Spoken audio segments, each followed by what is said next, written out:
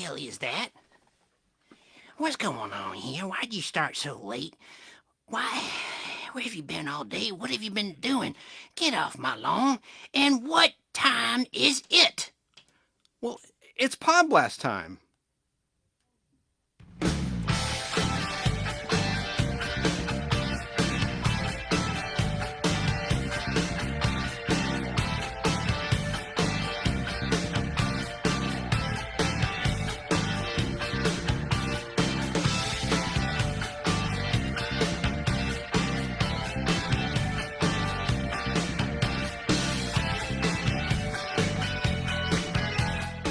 That's right. It's Podblast time.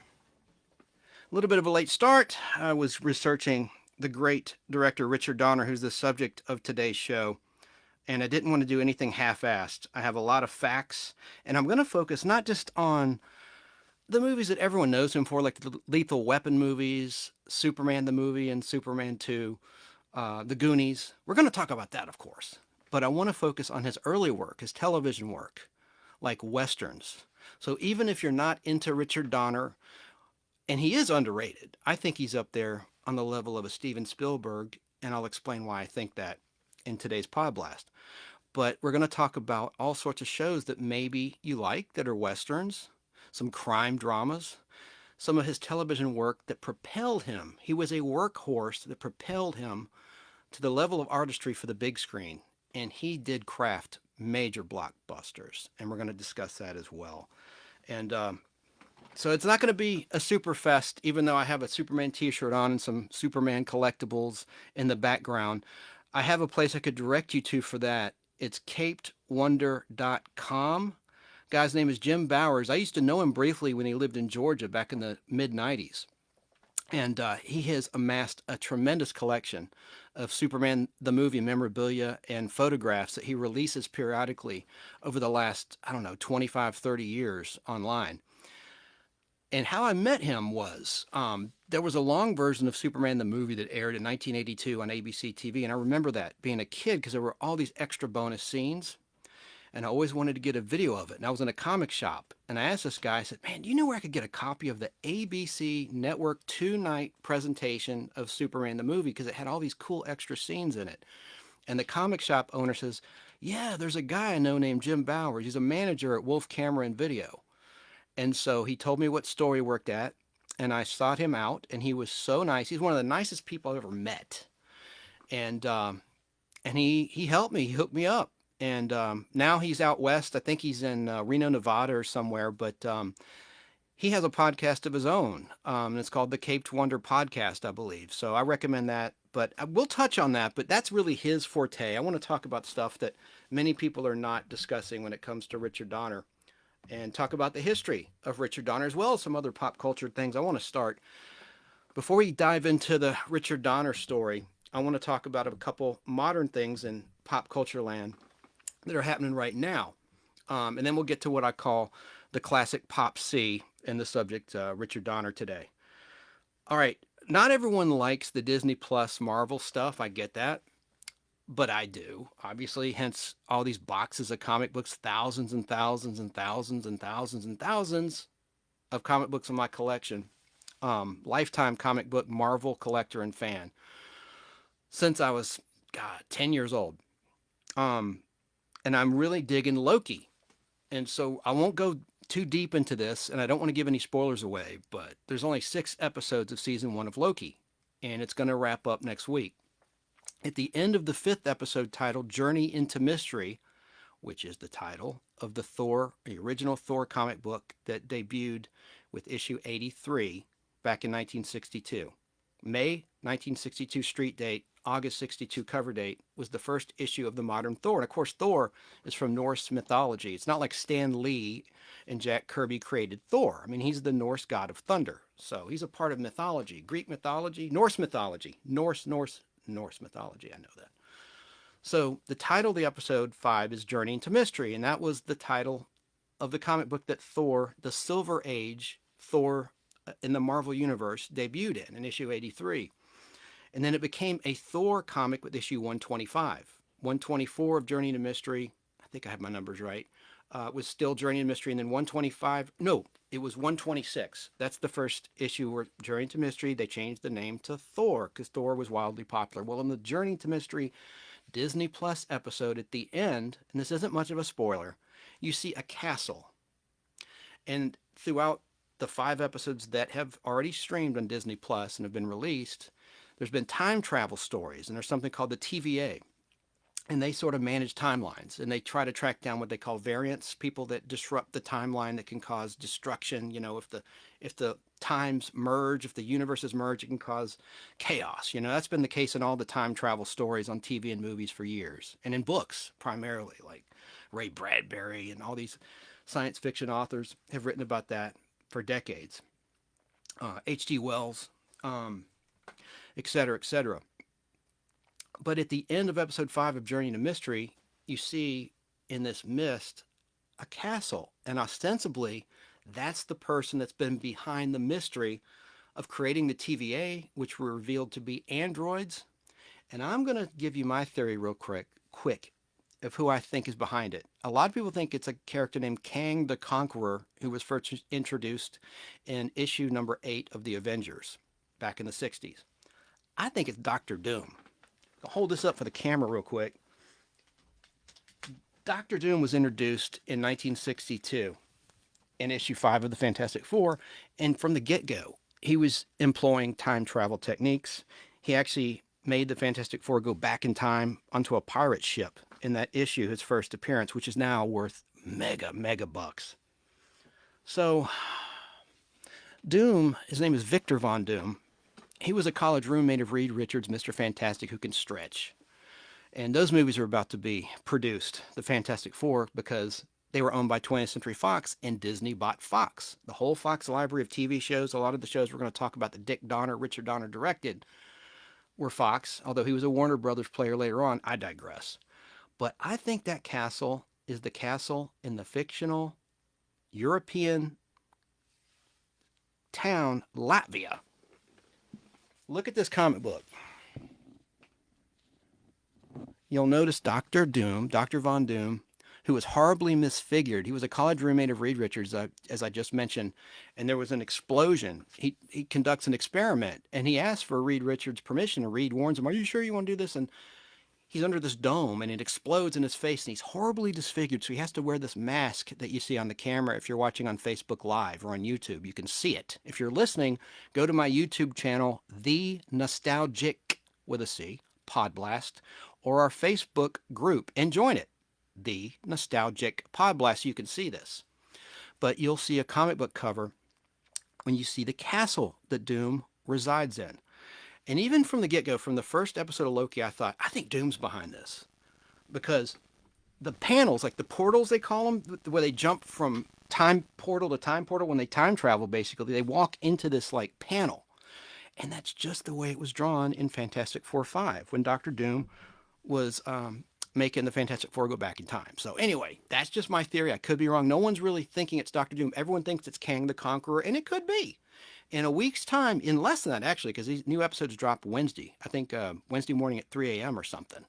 The new episode drops. So it'll be revealed soon enough. But the other reason I think it's Dr. Doom is he always used androids, robots, as decoys. And there were some robots in the 4th episode of Loki. So enough said about that. The other thing about pop culture, aside from my tribute to Richard Donner, the great director and actor, is that I saw last night with my buddy Jeff Logan and his wife and his son, The Black Widow, starring Scarlett Johansson. This is kind of a game you can play, okay? You may not be into Marvel, but it's more like a James Bond movie. It's like a Bond flick more than a superhero film, and you don't have to know anything about the other Marvel movies. It starts, this is spoiler-free, in the year 1995, just like Captain Marvel was set in. And it's an espionage movie. It's kind of about the Cold War, and that's all I'll say. But the game I want you to play is this. The beautiful Scarlett Johansson, who is the star of The Black Widow, of course, and the executive producer, she's got kind of a snaggletooth in her lower tray of her teeth. And I noticed it when I saw Endgame. There's a scene where she makes a sandwich, and it's really pronounced like she's chewing and talking. And sometimes when she talks, or she has her mouth hanging open in a moment of shock and awe, you can see that snaggletooth. She's perfect. She's beautiful. She's rich. She's absolutely gorgeous. So I'm not saying this in a disparaging way. It's literally a fun game you can play. When you see the Black Widow, there's several times where you see the snaggletooth, where she has her mouth hanging open. So anytime you see her lower teeth, look for the snaggletooth. It's funny and fun. So let's see here. I will get to Facebook comments in a minute. I need to get started because this is going to probably be a long, long show. I prepared greatly for this one. So let's talk about Richard Donner. He sadly passed away Monday, July 5th, 2021. And I really believe, like I said earlier, he was very underrated. He was excellent at directing action sequences starting in television, especially westerns, which we'll discuss comprehensively today. You'll hear many classic Western TV tunes that are excellent, whether you're familiar with them or not. Some are familiar, some are lesser known Westerns that didn't last long. And police shows, all types of TV shows that he directed that didn't last long. He was a workhorse. He really paid his dues to make it in Hollywood, which he certainly did.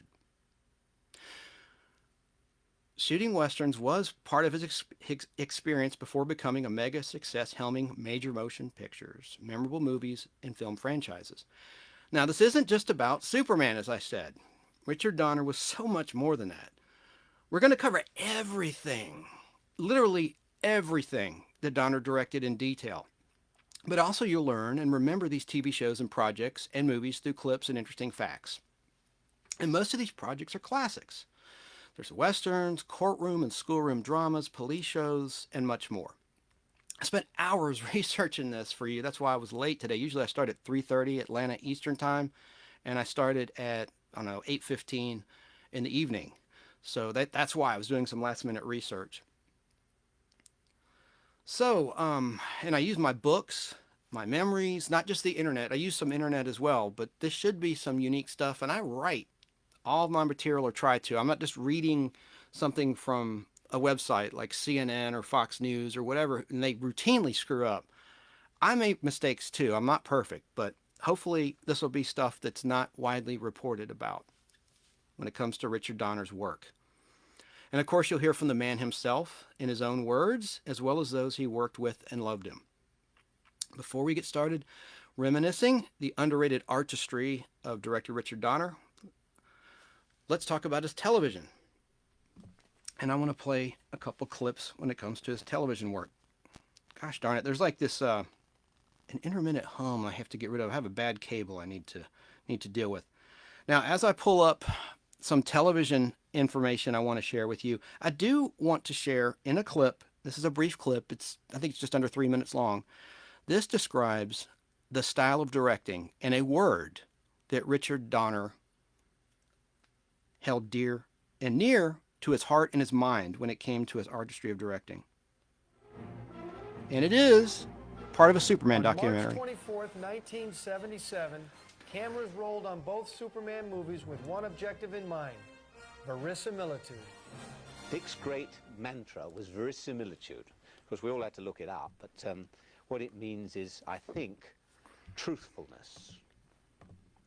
Keep to the reality, the real truth of the situation.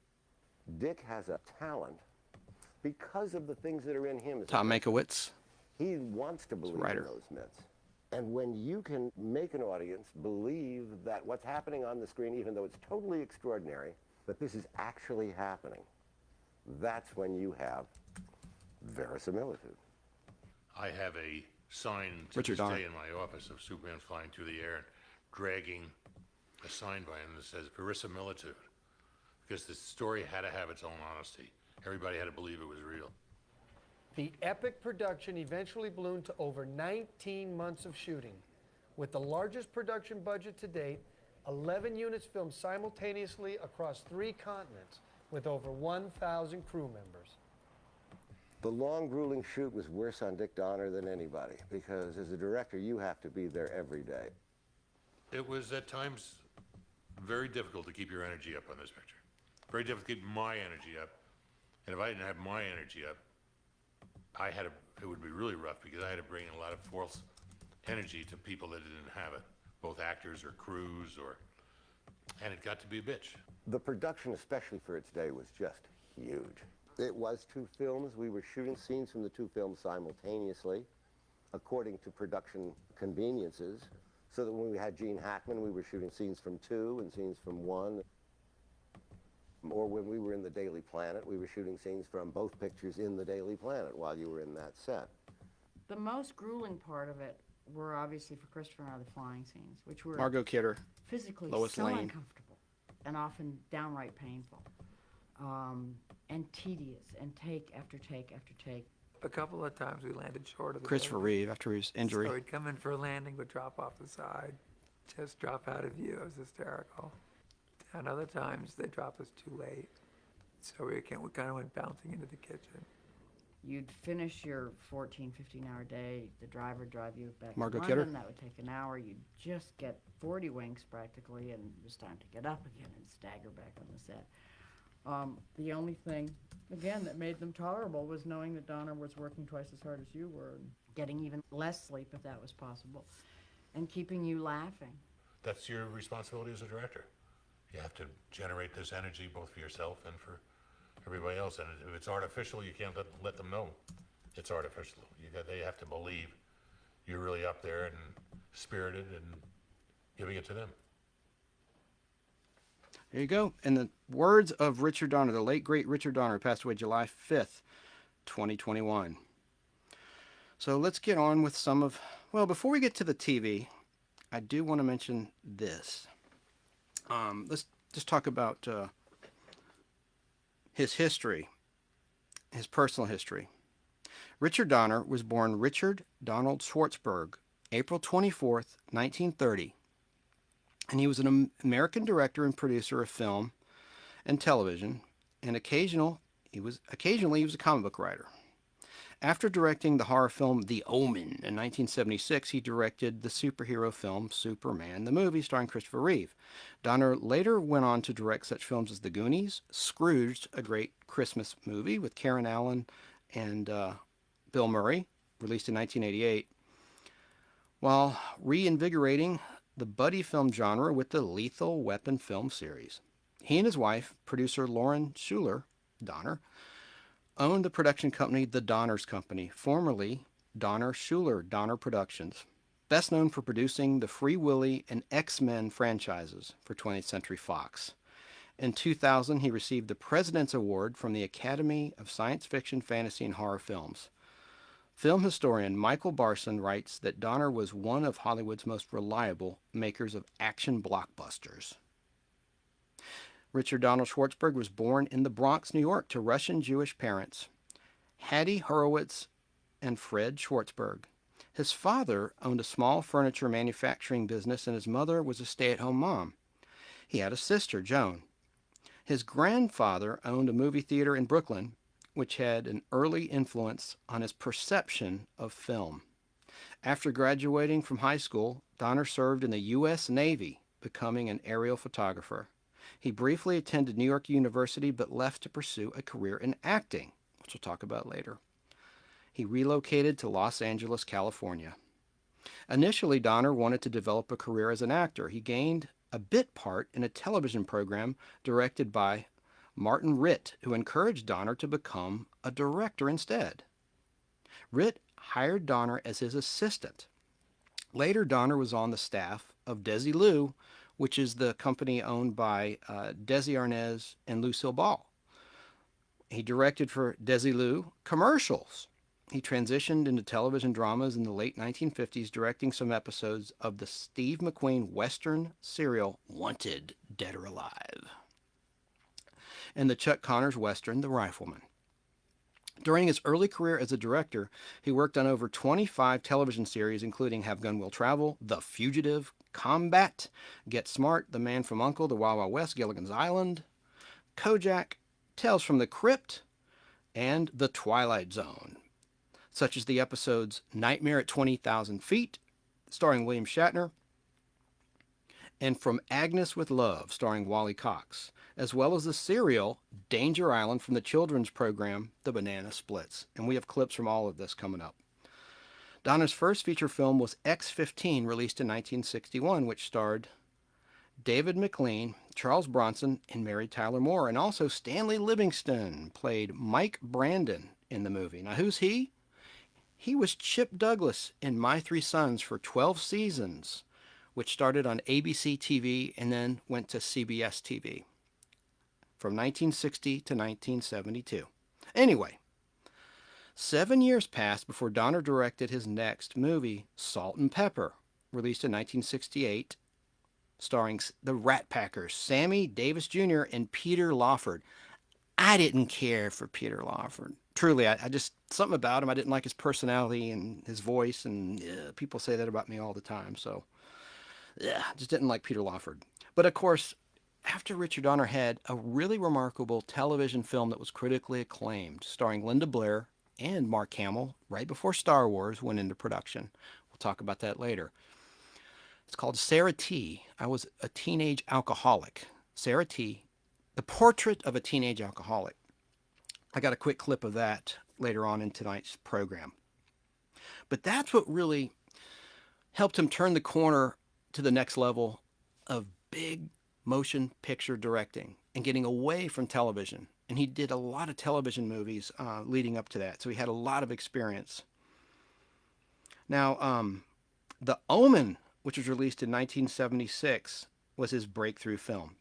And it was a supernatural horror film, really freaky, about Damien, who was supposedly the devil on earth.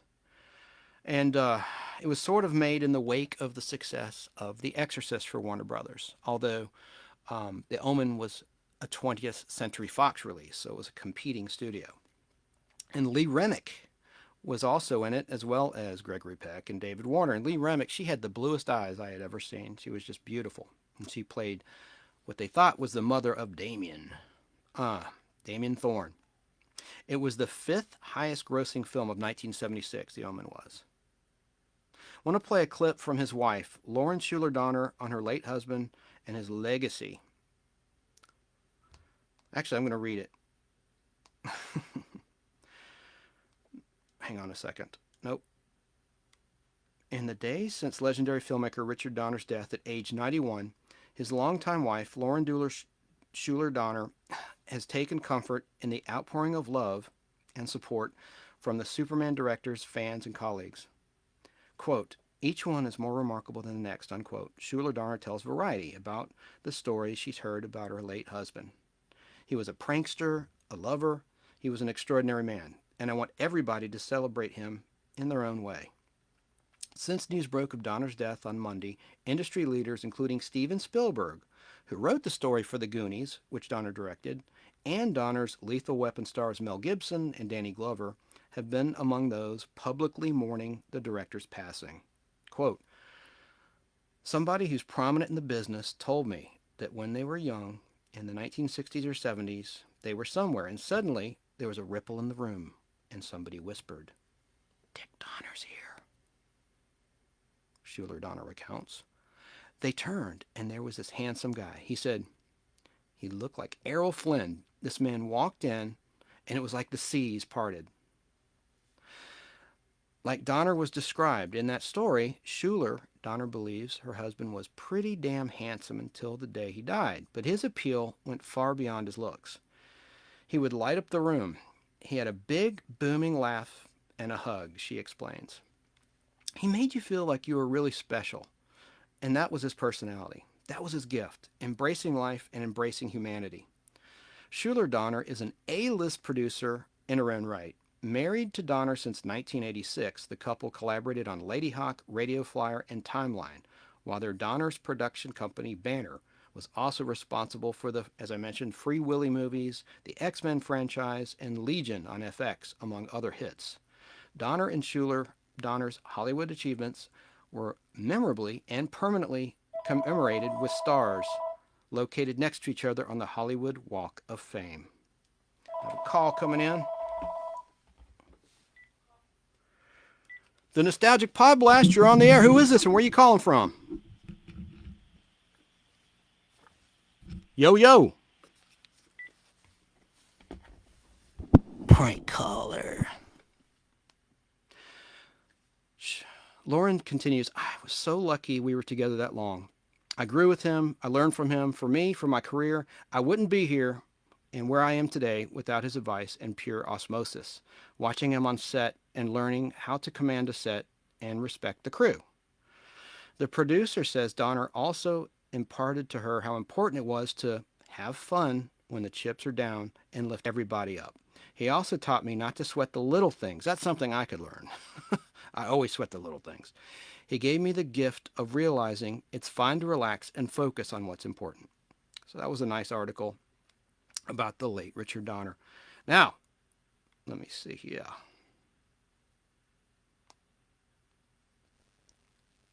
I want to talk about his television career, and then we'll get to the movies. And I am going to touch on the Superman films, and then I have an interesting interview with him, one of his last, where he was captured by the paparazzi, and he makes some interesting comments about Martin Scorsese. I think it's pretty funny.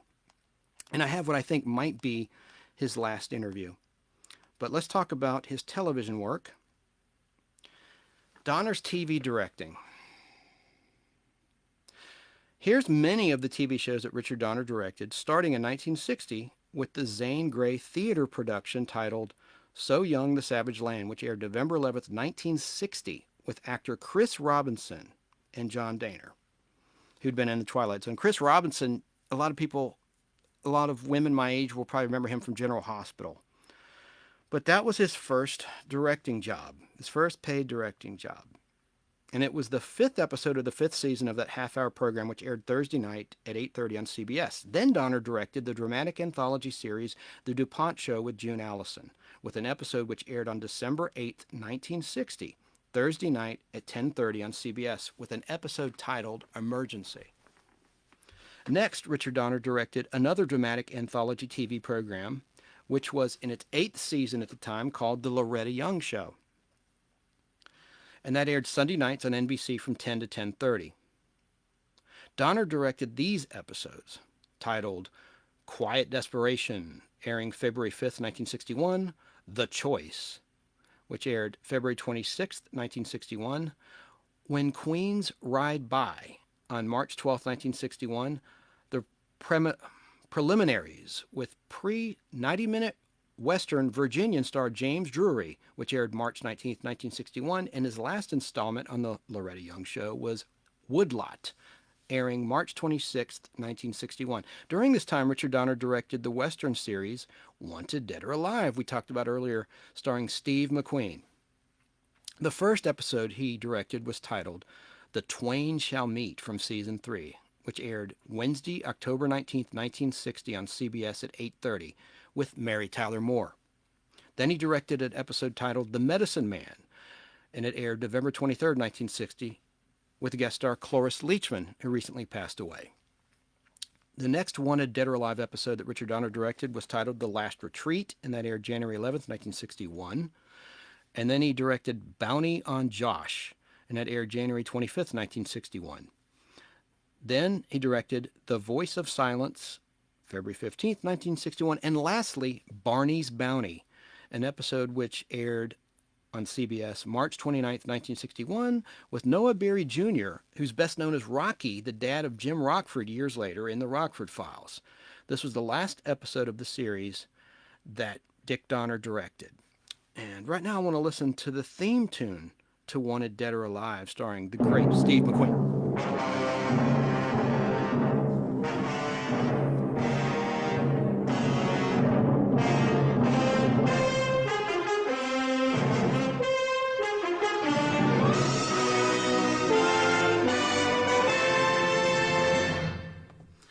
Love TV themes from back then. Let's listen a little bit of the end title, too.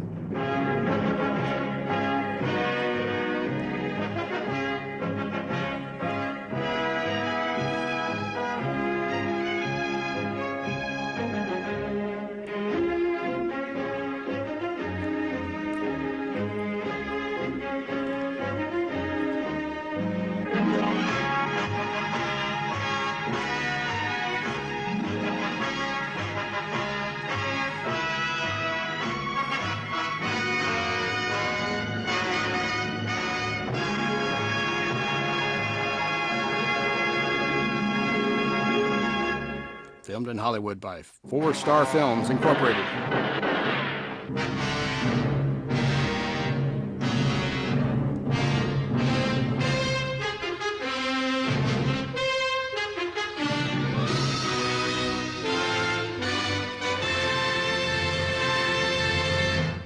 Just killer music. It's really rousing. Probably get muted later.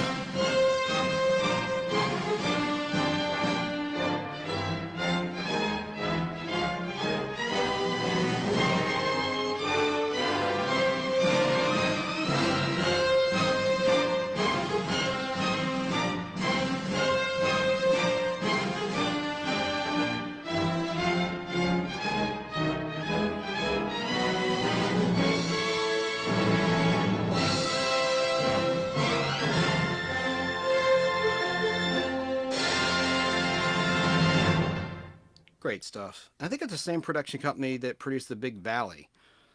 4-star. Now, Donner directed only one episode of a classic, Route 66. I'm going in chronological order here, as you can tell. In the second season, titled A Bridge Across 5 Days. The episode aired on CBS Friday, November 17th, 1961 at 8:30 in the evening. Now, here's the Route 66 musical theme by Nelson Riddle, who later scored the theme to Adam West's Batman.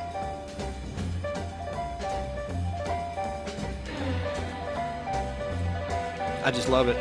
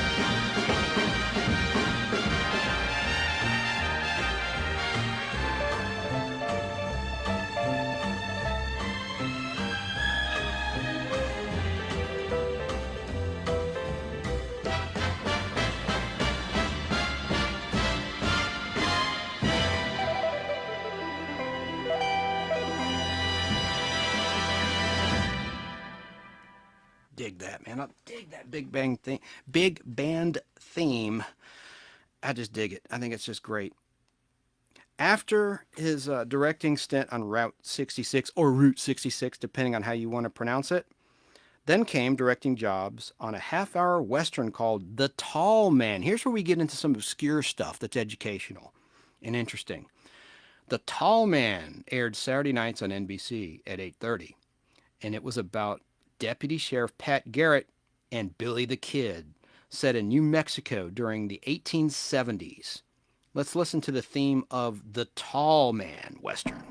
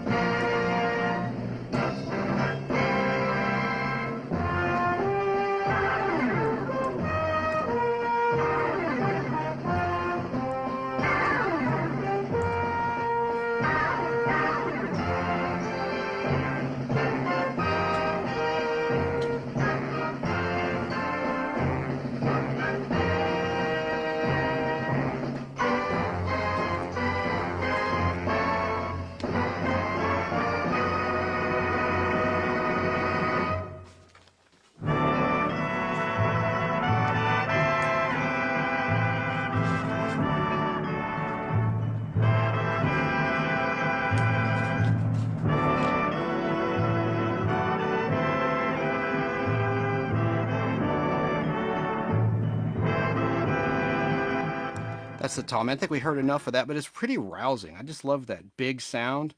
And let's see. So he directed these episodes of The Tall Man, titled first The Leopard Spots, which aired November 11th, 1961, and Petticoat Crusade, an episode that aired November 18th, 1961, the following week. So I just want to say The Tall Man, it debuted September 10th, 1960. It ended September 1st, 1962 on NBC, and it ran Saturday nights from 8:30 to 9. Barry Sullivan was one of the stars in the show, and it was set in New Mexico during the 1870s. The Tall Man told fictionalized stories of the adventures of two real-life characters, Sheriff Pat Garrett and William H. Bonney. The latter was more popularly known as Billy the Kid, a youthful gunfighter with a penchant for getting himself into trouble. Billy and Pat, who honestly and forthrightedness, whatever, had earned him the nickname the Tall Man. Wait a minute, let me back that up. I can't see. Okay, here we go. Billy and Pat, whose honesty and forthrightness had earned him the nickname the Tall Man.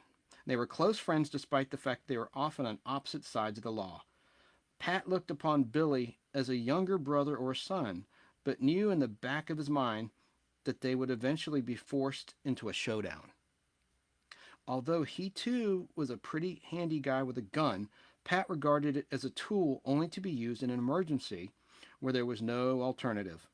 Billy, on the other hand, looked at his gun as the great equalizer, compensating for his inferiority in size, strength, or intelligence. His criminal activities kept bringing him and Pat closer to the day of reckoning, which, although never shown on the series, culminated in Pat's killing Billy. Pretty cool. I want to see that show. I don't know if it's ever aired in reruns because it had such a short run.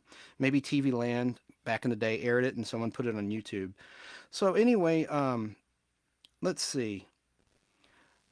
There was another, all right, then a gig directing another Western, Wagon Train, happened. Long-running show, and it started, I think, as a 30-minute show, and it wound up as a 90-minute show. And Dick Donner, God rest his soul, directed the episode The Bettina May Story, which was a fifth season episode that aired December 20th, 1961 from 7:30 to 8:30 Wednesday night on NBC.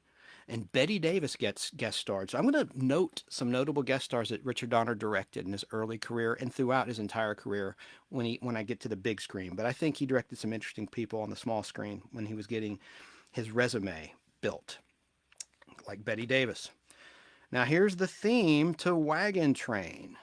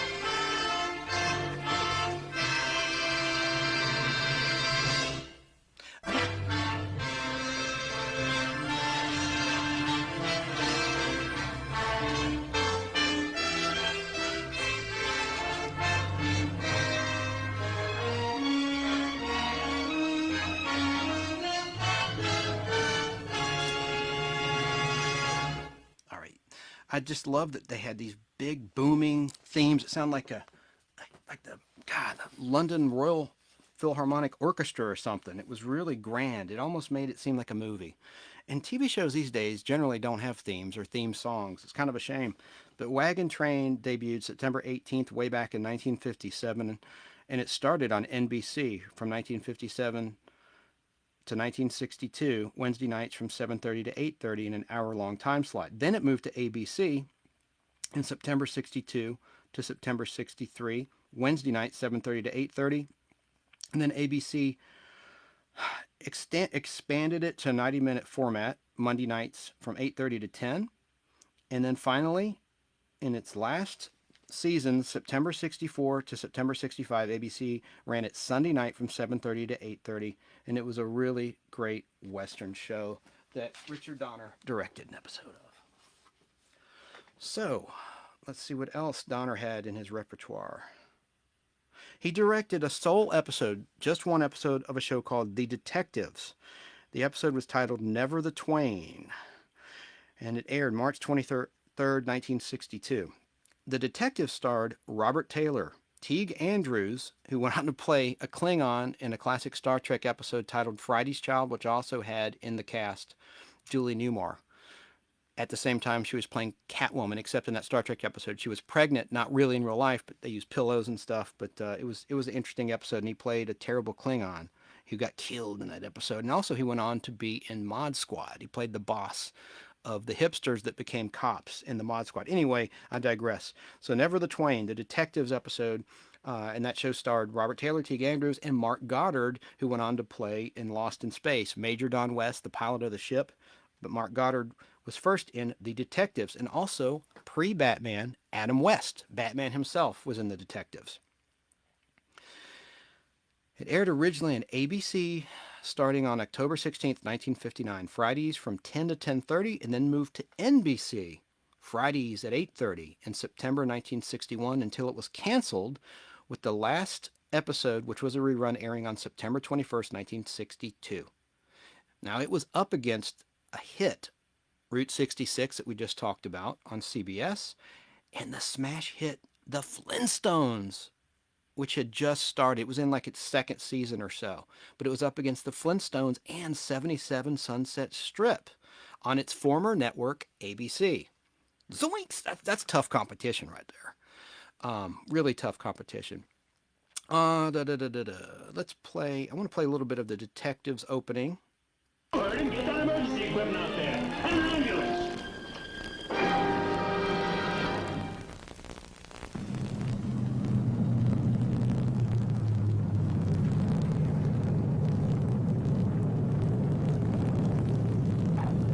A plane is landing. This isn't great audio, and the audio quality's rough. It's a very rare show, The Detectives. You can't find it on home video. Let me just get to the good stuff. I don't want to waste anyone's time. Are you all right? So they're disembarking from the plane. Let me be his co-pilot.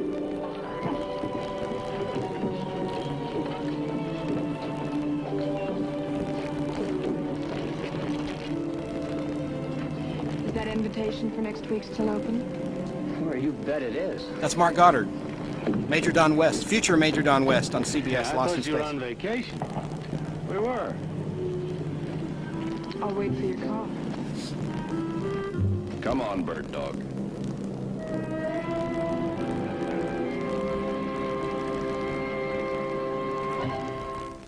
Here comes the theme. Robert Taylor in The Detectives has been brought to you by Crest with Fluoristan. Crest, the fluoride toothpaste that reduces cavities as no regular toothpaste can. Look, Mom, no cavities.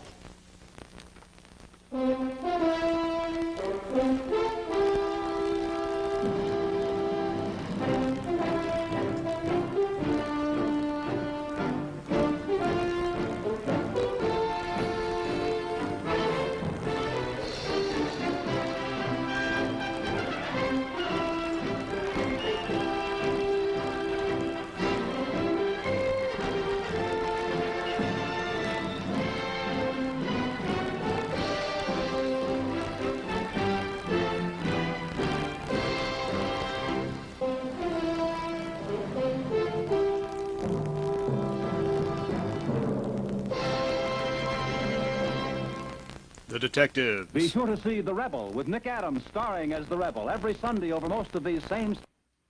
Excellent, excellent. That's obviously from a 16mm film print that someone had converted to videotape, and it's not tracking out. So that hum, that's on the clip. So I apologize for that audio disruption. Now, after The Detectives, which was a good show, Richard Donner directed this classic Western. It's awesome.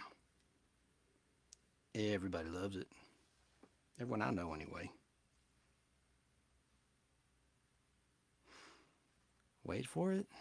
Wait for it. Wait for it. Wait for it. Wait for it.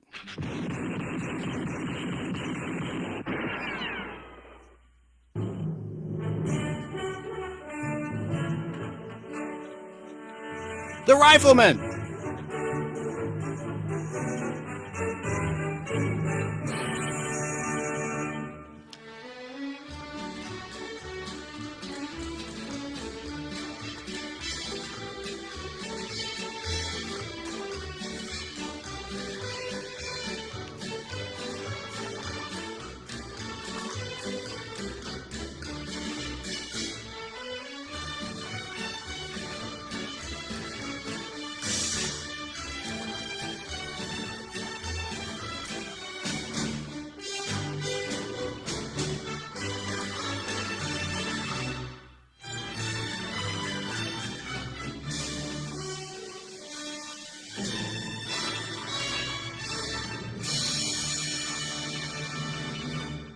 Soon to be muted by Facebook bots, I might add. It's funny, you know, I clear my clips with YouTube. YouTube has no problem with these clips. It's just Facebook occasionally will mute this. If you're watching live, enjoy it now because I bet it'll be muted later. But that's just the cost of doing business, I guess. So, The Rifleman, as we all know, starred Chuck Connors and Johnny Crawford, who passed away not too long ago, and it ran from September 30th, 1958 until July 1st, 1963. Always on ABC Television Network, Tuesday nights from 9 to 9:30. But then they moved it to the same night, Tuesdays at 8. And then they moved it to Mondays at 8:30. Don't you hate that when a network or when a show that you like gets shuffled around like that and it's hard to find? I mean, these days with the advent of the DVR, you know, you could just program it and you can locate it. But before the DVR, when you just had a TV guide to deal with, it was quite confusing. And that's why shows got canceled prematurely, quality shows. The 7 Richard Donner directed episodes of The Rifleman were titled Gunfire, airing January 15th, 1962 in its 4th season. And then he directed Deadly Image from February 26th, 1962. And then he directed The Debt from March 5th, 1962. Next, he directed Guilty Conscience, April 2nd, 1962 was that air date. Then he directed The Day a Town Slept with Dukes of Hazzard Sheriff Roscoe P. Coltrane. And also it had James Best in it. And it aired April 16th, 1962. You remember James Best? He was Roscoe P. Coltrane. Come on, Flash. Come on, just go get them Duke boys. I love him. Roscoe P. Coltrane. So, and then we had an episode, Outlaw Shoes, which aired April 30th, 1962. And all 7 episodes that Richard Donner shot were in the 4th season. Next up for Richard Donner was Have Gun, Will Travel. Let's listen to the theme of Have Gun, Will Travel. Have gun, will travel, reap the card of a man. A knight without armor in a savage land. His fast gun for hire heeds the calling wind. A soldier of fortune is the man called Paladin. Paladin, Paladin, where do you roam? Paladin, Paladin, far, far from home. Paramount Studios, filmed in Bishop, California. That's the CBS Television Network logo. Paladin, that was the main character in Have Gun, Will Travel. And it aired on CBS Saturday nights at 9:30 from September 14th, 1957 until September 21st, 1963. And it was a terrific half-hour Western starring Richard Boone as Paladin. Donner directed 5 episodes starting in the show's 5th season. The episodes Richard Donner directed were titled The Odds for Big Red, which aired October 7th, 61, The Piano, which aired November 11th, 61, A Drop of Blood, which aired December 2nd, 61, Blind Circle from December 16th, 61, and finally Cream of the Jest, which is an episode that aired May 5th, 1962. All fifth season episodes of Have Gun Will Travel. Now, Donner shifted gears by directing a short-lived half-hour courtroom law drama called Sam Benedict, running on NBC Saturdays from 7:30 to 8. Here's the theme to Sam Benedict.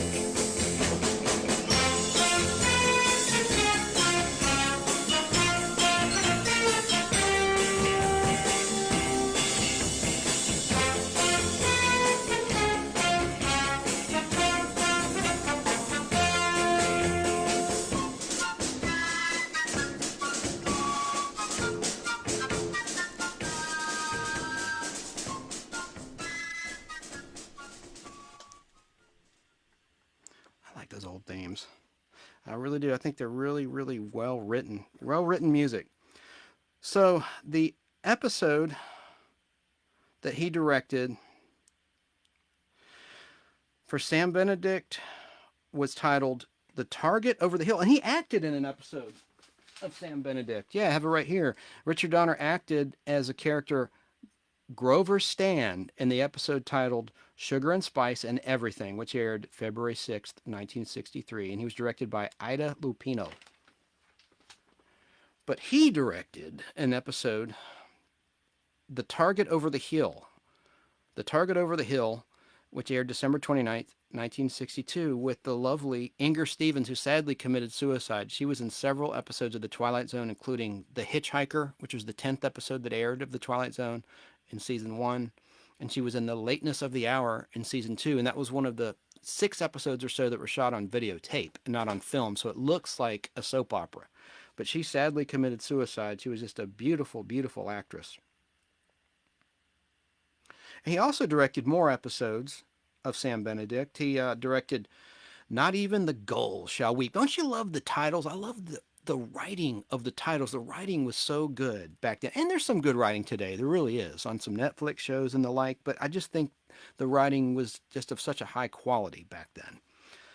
So Richard Donner directed the episode Not Even the Gulls Shall Weep, which aired January 5th, 1963. He directed an episode called The Boiling Point, which aired January 12th, 1963, with David Wayne and Gary Merrill guest starring. So he directed those actors. And David Wayne, he was the original Jock Ewing on Dallas in the first season or two, and then he was replaced. He quit the show, and he was replaced by Kean Wynn.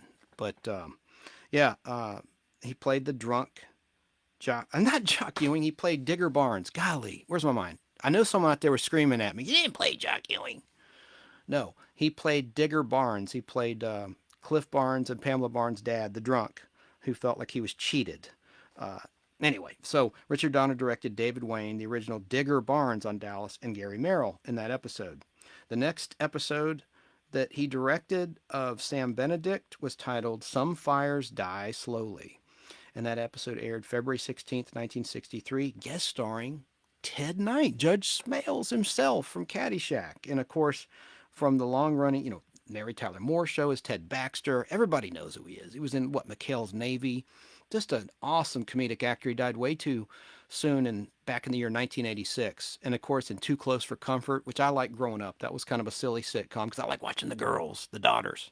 Anyway, he also directed the episode called Accomplice, which aired March 9th, 1963, and that had a pre-Green Acres Eddie Albert guest starring in that episode titled Accomplice. And lastly, the last episode of Sam Benedict that Richard Donner directed was titled Of Rusted Cannons and Fallen Sparrows. And that episode aired March 23rd, 1963, with guest star James Gregory, who's done a lot of movies. And he was in a classic Star Trek episode, Dagger of the Mind, and he was trying to torture Captain Kirk. Now, this is kind of cool. There was an unusual pilot in 1963 for a part animated, part live action show similar to Who Framed Roger Rabbit called Filbert, spelled Philbert, parenthesis, Three's a Crowd. It's called Filbert, Three's a Crowd. This is really cool. I don't know why this didn't get picked up. I don't know why this pilot didn't sell. It was a pilot for a TV series starring William Shallert. And you may know William Shallert. He played Popo, Patty Duke's dad, in The Patty Duke Show, and he was in The Many Loves of Dobie Gillis as one of the college professors. He's been in a ton of TV shows. William Shallert. You can't miss it. But he was going to be the star of this show, Filbert. And he played a cartoonist, Griff. And his cartoon was titled Filbert, the title of the show that comes to life, kind of like Pinocchio or something. Donner directed the live-action portion, and Fritz Freleng handled the animation. That man is legendary, Fritz Freleng. And he also wrote the story. Fritz Freleng not only did the animation, but he wrote the story. He introduced and or developed several of the studio's biggest stars, including Bugs Bunny, Porky Pig, Tweety, Sylvester, Yosemite Sam, to whom he was said to bear more than a passing resemblance, and Speedy Gonzales. He was the senior director at Warner Brothers' Termite Terrace Studio. Freleng directed more cartoons than any other director in the studio, a total of 266 cartoons, and is also the most honored of the Warner directors, having won 5 Academy Awards and 3 Emmy Awards. So that's Fritz Freleng. So I don't know why that didn't sell. That sounds like a pretty cool show, and I'd like to see it. I've never seen that pilot directed by Richard Donner, the live-action stuff, combined with these interesting cartoons. And Filbert, the character. Next in Donner's resume was a medical drama called The 11th Hour. The 11th Hour, that aired from October 3rd, 1962 until September 9th, 1964, Wednesday nights from 10 to 11 on NBC. There were only 2 seasons of this show, and both featured actor Jack Ging, G-I-N-G, Ging or Jing, I've never known how to pronounce his name, Jack, G-I-N-G, I'll say Jack Ging, as Dr. Paul Graham, a passionate and caring young psychologist working under the guise of elder psychiatrists. He's working under elder psychiatrists, first played by Wendell Corey and later Ralph Bellamy. You know who Ralph Bellamy is? He was in Trading Places, the 1983 Eddie Murphy comedy with Dan Aykroyd. He had that great line, "Randolph, this isn't Monopoly money we're playing with." That's Ralph Bellamy. So he starred in this. Now, while the first year often focused on Dr. Theodore Bassett and court cases, the second season was more concerned with private practice. The series shared a 2-part crossover episode with Dr. Kildare in 1961 and 1963, and clearly used the same basic theme of wise teacher and young intern. Some of the most notable writers, actors, and actresses in Hollywood participated on the show. Scripts were thoughtful and intense. Given the focus on the guest characters, it felt more like an anthology series like The Twilight Zone or The Outer Limits than an episodic drama, or like Naked City. That's an anthology. So let's listen to a little bit of the theme to The 11th Hour.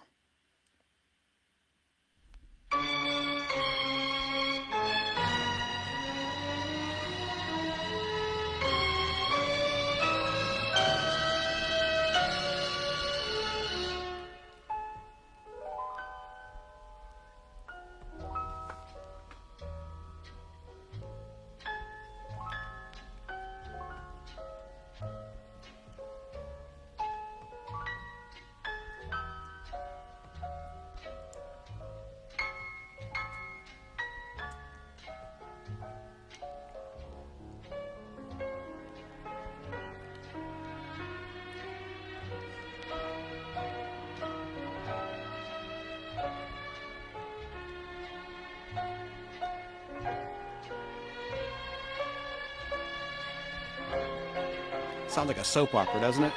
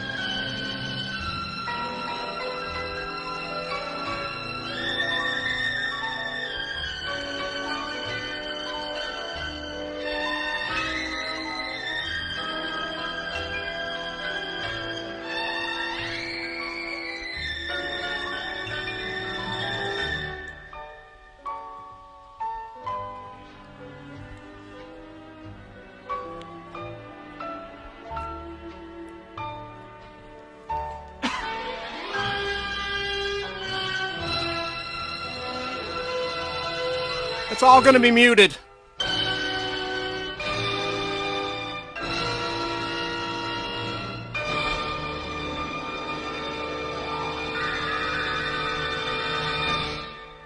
The theme from the 11th hour. I love those strings and that piano combination. Really cool music there.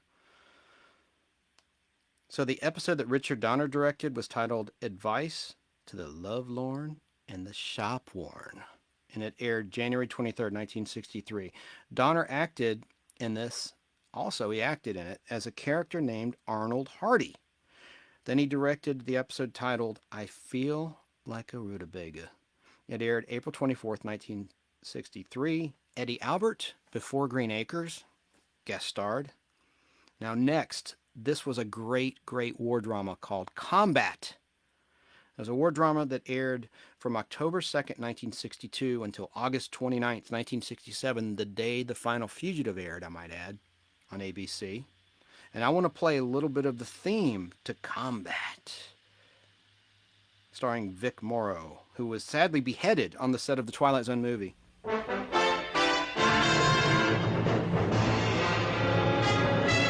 Combat. A Selmer production.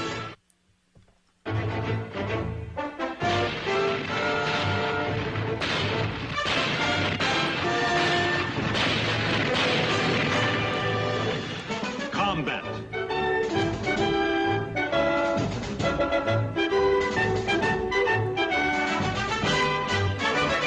Starring Rick Jason.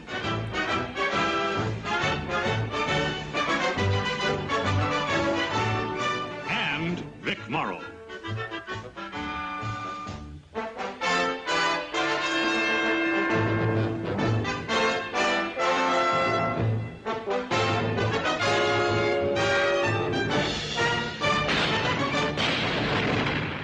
People loved Combat. It was a cool show, and I have seen that. So Donner directed just a single episode of Combat titled No Trumpets, No Drums. And it aired May 14th, 1963. Really sad about Vic Morrow. I'll tell this story briefly. This is about Richard Donner and his accomplishments and his resume of directing.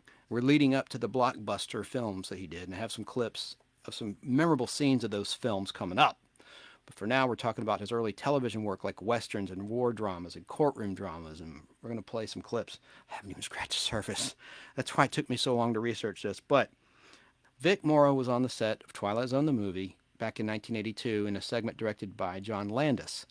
And a lot of people know this, but a lot of people don't know it as well. And his character played a terrible racist. And he said terrible things in a bar, and he's overheard. He almost gets his ass beat. And so when he's leaving, he finds himself suddenly like in Nazi Germany. And then he finds himself in other locations. He finds himself about to get burned up by the Klan. And then and John Larroquette plays a terrible Klansman in that, right before Night Court started. And then he finds himself in Vietnam. And in the Vietnam portion of the story, the Vietnam soldiers think he's the VC. That's his punishment. When he goes to Nazi Germany, they think he's Jewish. The Nazis do, and then the KKK think he's black, and so that's his punishment. So when he's in Vietnam, they think he's the VC, the American soldiers, and so they blow him away, blah, blah, blah. And then he has a comeuppance in the story, and this was never seen because obviously the scene was cut. It's really horrible. He's going to save 2 Vietnamese children, and that's where I guess he has the redemption. And something went wrong with an explosion in the helicopter, and the blades beheaded him and killed the kids. It's horrible, and it was in court for years. Terrible lawsuit against, I think, Warner Brothers and John Landis personally, the director. It's a horrible story. So Vic Morrow starred in combat. Let's see here. So that was the only episode that Richard Donner directed. Then a job directing another medical drama arose for Dick Donner, and it was called The Doctors and the Nurses, or just The Nurses. It had 2 titles, and that came along. He directed the episode The Helping Hand, and the episode aired November 7th, 1963, and it was filmed on location in New York. And he filmed a lot of scenes for Superman the movie on location in New York. So he's building his experience as he goes along, leading up to his successful career directing blockbusters. And what people don't realize is his movies were very profitable. We'll talk about that later. He was really not only talented, but he was a good moneymaker for Warner Brothers and the other studios that he worked. He had a great track record for being financially successful. So then directing an hour-long series about a commissioned officer in the Marine Corps called The Lieutenant happened, which lasted only a single season on NBC, Saturday nights at 7:30. It ran from September 14th, 1963 until September 5th, 1964, and it starred Gary Lockwood, who went on to be one of the actors in 2001: A Space Odyssey on the big screen, and it also starred Robert Vaughn just 1 season before he would star in The Man from U.N.C.L.E. on NBC. And also starring as a regular cast member was Richard Anderson, who went on to play Oscar Goldman, most notably in The $6 Million Man. Funny thing about Richard Anderson is, like me, there's certain words he can't pronounce correctly. Like in the final episode, the second to the last episode of The Fugitive, The Judgment Part 1, instead of sadist, he goes, "What are you, Lieutenant Gerard, some sort of sadist?" And on The Bionic Woman, he mispronounced a lot of words. I'm trying to think. It'll come to me. But anyway, I like Richard Anderson. He was a great actor. He wore a great hairpiece. God rest his soul. I met him several times. I have his autograph. Met him first in 2005. At the Western Film Fair. Anyway, he was a great guy. So he was in the cast as well. And another thing about The Lieutenant, this was Gene Roddenberry's first show that he created and sold. And he's the creator of Star Trek a few years later. But he was in The Lieutenant. Now here's a sample of the opening credits of The Lieutenant, if you'll allow me. I'm sorry I'm late, Lieutenant. I just got the words. That's all right, Devlin. Devlin, I want you to take Private Cameron. Private?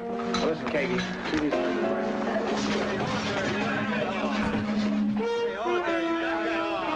Hey, hold it there. Stop.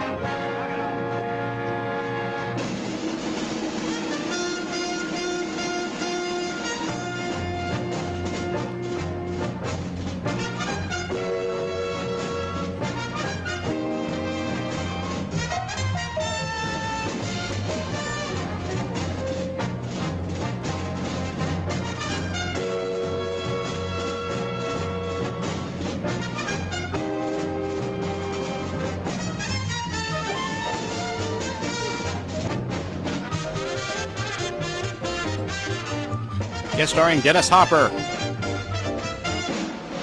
and Don Marshall. Don Marshall was a black actor who went on to star in Land of the Giants. He was one of the main cast members, one of the pilots of the Spindrift spaceship that wound up in the year 1983. It aired in 1968 on ABC, one of Irwin Allen's fantasy shows, his last one before he went into movies, directing The Towering Inferno and blah, blah, blah. But Don Marshall played one of the pilots of the Spindrift, and they go through a space warp and they wind up on an alternate universe world where they're tiny, and hence the title Land of the Giants. There's giants, and it's like kind of like a Nazi planet. It's terrible that they wind themselves on there. And one of the kids, the kid actor who played he's like the Will Robinson of Land of the Giants, his younger sister, Went on to play Nellie a few years after that on Little House on the Prairie. Allison Ingram, and that was her brother in Land of the Giants. And like I said, Dennis Hopper guest starred in that show. There were a lot of good actors. The episode that Richard Donner directed, or the episodes, one was called The Two-Star Giant of the Lieutenant, and it aired October 5th, 1963. And then Richard Donner directed the episode titled Interlude, which aired February 1st, 1964. And it was a quality series, but it was on opposite the Jackie Gleason show on CBS. Yikes, that's tough competition right there, with a huge audience. That's why The Lieutenant didn't build an audience. It only lasted one season. But the series was released on DVD, actually, in 2 half-season sets by the Warner Brothers Archive Collection on October 14th, 2012. So it is available. Next, Donner headed west to The Travels of Jamie McPheeters, a Western that starred Kurt Russell and Charles Bronson. And it only lasted 1 year, from September 15th, 1963 until March 15th, 1964 on ABC, Sundays from 7:30 to 8, opposite a new hit show, My Favorite Martian, and the first half of The Ed Sullivan Show on CBS, and Walt Disney's Wonderful World of Color on NBC. Wow! No wonder it didn't make it. No wonder it failed. But I want to play the theme to The Travels of Jamie McPheeters. Jamie McPheeters. I can't talk tonight, folks.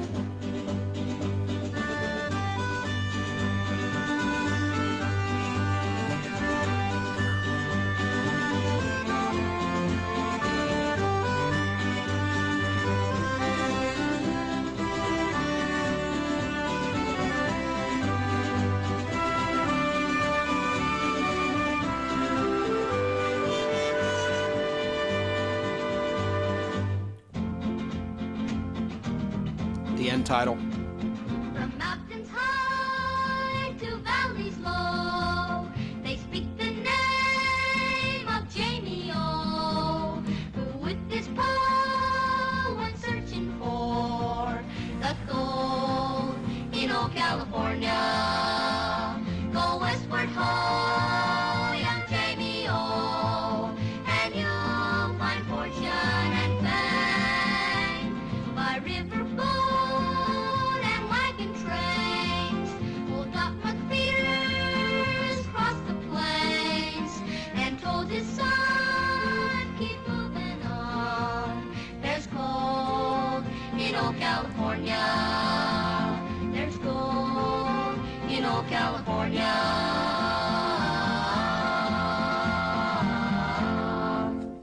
I love that. Here comes the MGM line.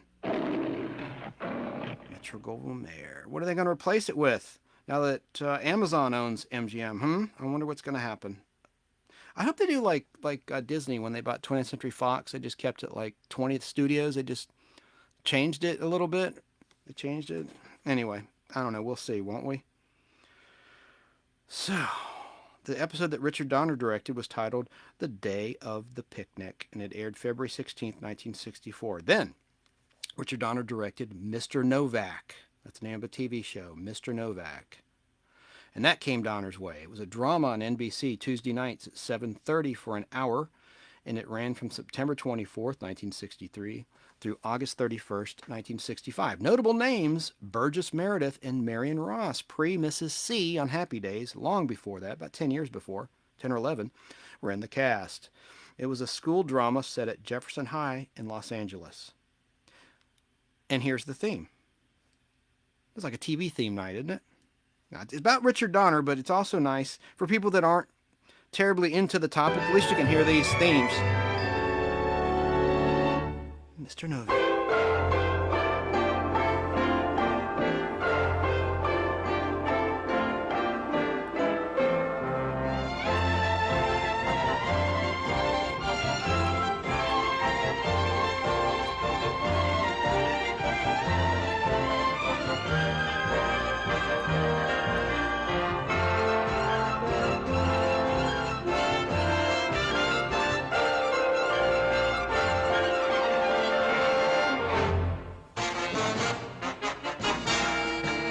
Starring James Franciscus, Dean Jagger,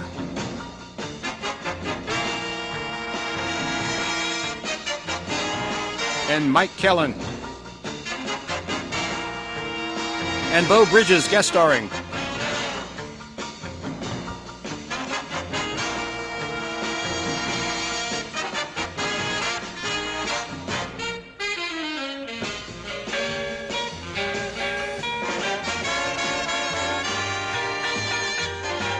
Music score by Leith Stevens.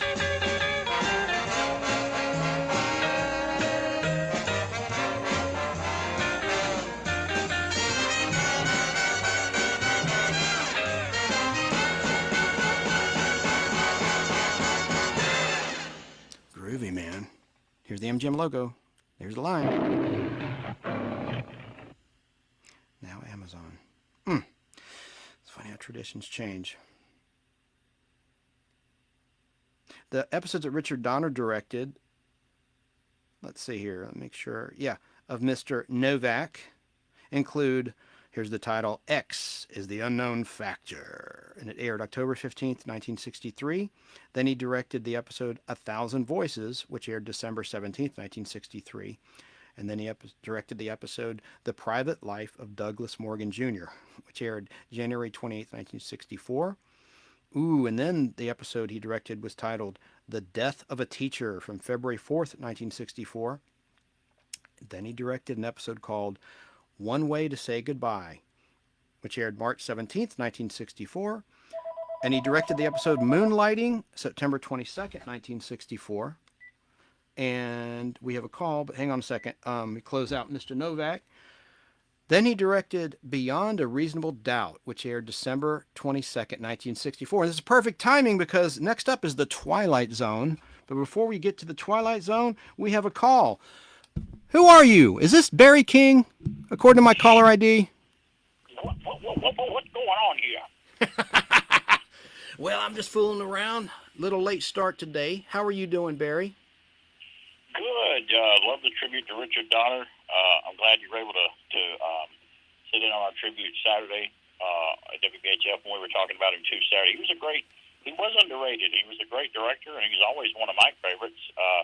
And I know I know you're going to be covering a lot of his television work that a lot of people seem to forget about, and I think that's great because you're kind of making up because everyone's talking about his movies and stuff, and we even hit on some of the TV work too Saturday, but you're really going into in depth in the big body of television work that he did. You have to start somewhere directing, and that's where he started.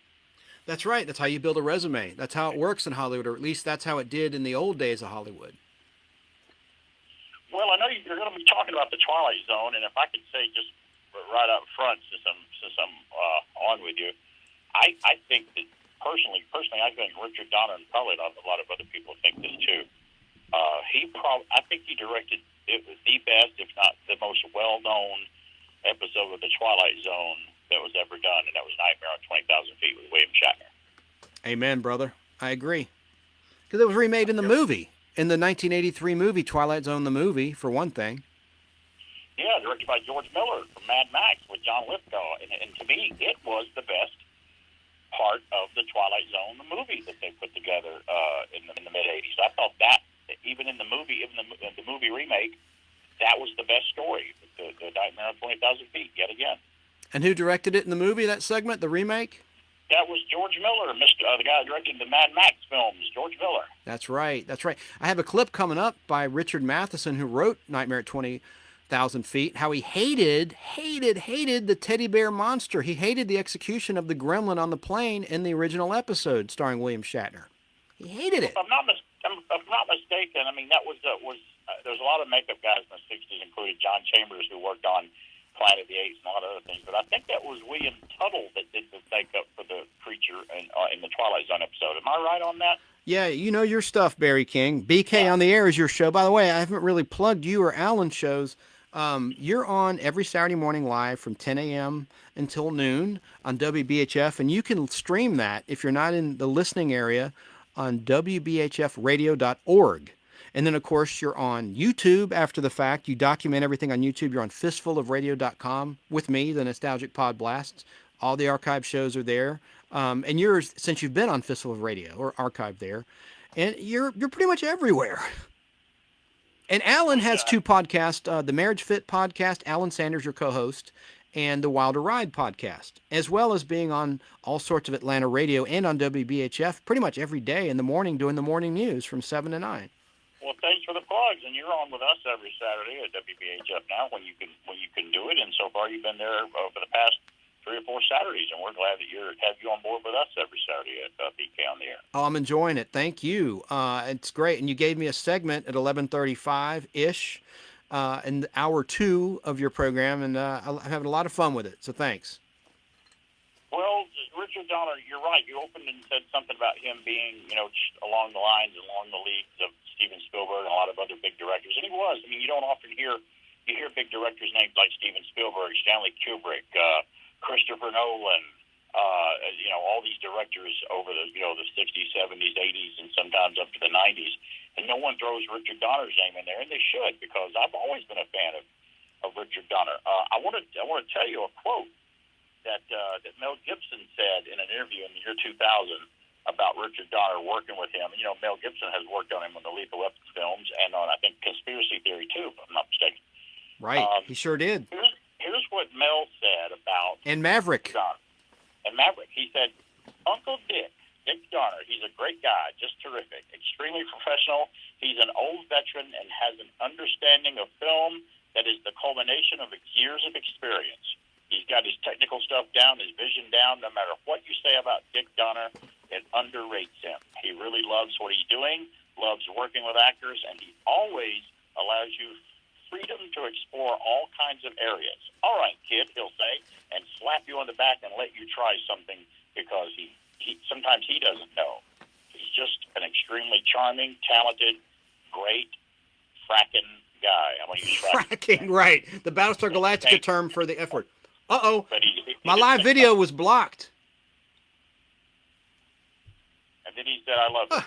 So some good kudos from Mel Gibson about Richard Donner. I just got a notice that from Facebook as we're going, I guess we're still live. It says my video is blocked. So I don't know. I don't know if you can see it when it catches up. Hopefully. Is anyone still out there? Let me know. Damn. Go on. I didn't mean to throw you off, man. No, that's it. I mean, that was I hope you're still on. You'll have to check, and maybe I'll call you back after the check. But yeah, what a quote from a guy like Mel Gibson, an actor who's worked with him. If you could get somebody to say that about you, and it's all true. You have to be a great guy to be talked about like that. Amen. Amen. Well, I'm going to cover the Twilight Zone in just a moment in the episodes that Richard Donner directed. And he directed more than just Nightmare at 20,000 Feet, but I concur. That is one of the most memorable episodes of all time in the whole series. And even as a kid, I would start recognizing directors' names. I don't know why I started doing that as a kid, but I really did. But after I saw Superman and The Omen in the 70s as a young guy, I would then be watching reruns of Gilligan's Island first season in black and white. And I'm like, hey, Richard Donner directing Gilligan's Island. I guess it's the same Richard Donner. And I found out that it was. Wow. Cool. Yeah, I agree. And The Omen really freaked me out, man. I remember I was dating this girl, Barbara, back when I was in high school. I was like a junior in high school, and we watched the Omen trilogy, and it just freaked us out, especially the first one directed by Donner. Wow. What happens to David Warner's character is pretty horrifying. And also Patrick Troughton, one of the Doctor Who doctors, he plays the priest. He gets like the, well, this is a happy show remembering Richard Donner, so I won't go into gory details, but it was a freaky movie. Well, his success with The Omen is what got him the job to direct Superman, and it was well deserved. They really had no idea how they were going to do Superman. They didn't know who they were going to cast as Superman at one point, and they were wondering, how are we going to make Chris Reeve fly? How are we going to make it, so it's not fake looking? And even the tagline of the movie, after all, was "You'll believe a man can fly." Well, they did get the flying harness and the wires and the blue screen and everything down at the time in 1977 when they were filming it. It looks great to me. It still looks great today. So they really figured it out. To me, it's the gold standard to which all superhero movies are compared to, because for me, it's reached classic status. And for me, my favorite superhero film of all time is Superman the movie, 1978, directed by Richard Donner. It's mine too, and I'm a big Marvel fan, as you know, and I think the MCU and Marvel Studios are doing a fantastic job. I never second guess them, And it's so funny when people still don't learn. Hey, when you saw Black Widow last night, did people get up before the end credits were through? I don't know. Not in the theater we were in. There's not a lot of people. I think there was maybe a total of 20 people in there because we went because of where we went. I don't know why there's less, but there were a lot of people there before we got there. They were seeing the early show. The parking lot was full, and when I was driving around Friday night, I was on the road driving all over the place Friday night. Just had a trip to make. And all the local movie theaters I drive by Friday night were just packed, and I know they had to be in there to see Black Widow. So a lot of people are seeing it, and it's making money, and it felt great to be there seeing it last night because no one had any masks on. Everything felt like it was back to normal. Popcorn, movies, everything just seemed right last night, and we enjoyed ourselves immensely. And 2 big thumbs up, too. I really enjoyed it. It was a good movie tribute to her. I don't think it's the best movie in the Marvel Universe, but they are all good. But it's still a really great Marvel film, and I thought it was fantastic. I did too. I don't know if you're listening to the top of the show, probably not, but I played a little game because I noticed in Endgame, nothing against Scarlett Johansson, but she has a little snaggletooth in her lower teeth tray, and when she sometimes opens her mouth fully, you can see it, and it's like I played a little game, spot the snaggletooth, and it's there. If you watch Endgame, there's a scene where she makes a sandwich, and you can really see it. It's in that scene where she's at the Avengers headquarters, and she makes a sandwich, and so I told my buddies I was with my friend Jeff and his wife and son, and before we went in, I said, look for her snaggletooth. It's in her lower tray, and sure enough, there it was. Well, okay. I think I noticed more than that. Yeah, exactly. And like, who's looking at her teeth, right? I know. Yeah, that's great. But that's great job. I mean, it was very well done. The first thing I noticed. Scarlett Johansson is the first thing I remember seeing her that I can remember seeing in the theater was an awesome giant spider movie called Eight-Legged Freaks. Right. And you probably saw it. It's a great movie. What a great old throwback to the old monster films, and it's done with a real big tongue in cheek. And she was just very, very young in that. And I've kind of followed her career and watched her grow up. We've watched a lot of people grow up into cinema that I feel kind of guilty thinking that are very attractive now. Because every time I see Drew Barrymore, I'm like, everyone's like, yeah, Drew Barrymore, she's beautiful, she's sexy, she's posed nude before. I'm like, yeah, but she was Gertie on E.T. I feel weird. I know. Same here. Very odd. Same here. And that's the way most fathers are. Right. Yeah. It's hard to do that. And but yeah, Richard Donner. Back to Richard Donner. Great director, great visionary. Any clip you can find of him on YouTube and listen to or play or interview, he seems like one of the most down to earth, nice guy. He seems like a guy that you could go, I want to go have a beer with Richard Donner and just talk about stuff. Some people are like that, and he was one of those down to earth sounding guys when he was just talking. That I don't think I've heard anybody have anything negative to say about him. Now, if I talked to Ilya and Alexander Salkind and Peter Spengler, maybe they'd have a different story. But I would side with Richard Donner when it would come to either being on their side or his side about a confrontation, because I side on the Donner side. Yeah, why would you side with the bean counters? He was a perfectionist, and I thought he was taking too much time and spending too much money. So from their perspective, it's greed. So yes, of course, I would take Donner's side in any argument when it comes to Superman. When you got people coming in and changing things behind his back, and with him being in charge as the director of the film, in a way that a director is in charge. The producer is in charge of other things. The director's in charge of the creative part. When you come in and you're changing things behind his back, like he said that they did, he'd come in and things would be different from yesterday. Of course he would be mad. Richard Donner said he destroyed a lot of telephones because he would slam them down and hang them up. And back in the day, and that's probably was the extent of his anger, because I haven't heard a cross thing from any other actor that ever worked with him. Richard Pryor, Christopher Reeve. Him and Christopher Reeve were great friends. He was really close and was friends with Margot Kidder, and just a lot of people that he would work with. And now, unfortunately, his passing has made me want to go back. Fortunately or unfortunately, either way you look at it, made me want to go back and see some of the films of his that he directed that I haven't seen before. And I'm going to go back and check some of those out. And he was planning on doing a Lethal Weapon 5. We were talking about it on BK on the Air just almost a year ago, maybe about 8 months ago. Even he was bringing it up. And he goes, I'm going to try to get Lethal Weapon 5 made. I've got all the cast wanting to do it and come back so we can make it happen. It's going to be my last film because I'm going to be 91 years old. What a workhorse. My next thing out of my mouth was he's 91, going on 92. He just turned 91, by the way, before he passed away, and he wanted to work on Lethal Weapon 5. Incredible. His resume, that's why I wanted to accentuate all of his earlier work. He really worked hard to achieve what he did. Well, you're doing a good job, and I'm glad you're covering the TV work and the earlier work that he did.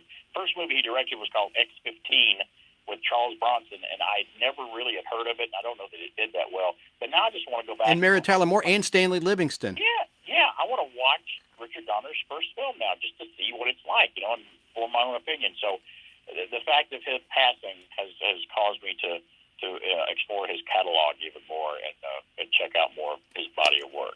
Great director. Check this out. When I go back and if my stuff is muted, I'm just going to do this live, not tonight because it'll be too late. I'm doing us on YouTube live like whenever I can. I'll just do this whole tribute over because I have no issues with YouTube. Anyway, I just got this weird notice saying, you're blocked, your video's blocked. So I don't know what's going on. It probably means it's being muted like after the fact. Anyway, I digress. I want to get back to the tribute and talk about the Twilight Zone. When I get off the call here, I'll check and see what's going on. Maybe I can text you or something to see what's happening. That's cool. All right, man. Well, good job. Keep up the work. I'll try to listen to the rest of the program and learn more about his early television work. But yeah, bravo to Richard Donner.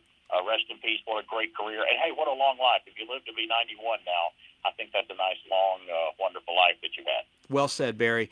And we'll see you Saturday on BK on the Air. Can't wait to be with you again. I'm sure I'll talk with you before then. It'd be great to be with you and Alan. Thanks, buddy, and we'll talk to you soon. Okay. Thanks. All right. Bye. Barry King, BK on the Air. All right, so now we're up to The Twilight Zone. And there were several episodes that Richard Donner directed of The Twilight Zone.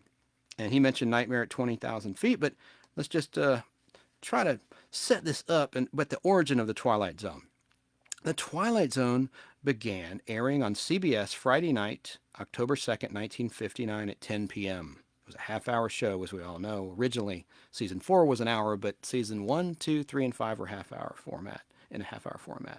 And Richard directed a total of 6 episodes of the classic Twilight Zone. On October 3rd, 1963, during season 5, the 3rd episode of season 5, a classic aired, Nightmare at 20,000 Feet. Let's listen to a little bit about that. Rod Serling's anthology series, The Twilight Zone, was one of the most intelligent, thought-provoking, groundbreaking shows on television during the 1960s. The Twilight Zone made such an impact on the television landscape, inspiring a whole new generation of fans and still impacting popular culture some 60 years later. Throughout its run, the show offered up some very imaginative, clever and inventive stories to the viewer each week. Serling hired some of the most influential writers to write each episode. One of the best writers was Richard Matheson, who would write one of the most well-known episodes of the series. Nightmare at 20,000 Feet was based on his 1961 short story titled Alone at Night. Writer Richard Matheson's main inspiration for the story actually came to him when he was traveling on an airplane. I was on an airplane and I looked out, it was all these fluffy clouds, and I thought, gee, what if I saw a guy skiing across that, like it was snow, because it looked like snow. And then when I thought it over, that's not very scary, so I turned it into a gremlin out in the wing of the airplane. And it was published as a novel at first, and then I sold it to Twilight Zone. The main story of Nightmare at 20,000 Feet is about Robert Wilson and his wife, Julia, who board a plane on a routine flight, which is Robert's first flight since his nervous breakdown from a flight 6 months prior. During the flight, he looks out the window and sees a gremlin on the wing of the plane. He starts to panic and alerts the flight crew and his wife to look out the window, but every time they look out the window, they see nothing. His wife and the crew start to think he is just crazy. Robert realizes that no one, even his wife, is going to believe him. He becomes even more concerned when he sees the gremlin tampering with the wiring on one of the engines on the wing of the plane. He raises the alarm But of course no one will believe him, and he is given a sedative by one of the crew, who don't want him to scare the passengers. Robert secretly spits out the sedative and decides to take matters in his own hands and steals a gun from a sleeping cop and straps himself in the seat to avoid being blown out of the plane, and opens the emergency exit door to shoot the gremlin and stop him from damaging the engine even more. After the plane lands, Robert is taken away on a stretcher. At the end, it is revealed that Robert was not insane after all, and he was right, as there is major damage to the exterior of the plane's engine. Nightmare at 20,000 Feet first aired on October the 11th of 1963 and was directed by Richard Donner, who was just starting out directing television commercials and directed various television episodes for popular shows at MGM Studios in Culver City. I was doing a series called Twilight Zone. I would come in every once in a while and work. We were doing one called Richard Donner, of course. Incident or something at 30,000 feet. And it was about a gremlin that appears on the wing, and Bill Shatner was a young actor. We're given the opportunity to use the tank set at MGM, and in it was this 4-engined airplane, which was a big airplane that had been moved there, and had the engines had been changed to electric and everything. It was a 3-day shoot, believe it or not. This massive thing of a gremlin on the wing, and smoke and wind and rain and a gremlin flying, and the middle part of the day, close to the end of the second day, the producer came on the set and he said, I think you have a little problem. I said, what's the problem? He said, MGM wants the set. They need it for a feature. What? I said, oh. He said, but no, you got to move out. You got to be done by tomorrow. I said, I can't. I have another full day shooting. He said, no, take overtime and finish it. And so we ended up shooting that all night till the sun came up, and the feature crew came in to take over from us, and we moved out. But it was like an unbelievable experience, shooting at MGM on the motion picture set with all the top crews, and it was magic and things that you couldn't do today.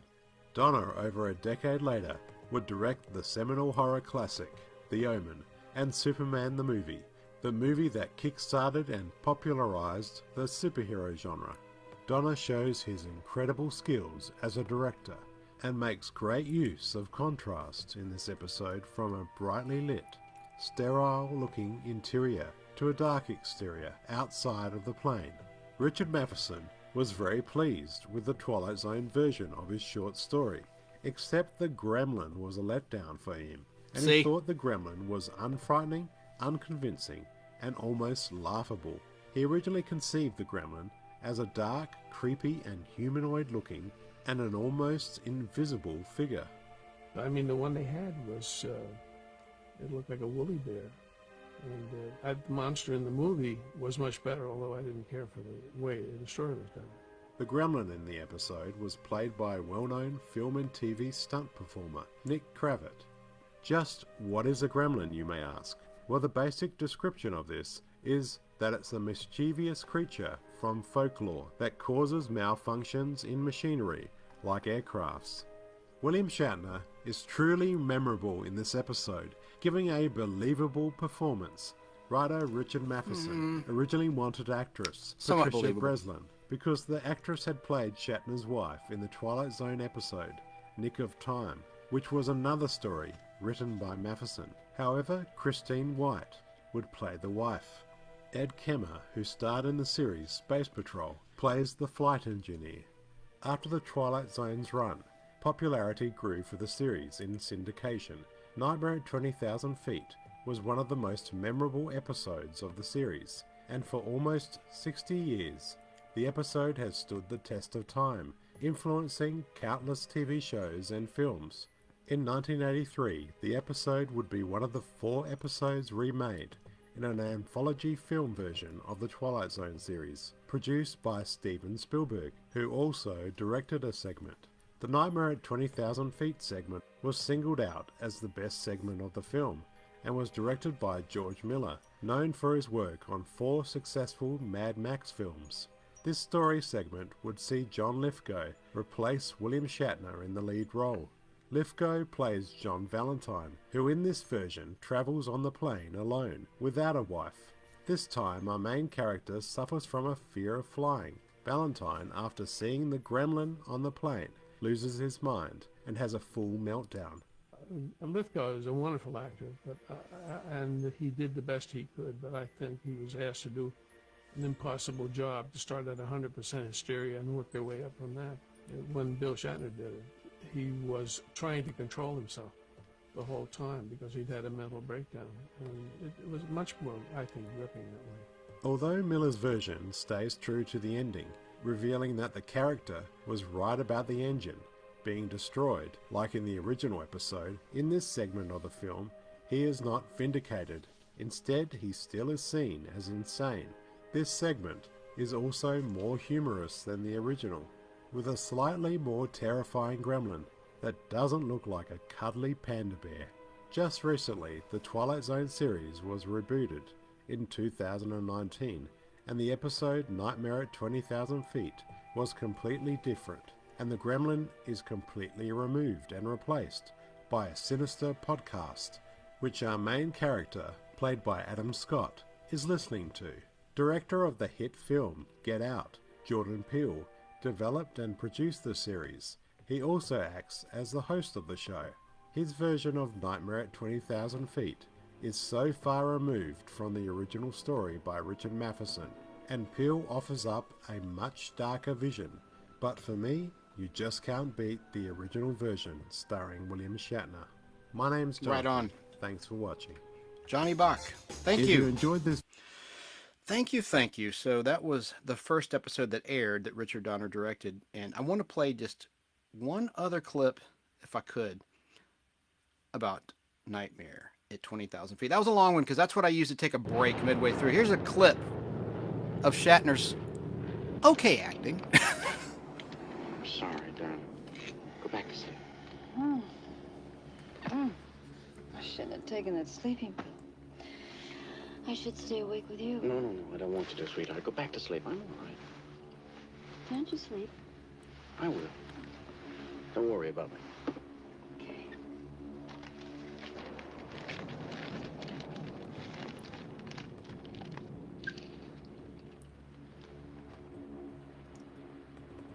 Get to something here. This is not good audio, really. He's looking out the window, getting anxious. He needs a Xanax or something, for sure. Does he see something? He sees something in the shadow. What is that? What's out there? What's going on here? What's going on here? Stewardess! On the wing! There's something out there. Now remember the stewardess in the remake? That's Donna Dixon, by the way. Mrs. Dan Aykroyd. They met on the movie set Dr. Detroit. And she was in Bosom Buddies. But that's the remake. This is the original. He sees something. It looks like a teddy bear. It's a teddy bear coming. Closer to his window. Something's out there. Something not good.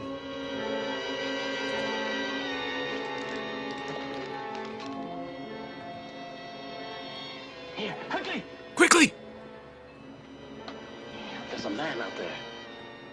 What? So? Look, he's crawling on... You've seen it. I don't want to play any more than that. It's a classic episode of The Twilight Zone. Now that clip before was a little long. It's because I needed to take a break. I'm doing this by myself, and I had to have a piece of chocolate for some energy because I spent hours doing this here research. I don't know why I'm talking with a southern accent all of a sudden. Here's just a second of the remake of the Twilight Zone segment, Nightmare at 20,000 Feet with John Lithgow. He's going to the window, and he sees the gremlin pulling up a plate off the wing in flames. And I agree with Barry, it's a good remake. But I like the little girl with the Polaroid camera. Do you remember that? No smoking!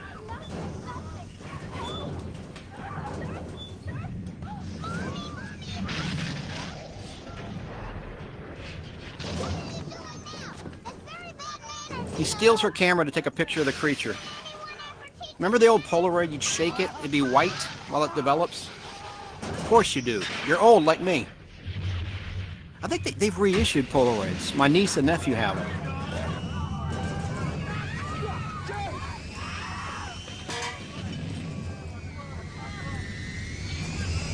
I know this isn't Richard Donner, but it is in a way. We'll get back to Donner here just in a second. Now when the engine's really about to explode, as you can tell by those sound effects, he's about to grab the gun off the security TSA agent. No, he's grabbing, what does he grab? He's grabbing an oxygen tank. And the rather large security guard, largest in girth as in stomach, tackles him. And he sees his gun, and he grabs the gun.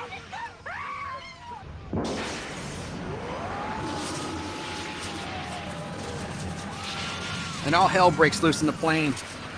The pressurization, the movie projector, the old school film projector falls down. Anyway, that was a good remake. Let's get back to Richard Donner, the man of the hours here. I would say hour, but my show always goes 3 hours here. So, as I mentioned, Richard Donner directed other episodes of The Twilight Zone, including these. And this is an interesting clip of a song. Facebook, let me play this, will you? The episode's called Come Wander With Me. By the way, all the episodes that Richard Donner directed were in the 5th and final season of the original black and white Twilight Zone. The Twilight Zone. But Come Wander With Me aired May 22nd, 1964. And it was the 34th episode aired of season 5.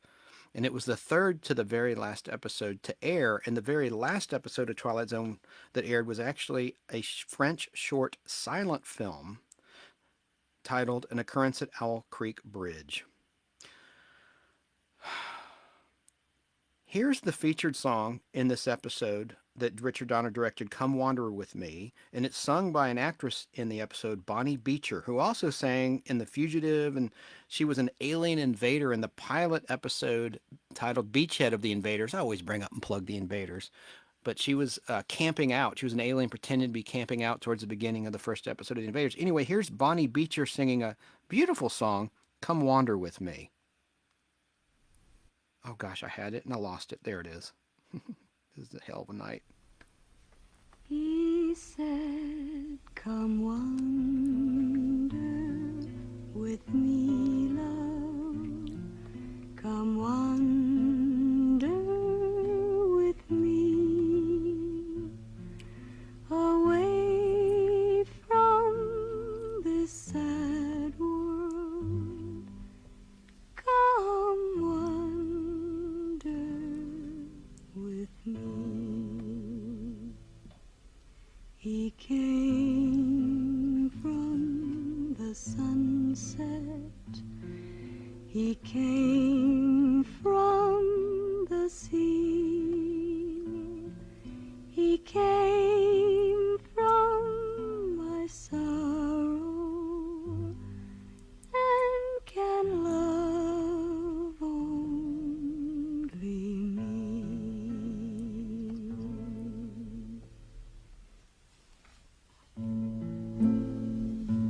Second stanza.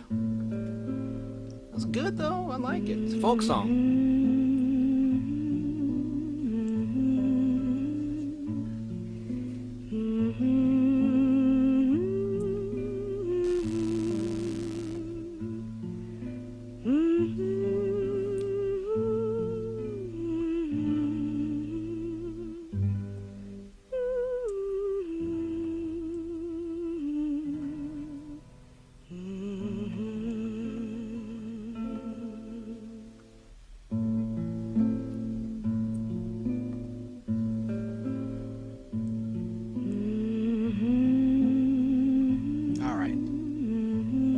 Get it. I thought there was more lyrics there. It's been a while since I've seen this one.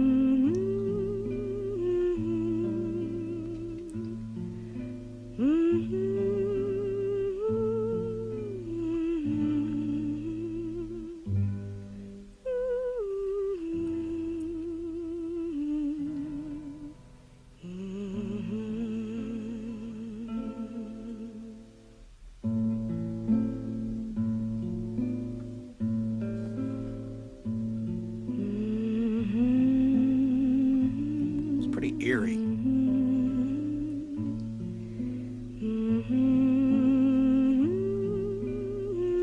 So that's a pretty cool song. I like that. And that was Bonnie Beecher who sang that, who was in a lot of 60s television shows. Now,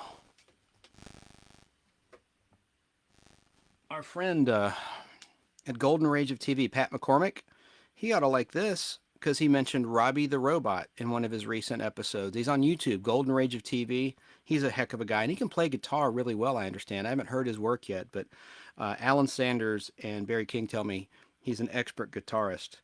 But Richard Donner directed Brain Center at Whipple's, the Brain Center at Whipple's, like Mr. Whipple, like don't squeeze the Charmin Whipple.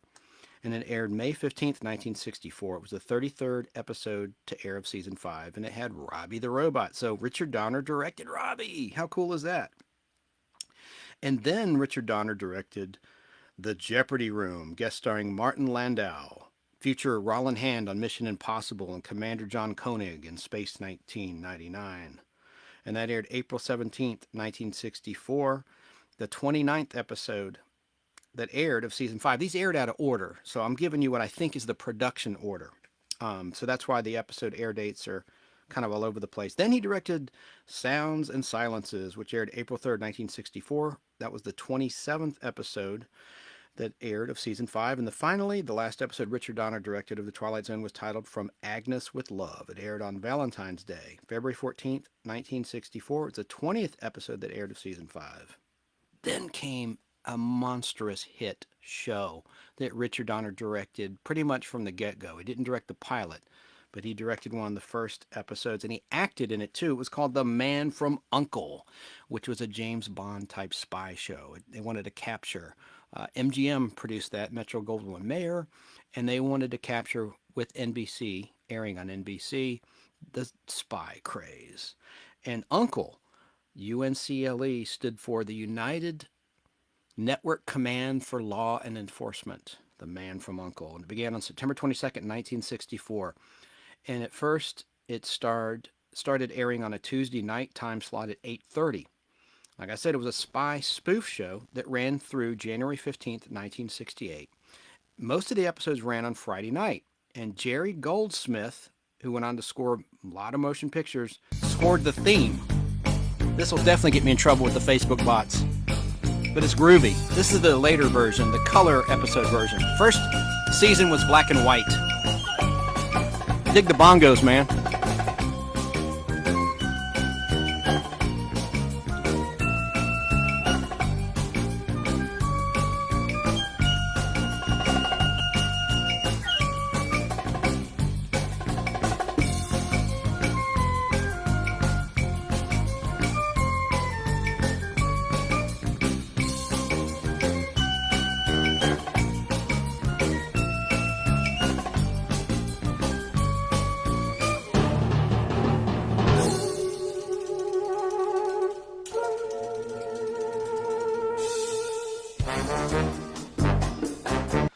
I want to play a little bit of the actual classic theme that aired right from the beginning. This is the first season version by Jerry Goldsmith of the Man from U.N.C.L.E. theme.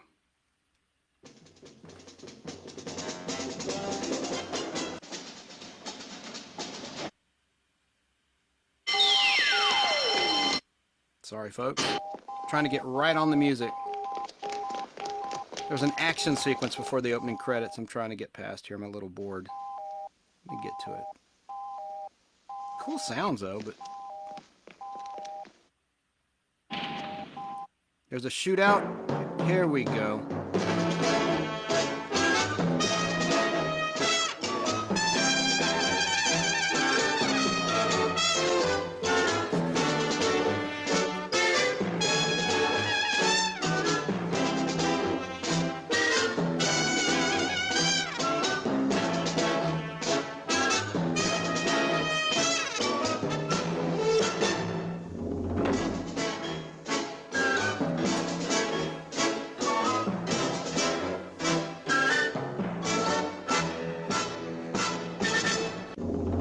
guest starring William Marshall, who later would play, we mentioned this in previous Podblast, Blackula in the exploitation movies, the blaxploitation movies that were really successful starting in 1972.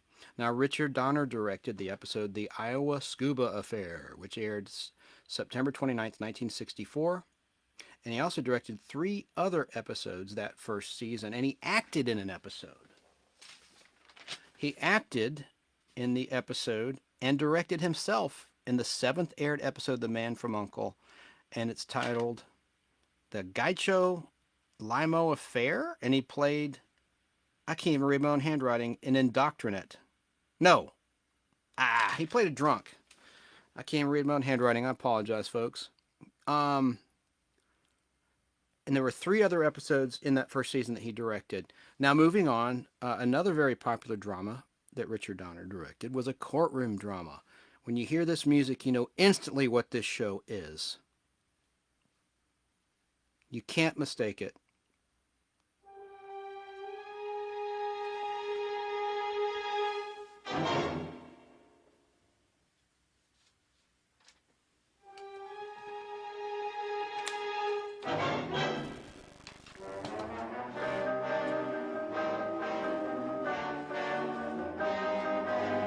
Perry Mason.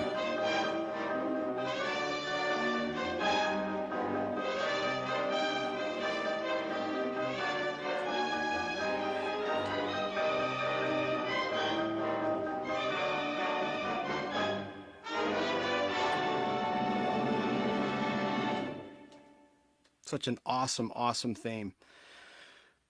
So Richard Donner, he directed episodes of Perry Mason, and Perry Mason began on CBS way back in September 21st, 1957, Saturday nights at 7:30, but most episodes aired Thursday evenings. Donner helmed the season 8 premiere episode titled The Case of the Missing Button. It aired September 24th, 1964. And he also directed The Case of the Tragic Trophy, which aired November 19th, 64, and The Case of the Gambling Lady, which aired April 9th, 1965. Talk about a versatile director. Donner shifted gears to direct a sitcom next that Barry mentioned, Gilligan's Island. And that season, it debuted September 26th, 1964, opposite The Lawrence Welk Show on ABC and Kentucky Jones on NBC in glorious black and white that first year. Donner's episodes were titled Home Sweet Hut, the second episode that aired of Gilligan's Island, airing on October 4th, 1964 originally. And then he directed President Gilligan, the 6th episode that aired, and it aired Halloween night on October 31st, 1964. And finally, he directed St. Gilligan and the Dragon, which aired February 13th, 1965, the 20th episode. So all of Donner's episodes were in that first season in black and white. Here's some of the classic theme tune, as long as I don't get muted.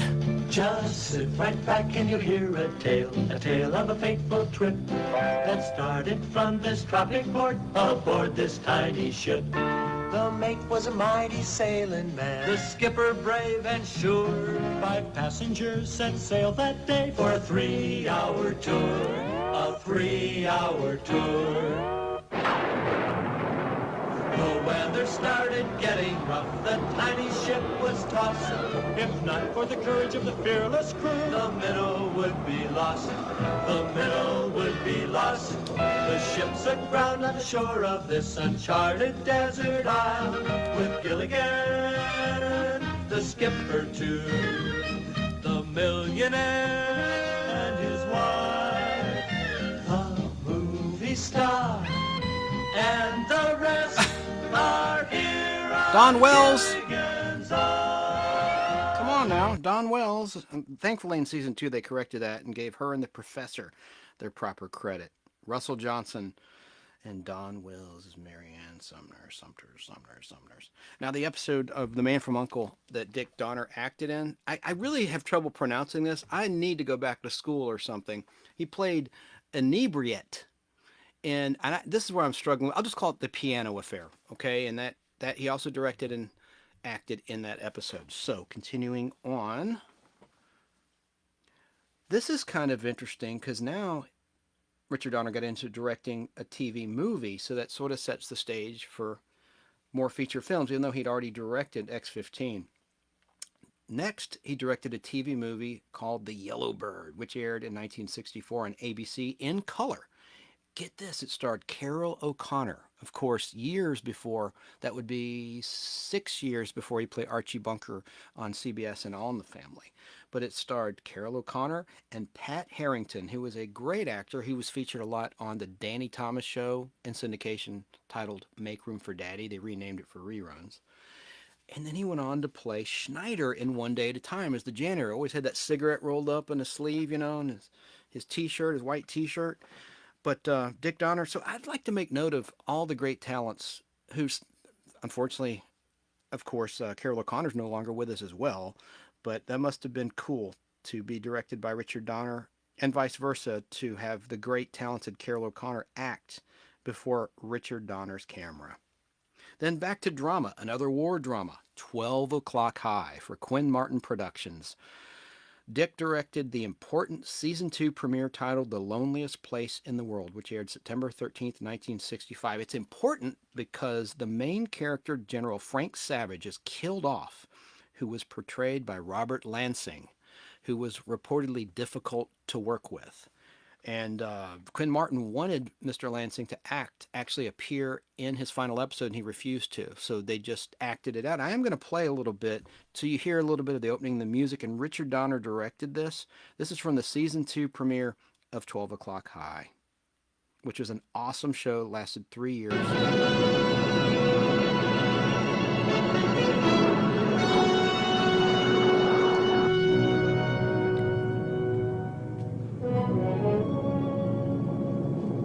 Dan. Yes, sir. Take a look at the General's airplane. Is his number one smoking? I think it's just exhaust.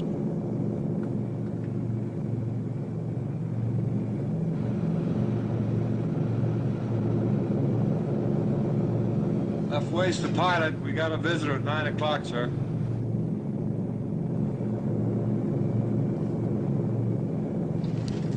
Fire the recognition flares. Blue arrow 2 to ramrod leader. Hold it, Dan. He's calling. Blue arrow 2 to ramrod leader. It's actor Paul Burke speaking. Had fire in cockpit. Lost our group. Flares were burned. He replaced the star Robert Lansing as a different character. Repeat.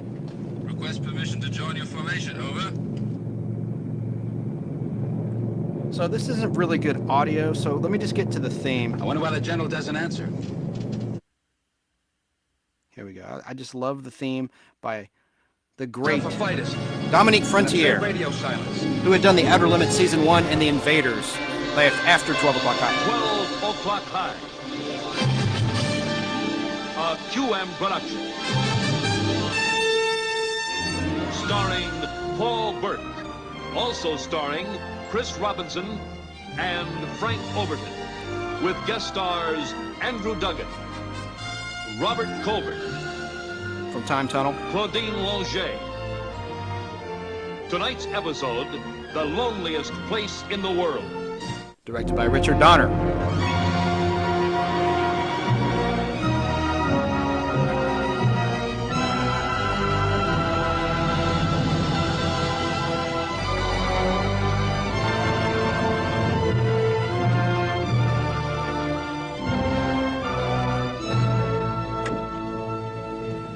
So they're coming to terms that General Savage is gone. Anyway, so continuing on, it's a very key episode. Then Richard Donner directed the next aired episode for that season titled RX Prescription, RX for a Sick Bird, which aired September 20th, 1965. Then he directed the sixth episode that season titled The Hot Shot, airing October 18th, 1965. And finally, Richard Donner directed the very next aired episode titled Show Me a Hero, I'll Show You a Bum, from October 25th, 1965. It was a great series, not released on DVD, but someone has put them all on YouTube unofficially. So if you go to YouTube and you care to watch 12 O'Clock High, you can there. And it was running on Heroes and Icons, which is another network in the Me TV and Decades family. and it used to run on MeTV. I DVR'd and converted them all to DVD from there, and they're uncut except they're time compressed, which is a process where they speed up the frames per second so they don't have to cut as many commercials out. The distributor does that. So sometimes the actors' voices sound distorted or squeaky or too high pitched, and the music sounds off. But it's better than nothing, and I don't know why 20th Century Fox didn't release 12 O'Clock High based on the movie, the TV show, 3-season show. The last season was in color, first 2 were in black and white. I don't know why it's not been released on DVD. It should be, because I think it would sell pretty well, even with younger people, because it's about World War II. You know, it's a great war series.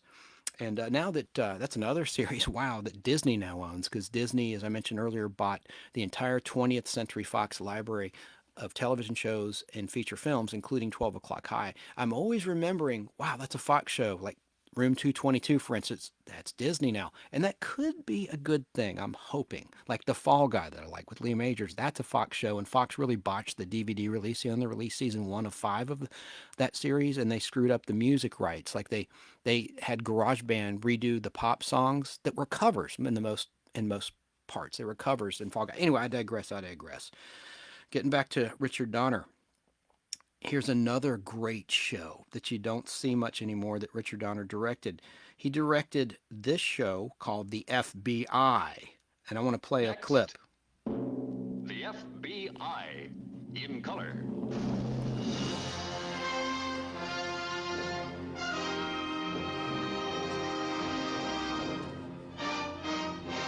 The mission of the FBI.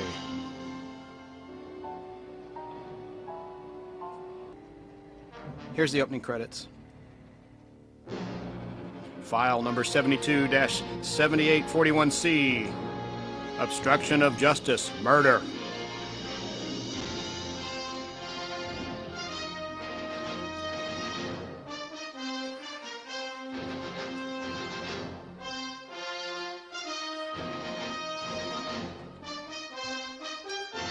The Ford Motor Company presents the FBI.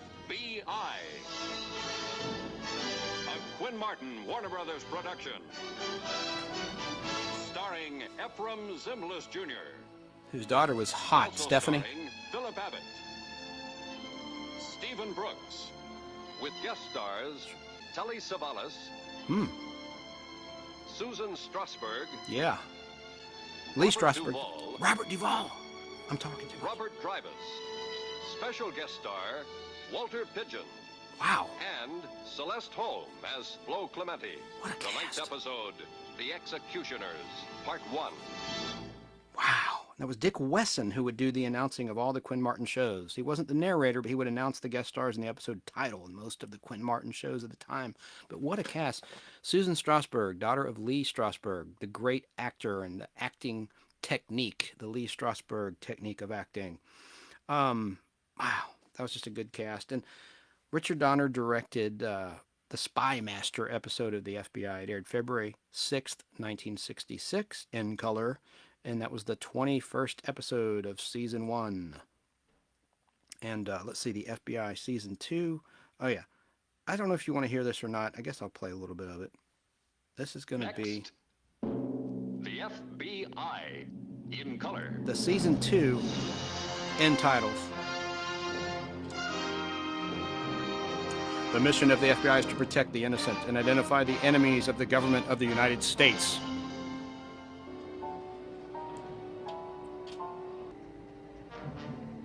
I just like hearing the guest stars. I'm weird.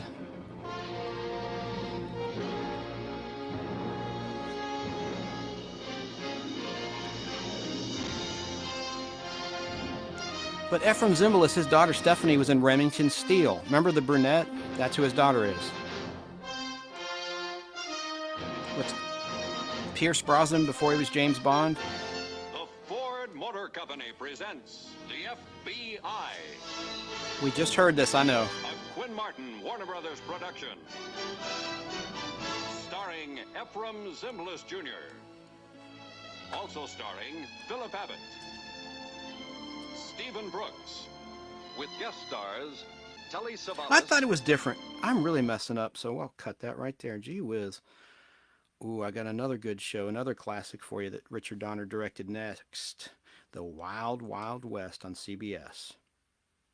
He directed an episode, The Night of the Bars of Hell.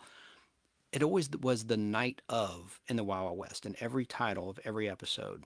The Night of. There were several shows like that would have a similar type title, like a title gimmick, I call it. But I loved it. I loved the Wild Wild West. It was like part James Bond, part Western. So he directed Night of the Bars of Hell in black and white, airing March 4th, 1966, and it was the 22nd episode of season 1. Then he directed the episode Night of the Murderous Spring, which aired April 15th, Tax Day, 1966. And let's see, that was the 27th episode of the first season. Then the following season, in color, Donner directed The Night of the Returning Dead, airing on October 14th, 1966, as a Halloween episode, and the 5th aired episode of season 2 of the Wild Wild West. Let's listen to the theme tune by Jerry Goldsmith of the Wild Wild West. Here's the season 1 version, which was in black and white, and then it went to color in the rest of the seasons.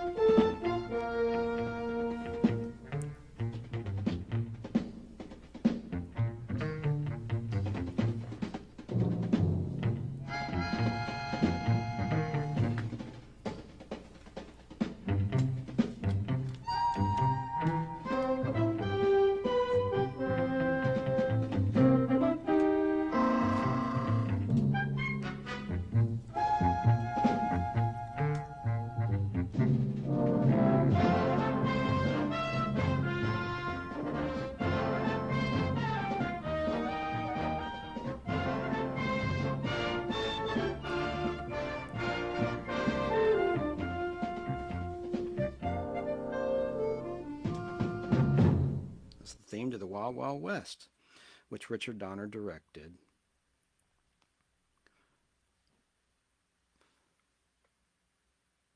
Now, something is notable to me as Nightmare and 20,000 Feet on the Twilight Zone, Nightmare at 20,000 Feet, is the episode of The Fugitive from season 3, which was the 17th episode that season, aired Tuesday, January 11th, 1966 at 10 p.m.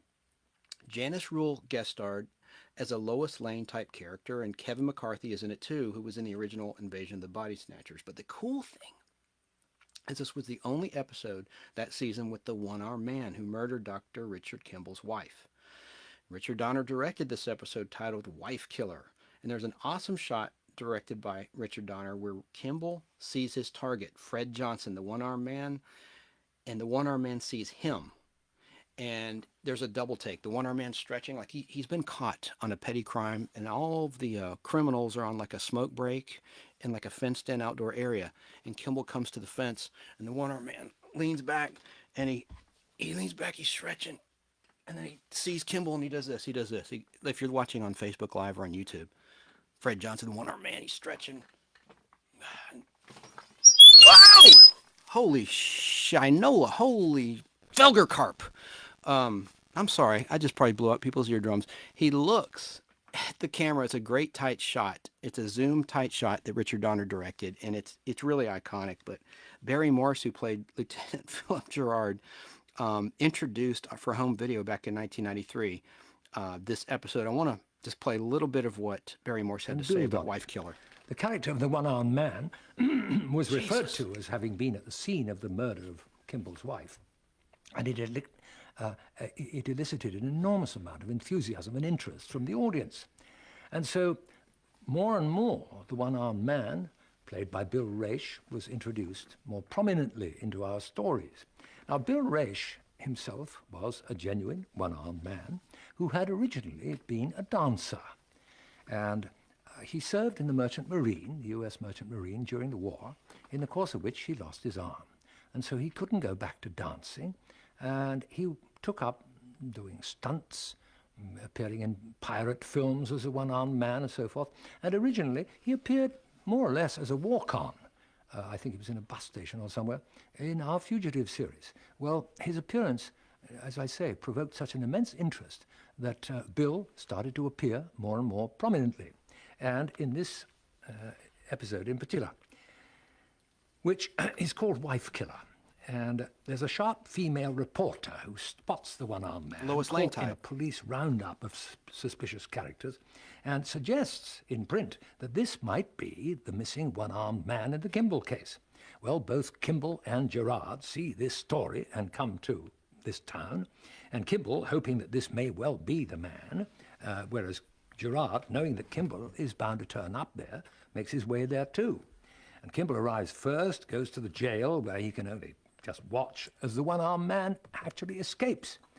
Well, the reporter finds Kimball outside the jail and agrees to help him in exchange for an exclusive story, of course, of the one-armed man's capture. And then a car chase ensues, and the one-armed man runs off the road near a deserted summer camp, and Kimball and the reporter take him there, and Kimball struggles to keep him alive, at least long enough to confess. But meanwhile, Lieutenant Gerard is searching the area. Here then, an episode first aired on January the 11th, 1966, entitled Wife Killer, with Janice Rule and Kevin McCarthy, as well as one-armed man Bill Raish. Johnson, can you hear me? I'm doing everything I can to save you. And I'm going to keep on trying, but you have to tell me the truth, and you have to tell me now. Did you kill her?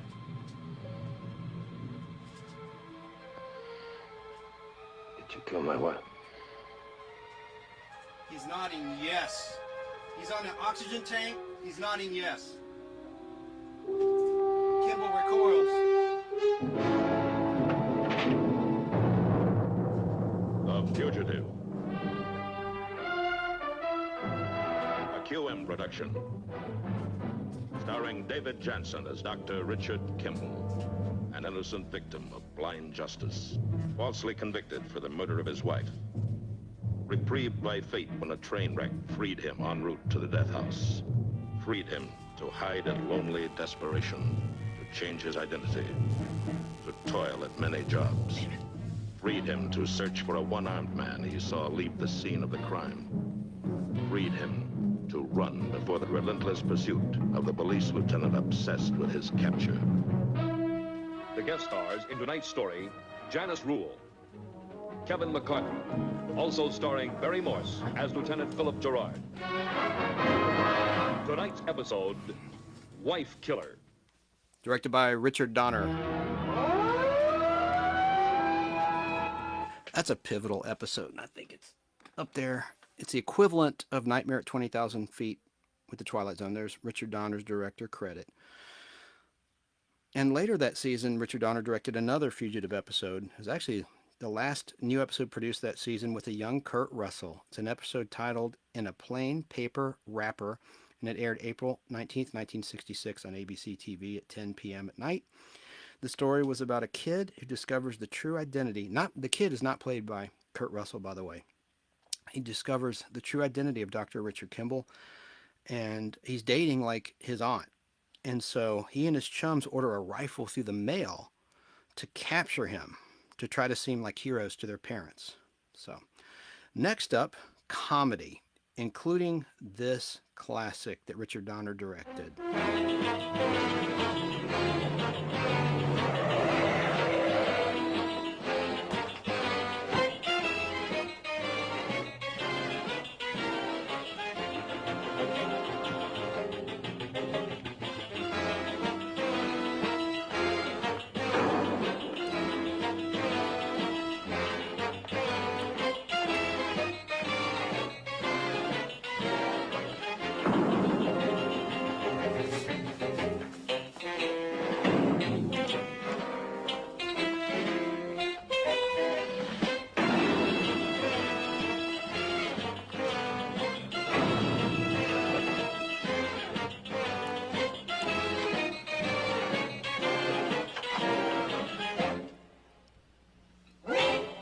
That's right, Kim Ponder. I see you in Facebook land. Yes, that was Get Smart.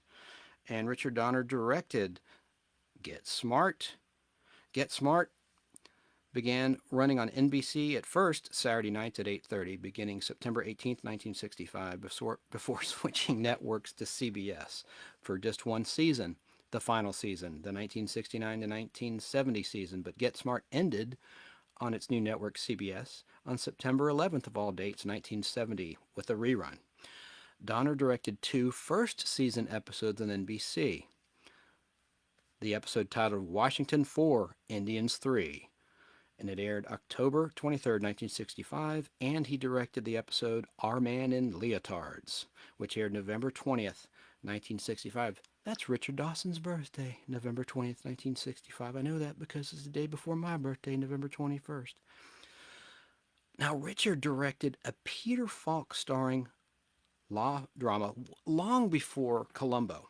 Peter Falk, F-A-L-K, Falk, starred in this law drama titled Trials of O'Brien, which lasted from September 18th, 1965 until May 6th, 1966 on CBS Saturday night, and then it switched to Friday nights, which probably killed it. That's like the death night. It's Friday, and it's just a bad time slot. But I want to play a little bit of the Trials of O'Brien title sequence, and then we'll get to some Richard Donner details here. Here's what it sounded like. From film. Very rare show.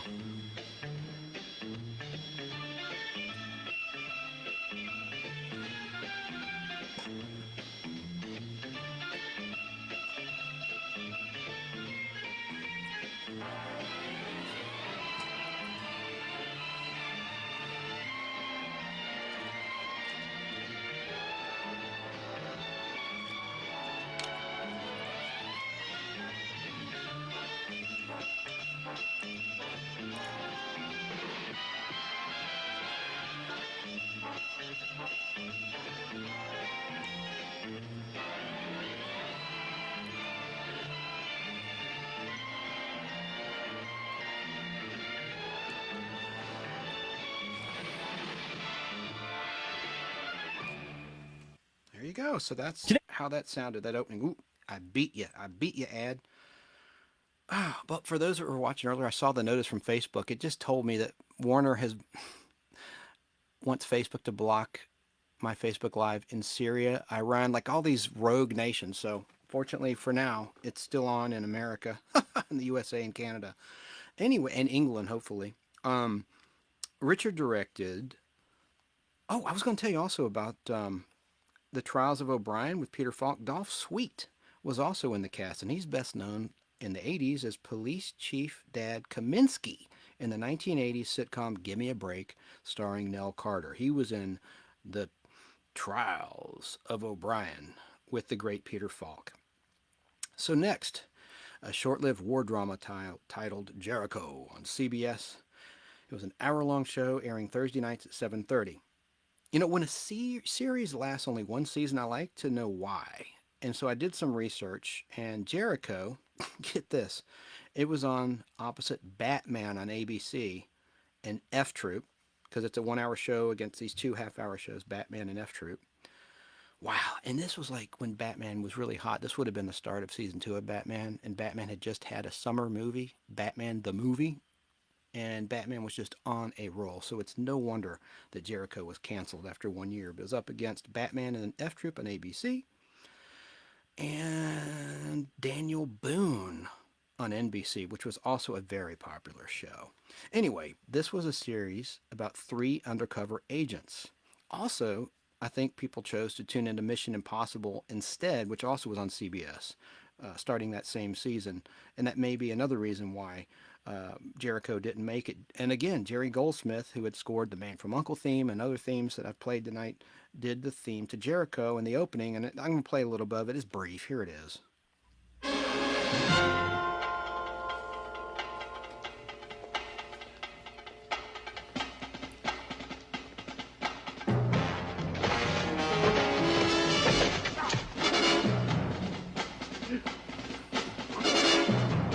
Franklin Shepard, Captain, United States Army. Civil engineer, Carnegie Tech. Expert in explosives and demolition. Jean-Gaston Andre, Lieutenant, Free French Air Force. Specialty, weapons, ancient and modern, large and small. Their construction and use. Nicholas Gage, Lieutenant, Royal Navy. Star circus performer. Aerialist, acrobat. Crime skill, getting in and out of deadly situations. This is a high-level Allied team operating behind enemy lines. 3 specialists in the remarkable, codename Jericho.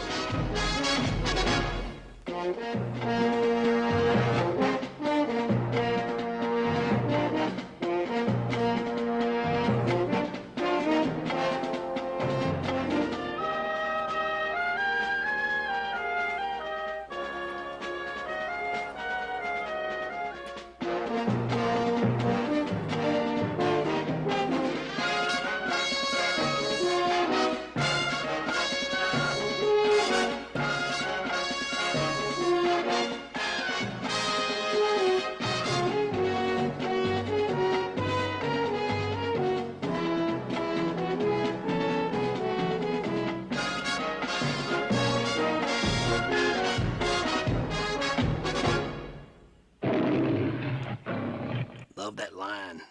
What's Amazon gonna do? Are they gonna replace it or keep it? Only time will tell. So that was Jericho.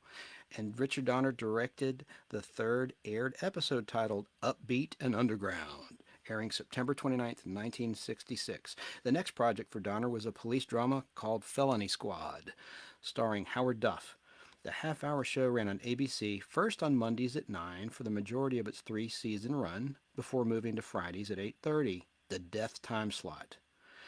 The drama ended January 31st, 1969. Here's how the opening to Felony Squad sounded, and it was by Pete Rugolo, who had previously scored the theme to The Fugitive. Here's the Felony Squad by Pete Rugolo.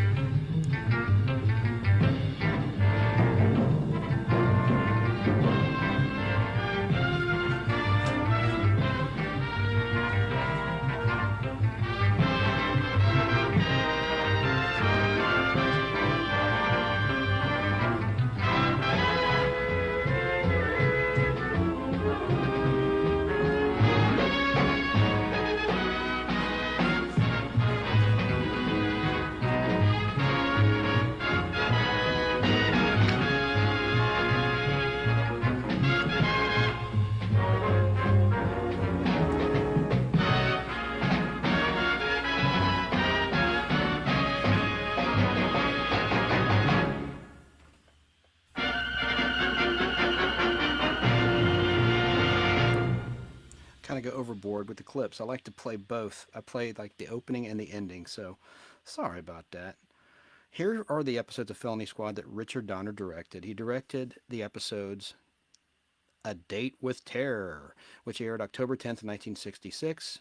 Then he directed The Death of a Dream, and that episode aired on Halloween night, October 31st, 1966, with guest stars Robert Duvall and Lloyd Haynes, who went on to star in Room 222 as Pete Dixon, the teacher. It was his room, Room 222, hence the title of that show that lasted 5 seasons. Then Richard Donner directed the next episode of the Felony Squad, and it was titled A Penny Game, A Two-Bit Murder. And it aired December 19th, 1966. And get this, a young Charles Grodin was in that. So Richard Donner directed Charles Grodin early in his career. Donner directed the pilot and first episode of another sitcom for Sherwood Schwartz, who had produced Gilligan's Island, and it was called It's About Time. And it only lasted 1 season, and we'll talk about why in a second. Here's the opening to It's About Time. It's a Gilligan's Island kind of thing. You know, silly comedy, but it wasn't as well done. let's see here. It's About Time. And what it was about was about these astronauts that lift off from Earth and they go through some sort of time warp and they land in prehistoric times. And Imogen Coco was in the cast. And you know her from National Lampoon's Vacation. Here's the opening. It's about space, about two men in the strangest place. It's about time, it's about flight, traveling faster than the speed of light. Here is their tale of the brave crew. As through the barrier of time they flew, past the fighting Minutemen, past an armored knight, past a Roman warrior, to this ancient site. It's about change, big men too, about a time when the earth was new. When they see what is in sight, is it good luck or is it good night? It's about two astronauts, it's about their fate.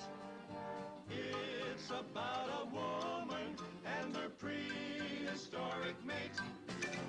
And now, it's about time. It's about time, it's about space, about two men in the strangest place. They will be here, right on this spot, no matter if they like it or not. The end credits. They live in this primitive state. Will help ever come before it is too late? Will they ever get away? Watch each week and see. Will they be returning to the 20th century? It's about time for our goodbyes to all these prehistoric gals and guys. It's about time. United Artists Television, UA. It's about time. It's about space. It wasn't as good as Gilligan's Island's theme. Not at all. So, It's About Time lasted just one season. It started on, of all dates, like the other shows I talked about, September 11th, 1966 on CBS, Sundays at 7:30. Here's why it bombed. It was opposite the second half of Voyage to the Bottom of the Sea on ABC, which was a huge hit. That would have been the third season of Voyage to the Bottom of the Sea in color. So people had already tuned into Voyage, and this was on during the second half of Voyage. And it was also against Disney's Wonderful World of Color on NBC. NBC. Yeah, and the astronauts land in the middle of Earth's Stone Age, and the show ended on August 27th, 1967. Now, Richard Donner directed the pilot and very first episode of It's About Time, titled, And Then I Wrote Happy Birthday to You. Segue into more silliness for Richard Donner, but he got back on track, obviously, with the Banana Splits. He directed Danger Island in the Banana Splits. It was a kid's show, but it was live action in color. And I want to play some of the theme. This might get me in a little bit of trouble with the bots. We'll see.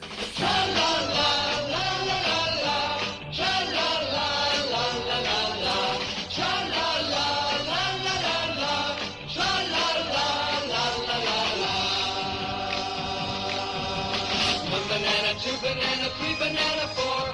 Four bananas make a bunch and so do many more. Over hill and highway the banana buggies go. Coming up to bring you the banana split show. Making up a mess of fun. Making up a mess of fun. Lots of fun for everyone. Cha-la-la, la-la-la-la. Cha-la-la, la-la-la-la. Cha-la-la, la-la-la-la. Cha-la-la, la-la-la-la. Four banana, three banana, two banana, one. All bananas playing in the bright warm sun. Flipping like a pancake, popping like a cork. Flingo, bingo, tutu and storm. Tra-la-la, la-la-la-la. Tra-la-la, la-la-la-la. Tra-la-la, la-la-la-la. Tra-la-la, la-la-la-la. Tra-la-la, la-la-la-la. Tra-la-la-la. That was the opening and closing theme from 1968 to 1970. So Richard Donner, he directed Danger Island. I'm going to play a little bit of that theme. There was a segment. Here we go. I like the drum beat. It's like Hawaii Five-0.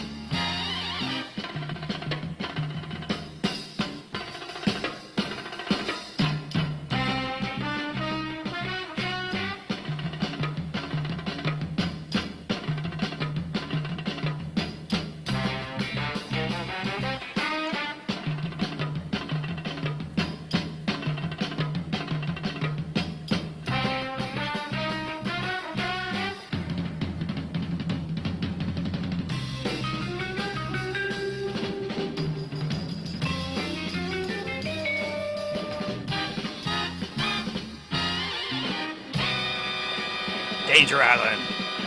Pretty cool. I like that music. So Richard Donner directed some segments of that.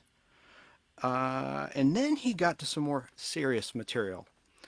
Dick directed a medical drama, The Interns, on CBS, which only lasted one season. The Interns was an hour-long series on Friday nights at 7:30, opposite the 30-minute hits The Brady Bunch and Nanny and the Professor on ABC, as well as the popular Henry Darrow starring Western series High Chaparral on NBC. Here's how The Interns sounded if you were to watch it back then. It's a very silly opening. I'll talk about it in a second. Visually, it's so silly.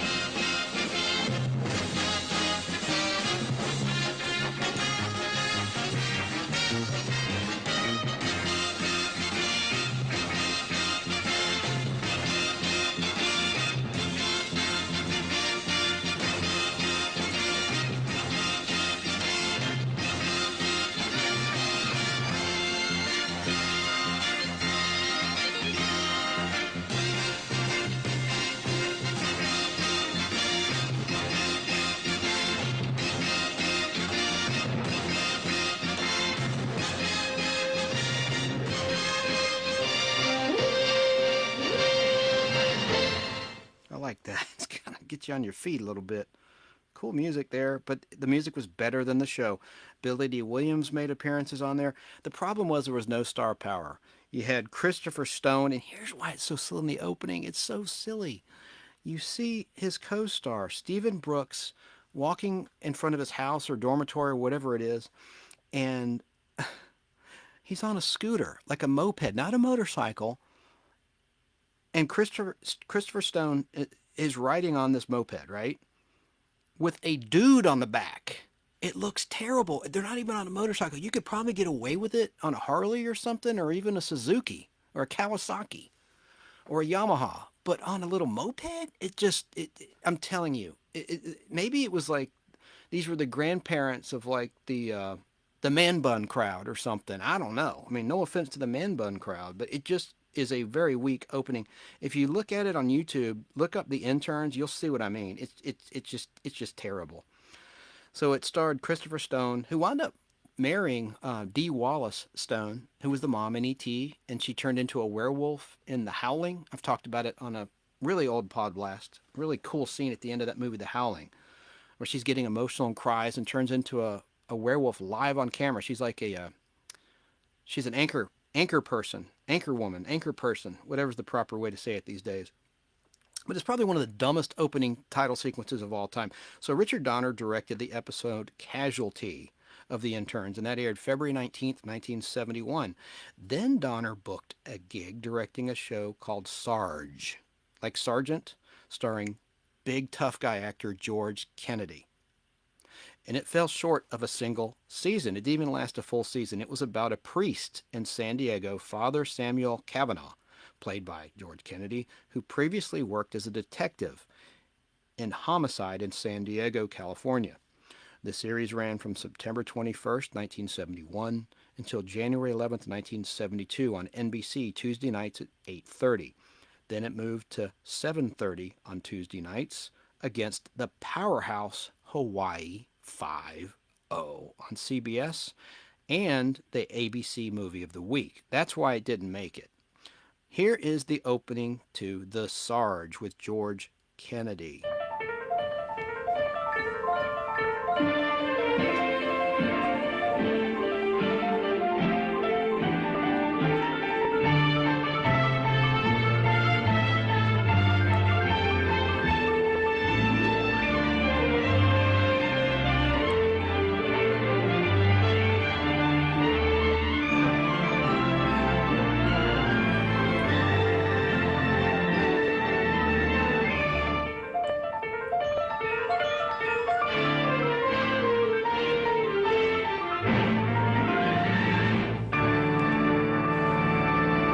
That's enough of that. It's going to give me a headache. That music's not that good, in my opinion. It's kind of unnerving. So Richard Donner directed the episode titled "Psst, Wanna Buy a Dirty Picture?" And that episode aired October 5th, 1971. And Tom Bosley, before Happy Days, like 4 years before Happy Days, guest starred in that episode. So Richard Donner directed Tom Bosley before in that show. The Sarge. Sarge. S-A-R-G-E. And then came a show called Bearcats, which lasted all of 3 months as an hour-long series on CBS Thursday nights at 8. And it starred Rod Taylor and Dennis Cole. It was up against The Flip Wilson Show on NBC. The devil made me wear this dress. And Elias Smith and Jones on ABC. Here's the opening to Bearcats, and we're getting closer and closer to the blockbuster movies. If you have to go to bed, you can watch this on demand anytime on YouTube or on Facebook Live.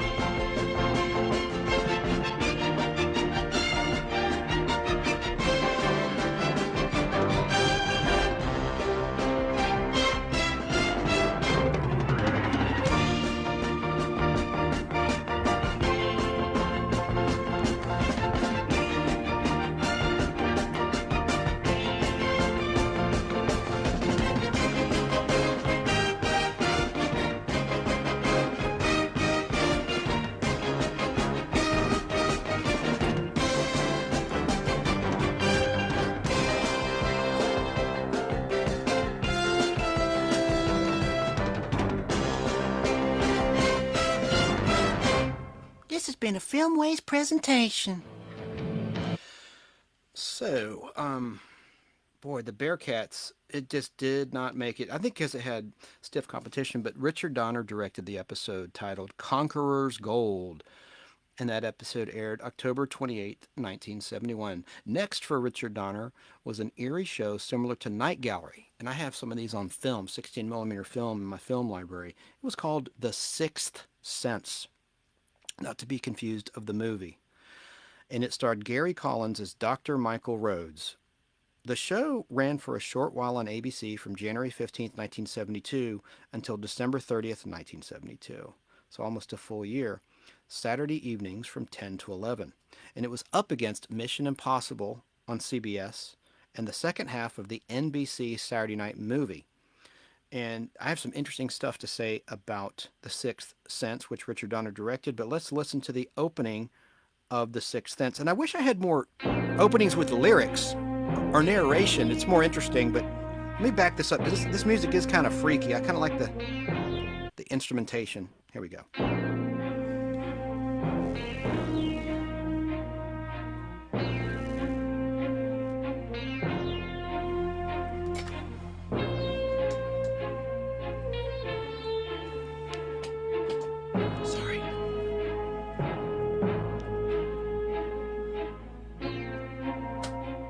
Michael Rhodes, leading authority in the investigation of psychic phenomena and the world of ESP.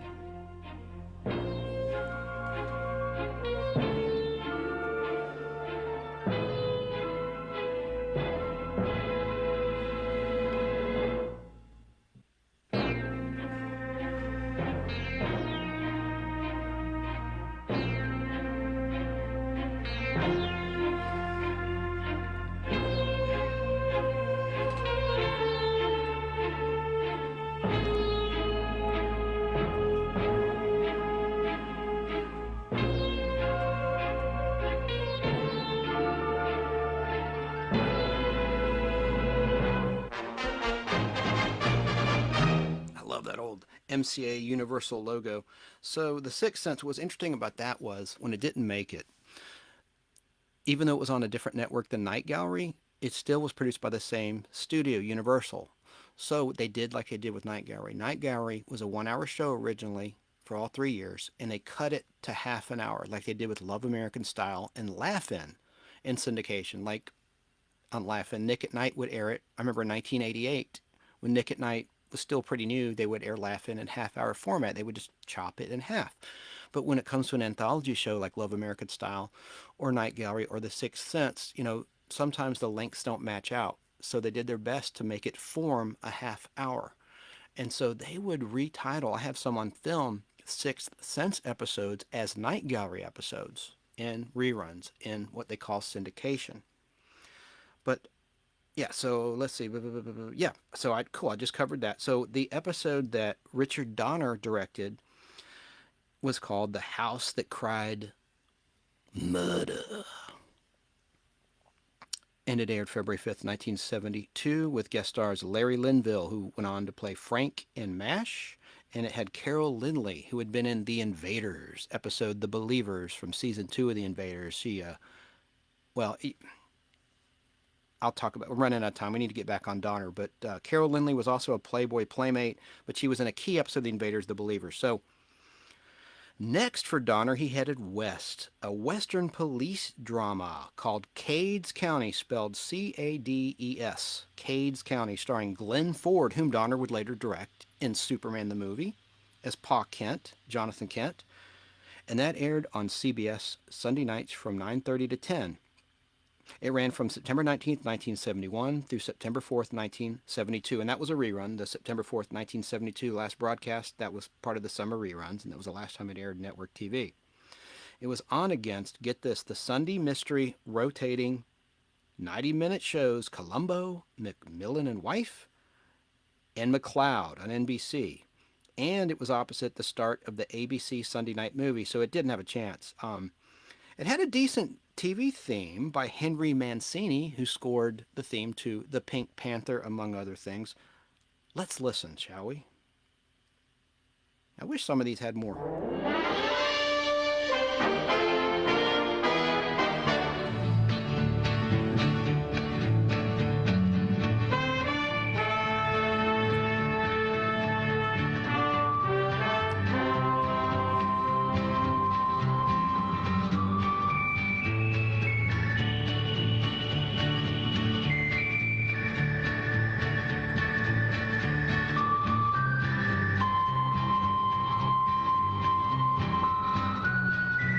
Starring Glenn Ford. I wish there were lyrics in a lot of these. It'd be more interesting for you guys.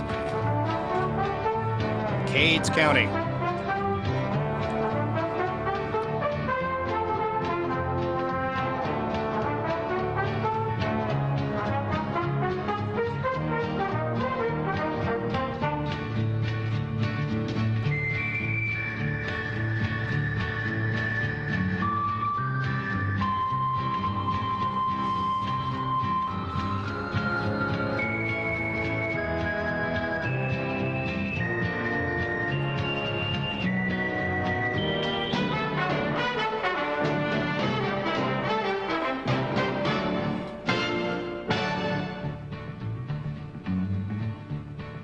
Title.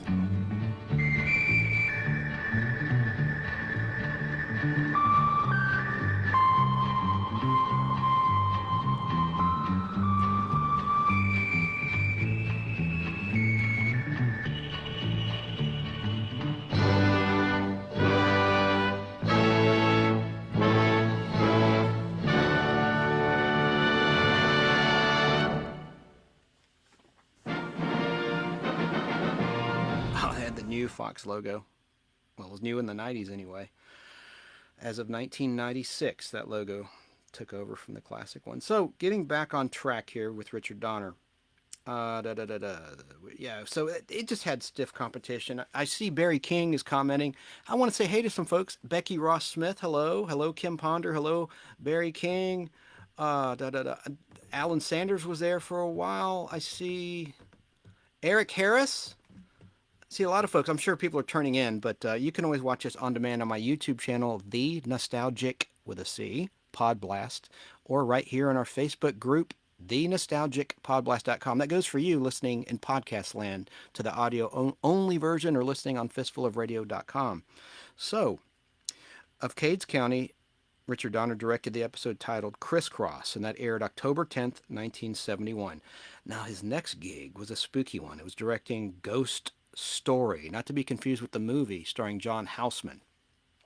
He directed a TV show called Ghost Story, otherwise known, because it was retitled later, Circle of Fear.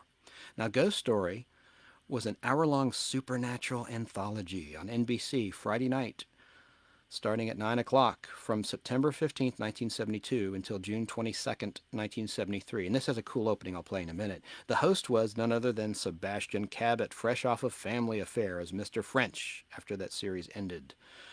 On January 5th, 1973, however, the show was retitled Circle of Fear, where they dumped the supernatural overtones. Plus, they dumped the narrator. Egads. I guess the viewers didn't like the change because it tanked, but us also, plus, it was opposite Room 222 and The Odd Couple on ABC, and it was opposite the start of the CBS Friday night movie. So here's the opening to Ghost Story.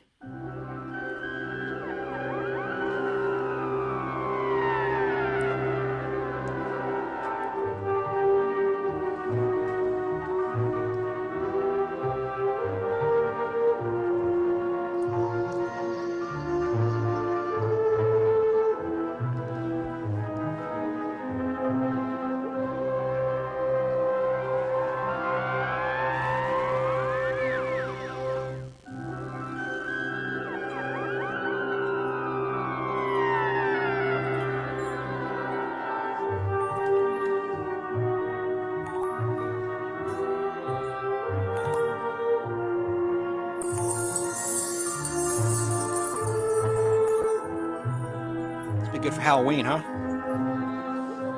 For trick-or-treaters, have this blasting. Screen gems. Here's the Circle of Fear version when they retooled the show. This is the music for the opening of Circle of Fear.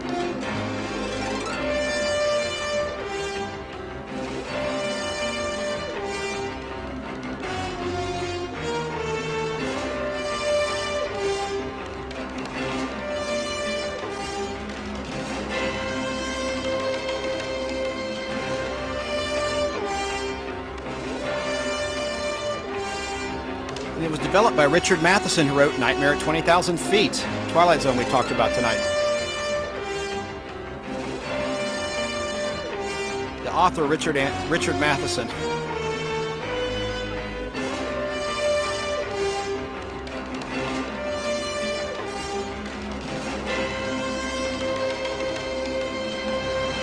It was a William Castle production for Screen Gems, by the way. So Richard Donner wound up directing The Concrete Captain, and that episode aired September 22nd, 1972. So, let me see. So IMDb is wrong. It credits Richard Donner as directing an episode of Circle of Fear. No, it was still Ghost Story. So the internet was wrong. Thanks to me and my books and my research, I got it right. IMDb is wrong. It was an episode of Ghost Story that Richard Dawson, what's wrong with me? Richard Donner directed. Oh, it's late. I worked so hard. I'm losing my mind. Airing, as I said, September 22nd, 1972. Let's play the feud. Top 100 people surveyed. Top 5 answers on the board. So, the next project for Richard Donner was directing the series Banyan. Banyon. Banyan. This was a detective drama. It was also a short-lived show airing on NBC starting December 15th, 1972, Friday nights from 10 to 11. It was set in Los Angeles in the 1930s. This period piece was scheduled by NBC to take on Love American Style on ABC, which was an hour show, and the second half of the CBS Friday night movie. Bad scheduling, and Richard Donner directed the second episode that ever aired of Banyan, titled The Old College Try, and that aired September 22nd, 1972. And here's the opening to Banyan. It's like TV's greatest hits tonight, huh? It always is. On the Nostalgic Pod Blast.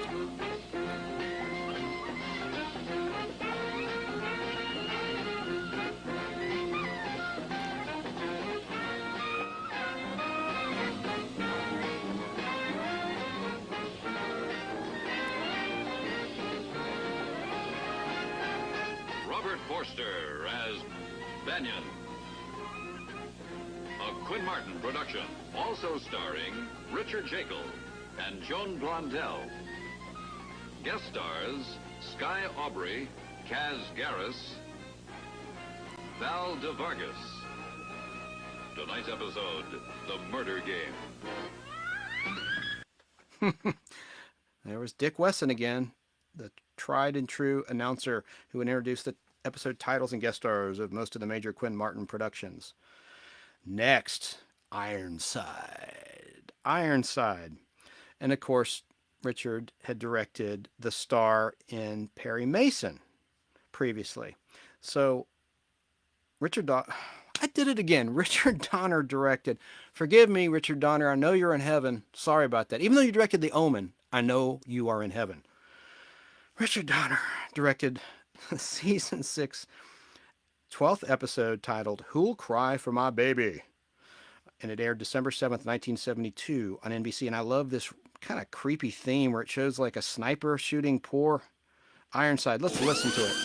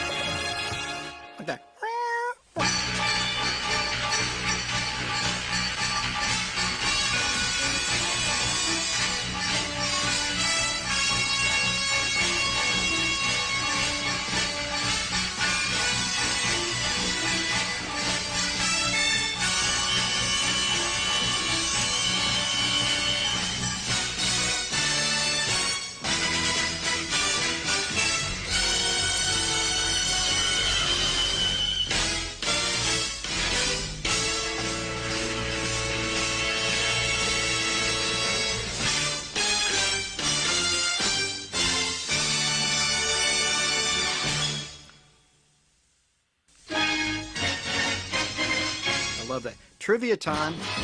Trivia time. Who scored this theme? Who scored it? Ironside.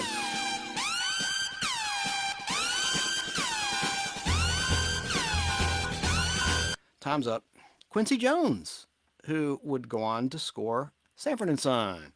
And he did the theme with, of all people, Bill Cosby for the game show Now You See It that I've played before in the Nostalgic Podblast in the 1974-75 season. It was a game show hosted by Jack Nars. It only lasted one season. So, I got a good one for you now. Now, after Ironside, that sole episode he directed, the one episode, he went on to direct another Quinn Martin show, Cannon, starring the great William Conrad.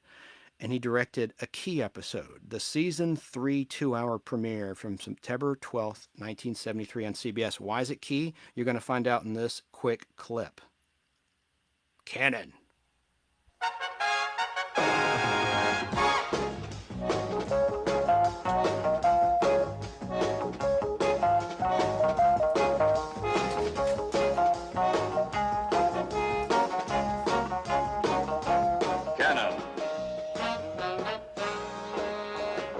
Starring William Conrad, with guest stars Ann Baxter,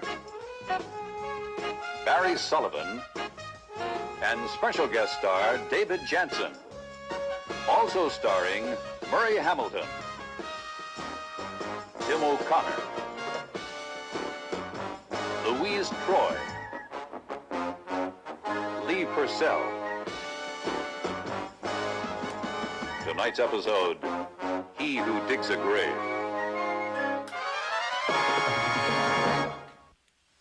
David Jansen. That's why it's key. David Jansen returned to QM Productions for the season. I'm eating a piece of chocolate. I shouldn't have done that before I was going to take to the mic. And Richard Donner had the honor of directing it. So he directed the late, great David Jansen, who died back in 1980 at the age of 48 of a heart attack. And he was a chain smoker. So don't smoke. Don't smoke cigarettes. Kids. He Who Digs a Grave, yep. Next for Donner was directing The Bold Ones / The New Doctors on NBC.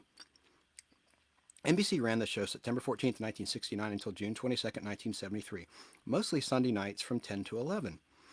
The Bold Ones was an umbrella title for several rotating series. During the 1969 to 1970 season, the three elements were The New Doctors, The Lawyers with Burl Ives, the Louisiana Tea Pitchmen in TV commercials, remember that? James Ferrantino and Joseph Campanella. And the other featured part was called The Protectors, starring Leslie Nielsen. In its second season, The Senator, starring Hal Holbrook, replaced The Protectors for the 1971 to 1972 season. And only two elements remained, The New Doctors and The Lawyers, so bye-bye Senator for its final season. Only The New Doctors remained, which starred E.G. Marshall, whom Richard Donner would direct as the President in Superman 2 later on, John Saxton, who recently passed away, who was in Nightmare on Elm Street and a ton of TV shows like The $6 Million Man as a robot and Wonder Woman as a Nazi, with the first show that Deborah Winger ever did. She played Drusilla, Wonder Girl, in The Feminine Mystique. It was a two-parter and John Saxton was in it. Made me think of that. And David Hartman also starred in The New Doctors. Are you confused? I am. I definitely am. I want to play The Bold Ones opening. I think there's some narration here. Maybe it'll make more sense. It's really weird how they did that. Hello. I shouldn't have gotten that chocolate. There it is.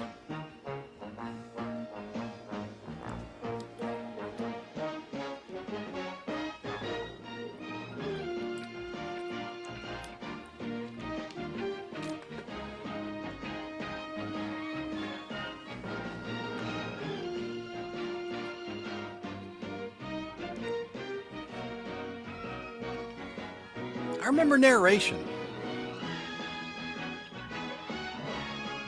What the hell's going on here? Where's the narration at? The Bold Ones. That doesn't make any sense. I thought...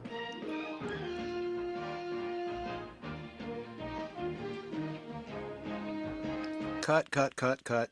I know I had some narration. Here we go. This must be it. Thanks for bearing with me, y'all. The Bold Ones. Burl Ives. Joseph Campanella. James Ferrantino. Lawyers defending justice in the nation's courtrooms. Leslie Nielsen. Harry Rhodes. Public servants enforcing the laws of a challenging society. E.G. Marshall. John Saxon. David Hartman, doctors expanding the horizons of the new medicine. The Bold Ones. David Hartman, remember him from Good Morning America? He was one of the hosts with Joan London. So that's enough of that. Now, Richard Donner directed A Substitute Womb, W-O-M-B, Womb, which aired October 24th, 1972. Now, in 1973, now Richard Donner's starting to transition to movies, and he directed in 1973 a trio of TV movies, which all aired in 1973. One was Hernandez, which Richard Donner directed, and it was the adventures of a Mexican-American detective who can handle anything criminals and bureaucrats can throw at him, but can't manage his mother at home, starring Henry Darrow. He was fresh off of High Chaparral that we talked about earlier on NBC, the Western. I met Henry Darrow. That's another story. I met him at the Western Film Fair, and I brought some film prints a lot of these actors had acted in, and they loved watching them with me, like Ed Nelson, who has since passed away. I played a Bionic Woman for him. He was in with Lindsay Wagner. He really enjoyed watching that. And Henry Darrow, I played a Wonder Woman that he was in with, of all people, Roy Rogers. And he said, I have no memory of doing that, but I drank a lot back then. So it's kind of funny. Let's see. In that movie that Richard Donner directed, Hernandez aired January 16th, 1973 on NBC. That's a guess. I couldn't actually find which network, but it's a Universal show. But that doesn't mean anything because $6 Million Man and Bionic One were Universal and they aired on ABC. So, but I think it was NBC, but don't quote me on that. Let's just say it aired on TV January 16th, 1973. Then the next TV movie was titled Nightside that Richard Donner directed, and it aired April 15th on Tax Day, 1973, and that was filmed in New York City. So again, Richard Donner again is getting experience shooting on the streets of New York City, which he would do in Superman the movie just a few years after this, 73. Like 4 years later, he'd be shooting Superman the movie. So Nightside is also known as another title, A Very Special Place. And it's the story of three people, a press agent, a private detective, and a nightclub owner whose careers require them to spend most of the night awake and on the prowl. In the pilot episode, Carmine manages to rescue Smitty's nightclub from being demolished and manages to resurrect a fading star's acting career. Joseph Wiseman was in it, who portrayed the very first James Bond big screen villain, Dr. No. And also in the cast was Joe Santos, whom Richard Donner directed, who went on to co-star in The Rockford Files as a detective right after this. And Dick Cavett also starred in Richard Donner's Nightside. The third TV movie that Richard Donner directed in 1973 was a comedy called Stat, like in terms of medicine, Stat. You know, I need a doctor, Stat. And it aired July 31st, 1973 on CBS. And Marcy Lafferty was in it. And who's that? That was William Shatner's wife from 1973 to 1996. And she was in this movie playing Dolores Payne. So she was directed by Richard Donner, William Shatner's ex-wife. Next up, another hit Quinn Martin production show. Queen Martin, did I just say that? I'm losing it. And you'll recognize the show by this theme. This is a cool theme. Give you a hint. It's shot in San Francisco. What could it be? Could it be shot on the streets of San Francisco? Yeah. With guest star Martin Sheen.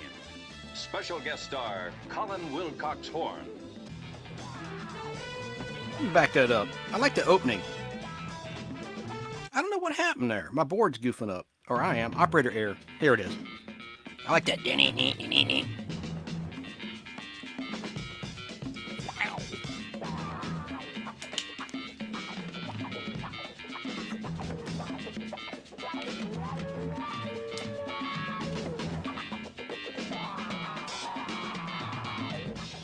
The Streets of San Francisco, a Quinn Martin production. Starring Carl Malden. Also starring Michael Douglas. Michael who?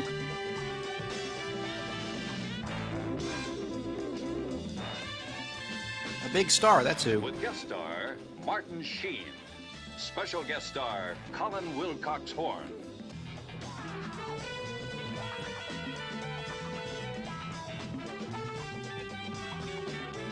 Tonight's episode, Betrayed.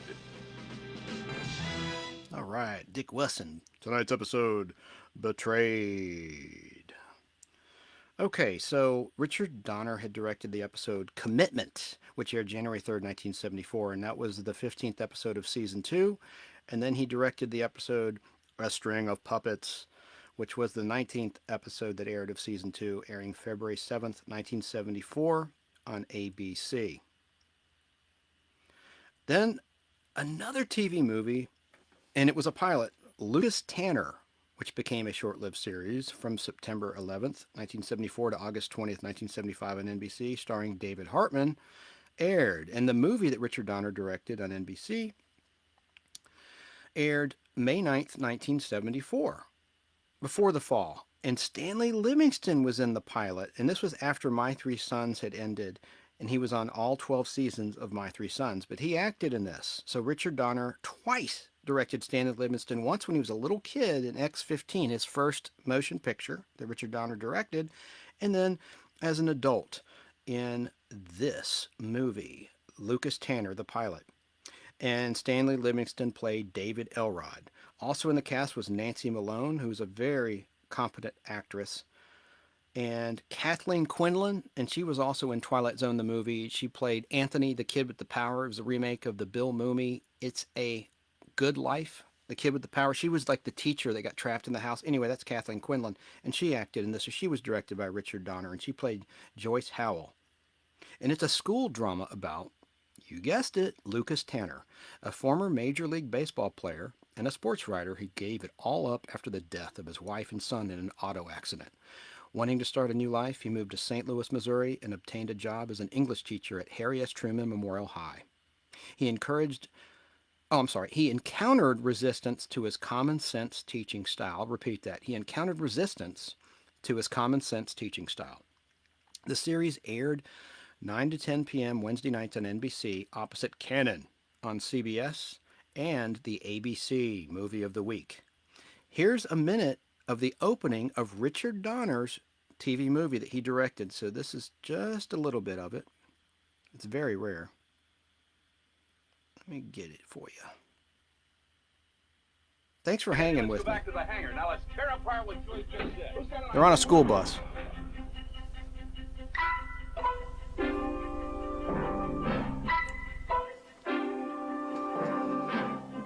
David Hartman as Lucas Tanner.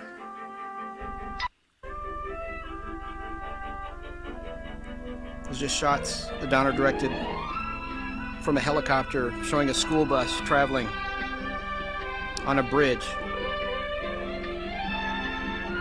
over the Missouri River, I assume, if they shot on location in the state of Missouri.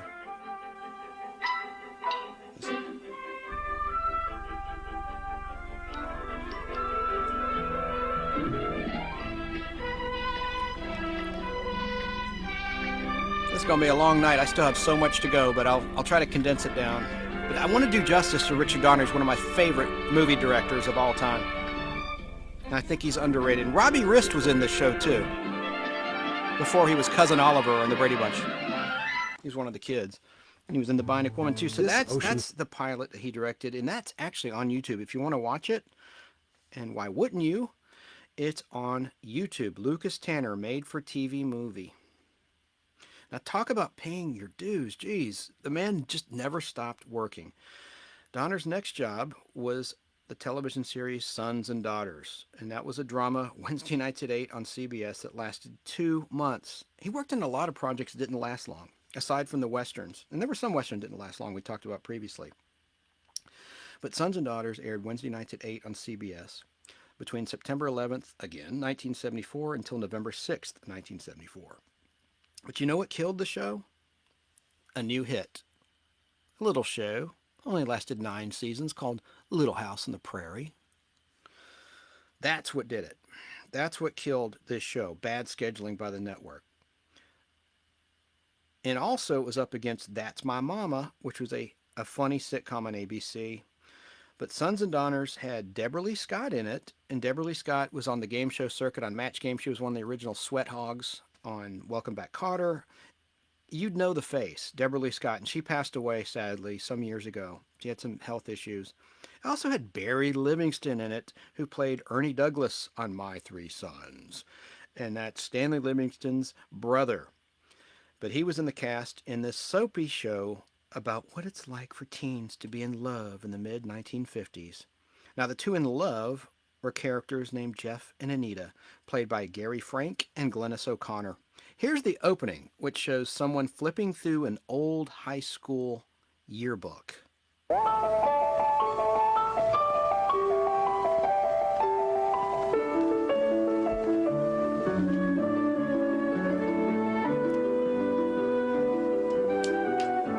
We're almost up to the movies.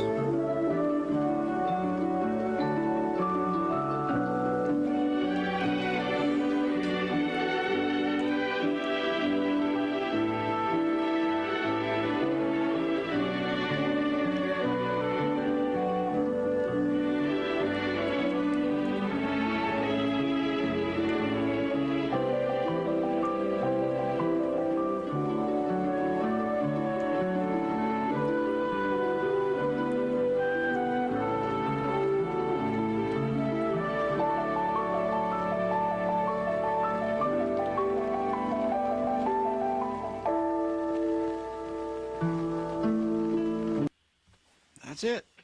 That's how the opening went. I'm sorry. I just want to do this for historical purposes. I wish I could pick the themes that had music, but I can't. I want to demonstrate what the shows were like that Richard Donner directed, which built his resume, and we're almost at the blockbuster movies.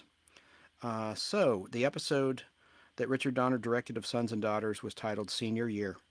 So Barry Livingston was directed by Richard Donner, as was his brother, Stanley Livingston. This episode aired March 22nd, 1974, right after my sister was born. Next up was a really interesting show, and it has a following. It's called Petrocelli. It was a law drama which ran on NBC from September 11th, 1974 until March 3rd, 1976, from 10 to 11 in prime time. It starred Barry Newman as Tony Petrocelli and Susan Howard as Maggie Petrocelli. Character actor Albert Salmi, who was Captain Tucker previously in a couple episodes of Lost in Space. He was like a pirate. He was scooped up from Pennsylvania in the 1800s by aliens. Anyway, and he winds up finding the Robinsons on Pre-Planis, their planet they were stranded on in season 1 of Lost in Space. And he found them on their other planet in season 2 they were stranded on, but I digress. But Albert Salmi, who's a great character actor, was in the cast as well. The show did okay in the ratings until it was pitted against Starsky and Hutch in its last season. So Aaron Spelling took Petrocelli out. And let's listen to a little bit of the opening to Petrocelli.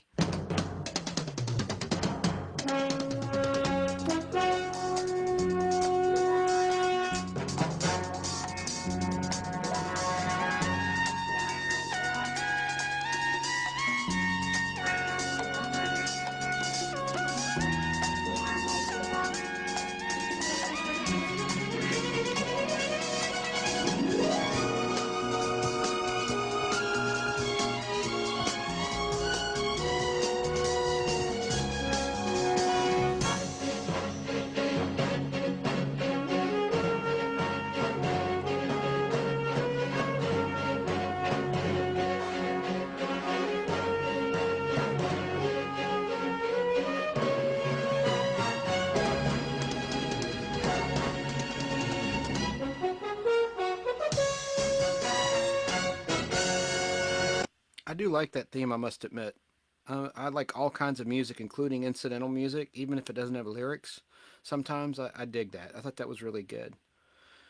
So the episode Richard Donner directed of Petrocelli was titled Death in High Places. And that was the 6th aired episode of the show. It aired October 23rd, 1974. Who loves you, baby? Kojak do. That's right. Richard Donner directed a handful of the Telly Savalas starring hit police show.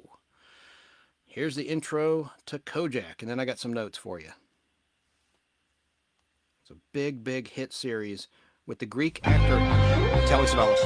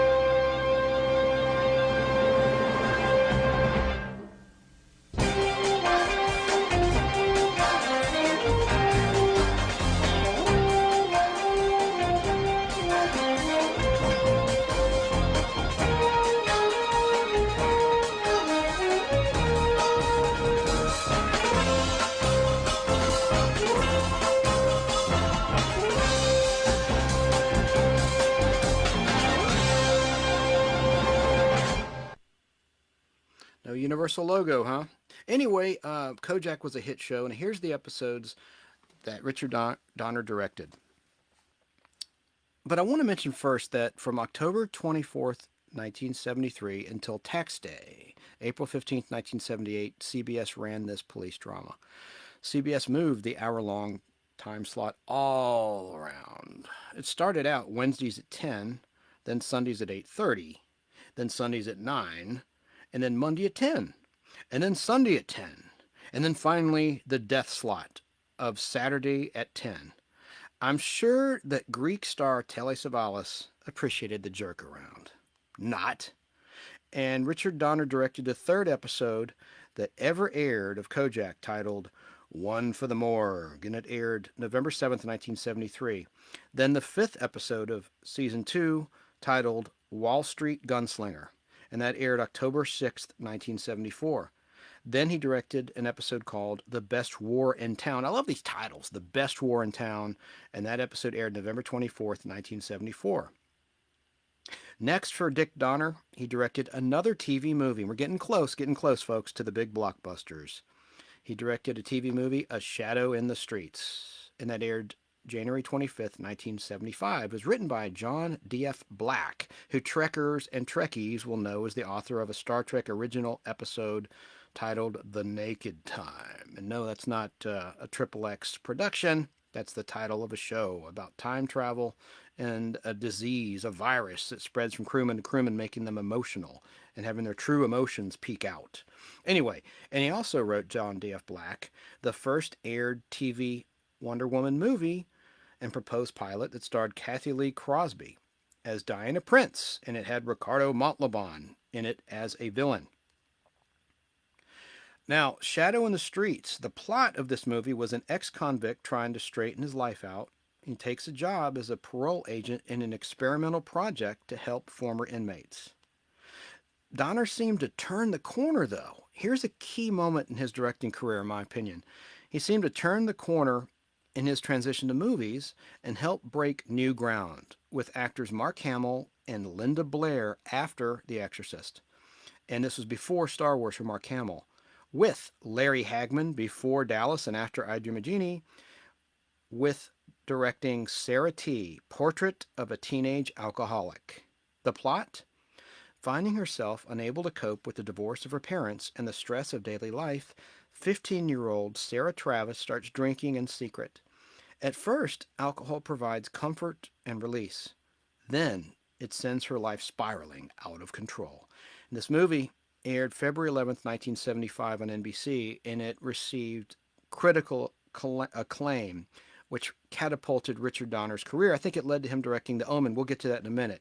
Almost at the movies. So I want to play a clip of Portrait of a Teenage Alcoholic, and it's available on Blu-ray from Shout Factory. Let's listen to a brief clip.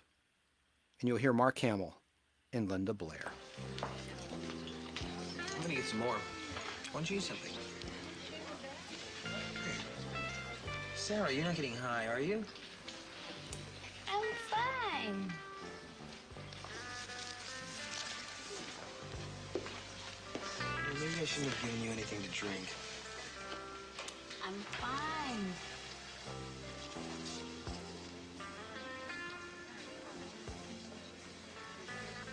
If you don't eat, how are you gonna grow up to be big and strong? Raquel Welch always ate all her potato salad. I mean, if you don't get all your vitamins, how are you gonna ride your bicycle to school? Linda Blair takes a plate of potato salad, puts it right on her breast, right on her boobs. You can hear that song in the background, To Wander Free. Ken, is that you? Yes, sir. Oh, what's the trouble? Nothing. It's just Sarah's not feeling too well. No.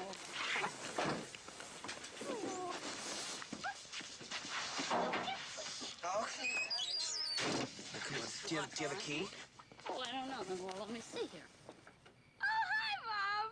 Hi, Dad. This is Ken. He's got a horse. Sarah. Look, it's my fault. Some of the kids got to drinking a little, and I convinced Sarah to... To go along with the crowd. Oh, we sure did. Yes, ma'am. All right, son, you run along. That's William Daniels, Damage for one night. Yes, sir. the voice of Kit in Knight Rider. Bye. Knight Industries 2000 is what Kit stood for in Knight Rider. So there you go. That was one of the scenes. And it seriously was a very well done movie. And I think it's what really propelled Richard Donner and got him noticed. as a director, as a serious director, not just a television director.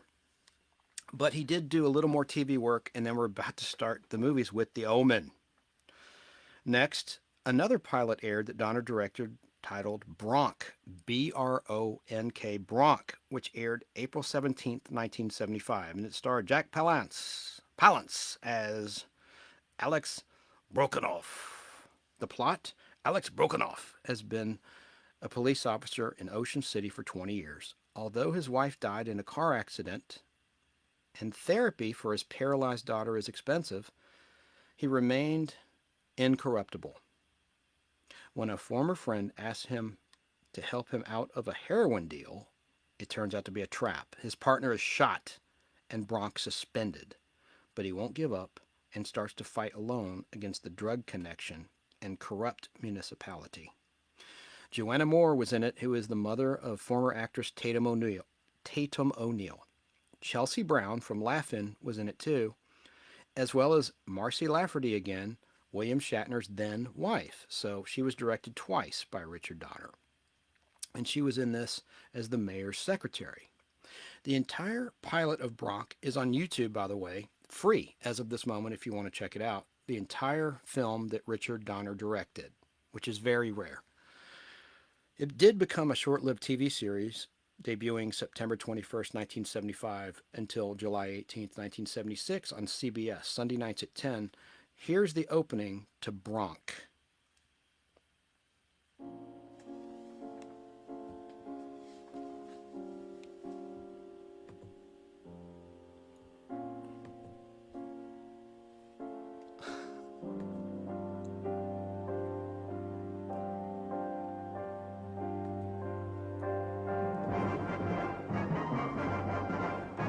You see the barrel of a gun. It's a cool graphic, and then it goes to an animated. You see a live-action gun, barrel of a gun with the bullets. You'll see if you go to YouTube.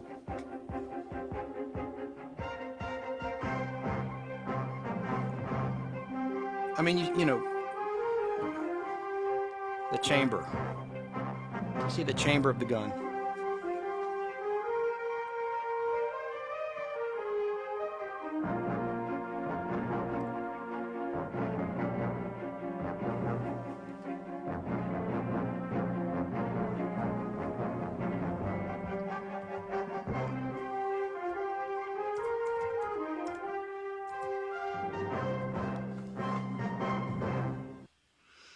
Today's video is once again sponsored by... There you have it. I'm so sorry, folks. All right, so the problem with Bronk is that it was scheduled against the second half of NBC's Sunday mystery movie that we talked about earlier of rotating 90-minute programs. Columbo, starring Peter Falk, McCloud, starring Dennis Weaver and J.D. Cannon, McMillan and Wife, starring Rock Hudson and Susan St. James, and McCoy, which starred Tony Curtis and Roscoe Lee Brown. And Bronk was also scheduled by CBS against the second half of the ABC Sunday night movie. Donner also directed the first regular episode of Bronk when it became a series titled Open Contract, and it was written by Carroll O'Connor while he was playing Archie Bunker in his heyday on All in the Family. He took to writing. And the guest stars in Open Contract, directed by Richard Donner, written by Carroll O'Connor, were Michael Parks and Sally Kirkland, among others. It aired September 21st, 1975. And like I said previously, by this time, critical praise for Sarah T., A Portrait of a Teenage Alcoholic, had caught up with the talent of Richard Donner. After this point, Donner transitioned his focus to directing feature films for the cinema exclusively. He did do some television in 1992, and he did Tales from the Crypt, but at this point, this was the mid-1970s, he was focusing solely on catapulting his career to the big screen. The years of hard work beginning in 1960 were about to pay off. So that takes us to the movies. And he'd already directed a couple of movies that we mentioned previously. But let's talk about some of his movies as we wind down. It's getting late, and I appreciate everyone hanging with me. Eric Harris, I see your comment. I told you not to talk about Kathy Lee Crosby as Wonder Woman, shaking my head. And I know, and I thought about that when I wrote this script. Believe me, I did. So, you know what? Let's take a break. I'm going to play a little bit of Richard Donner himself as we get into the movies. And this is interesting. This is where he's on stage with some of his co-stars. I think he's with Mel Gibson. Let me find this. Where did I put that in my bank of clips? He's on stage and he's talking about his career. It's really a good interview with Richard Donner. And it is Lost. See if I can find it. Here it is. This is Richard Donner himself talking about how he became a director. And I think this is interesting. And I can take a little break. Evening I ever thought possible. And had a lot of written words. He's with Danny Glover, Mel Gibson. And a lot of thoughts, but I had no idea this was going to be anything like this. When it was presented to me by Mr. Haberkamp of the Academy, and my wife had said, yes, he'll do it. This is before she spoke to me. And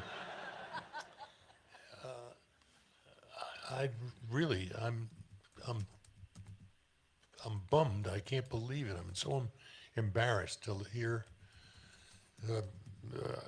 people talking about me, because I assume when I'm not around, it's a totally different conversation. But it's mind-blowing. I mean, you have no idea.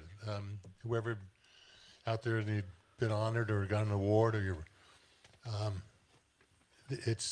you sit here and you look at it and you listen to all those people talk about you and you say, is that me? Is it really? It's hard to understand.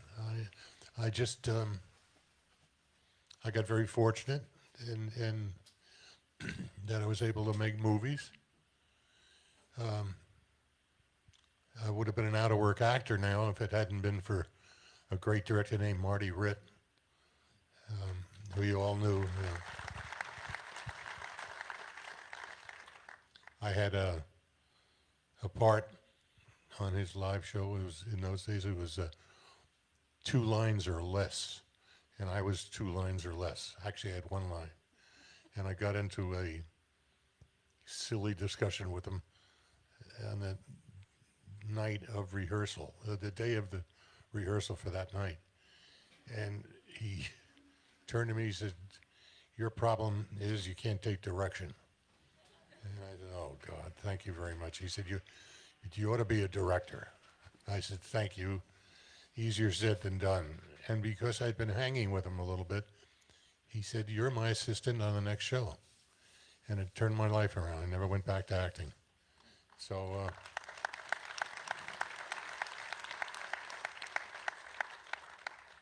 this whole thing is a list of things I was supposed to say, but I'm serious. If you're sitting there tonight listening to all my friends, and they are my friends, this whole thing doesn't make any sense, because from the heart, I love every one of those and these people that were up there tonight. They changed my life. I didn't change theirs. They brought something into my life I never knew possible, and that was, in directing it. When I started in directing and started in commercials, but documentaries. But when I got into television, for some crazy reason, I was fortunate enough to get hired for shows like everything from Route 66 with the great actress Nina Foch to Gilligan's Island. And I loved it, and they never put me in a corner. It went on like that for many a year and hundreds of TV shows. And it was also untethered. I was able to switch from one to the other. And so when I got into the opportunity of doing films, same thing happened. It's just been amazing. I mean, from doing Radio Flyer or Max's Bar, what the hell is it? What? Inside moves. I'm losing it. Me too. I thought I could go outside and smoke a little weed before I came on stage, but it's, it just didn't happen, and I'm caught in a lurch here. Well. Jerry Moss, I know you're holding. Come on up here.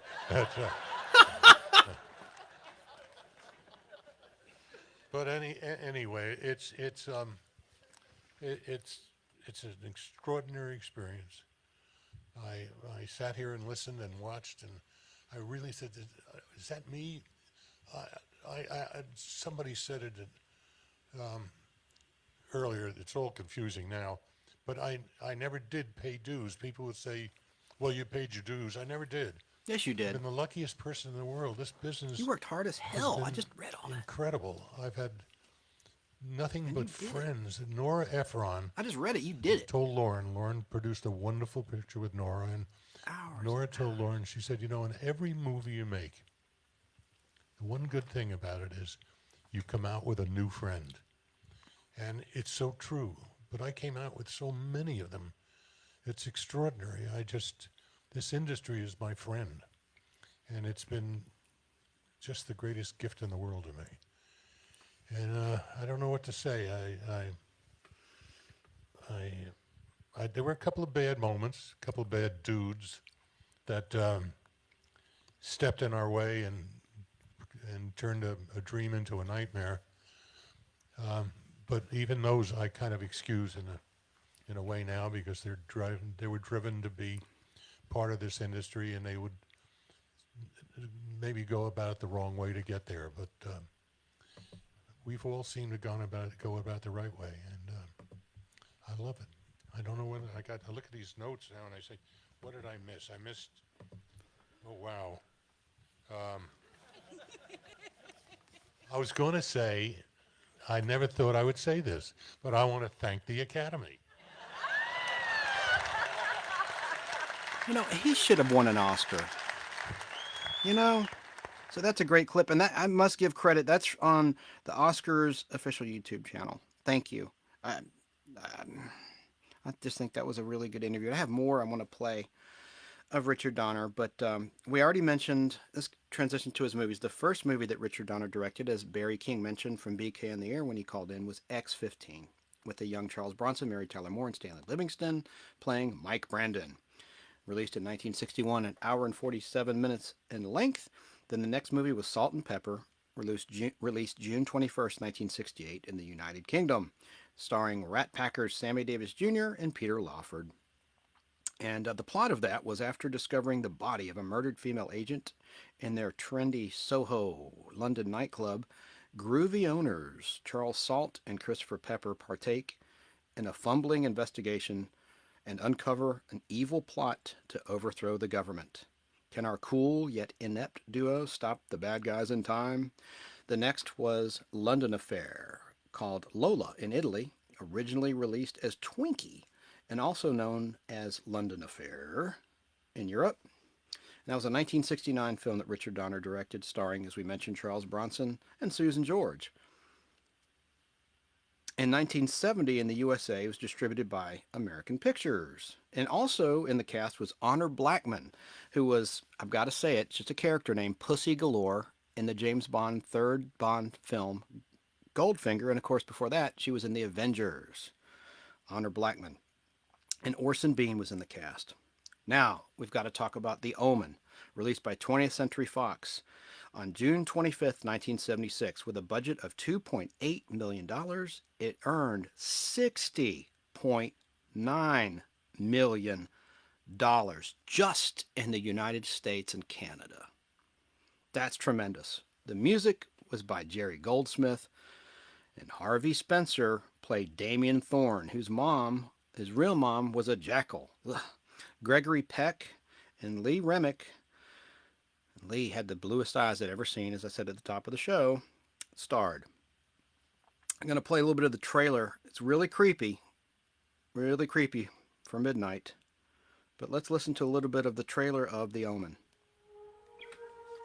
For generations, The Thorns have been a family of tremendous wealth, position, and power.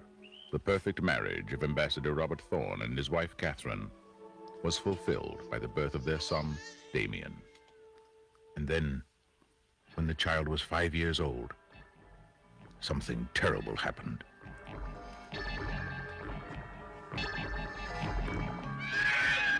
Creepy.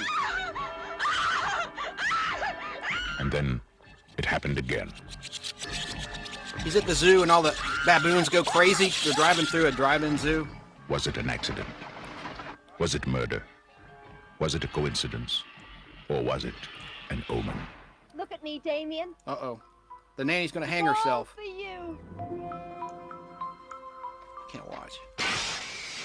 20th Century Fox presents a film of psychological suspense about an occurrence of earth-shaking importance. Gregory Peck, Lee Remick, The Omen. I was at the hospital, Mr. Thorne, the night your son was born. I saw its mother. I saw its mother. Ugh. I have fears. I have some fears. Kind of fears. Its mother, Mr. Thorne. It's on my wife. Its mother. What is it? That scene he directed, Donner, with the kid on the tricycle. Almost, he knocks his mom off the banister and she lands in the glass. Smashed a goldfish bowl or whatever. Will die for him.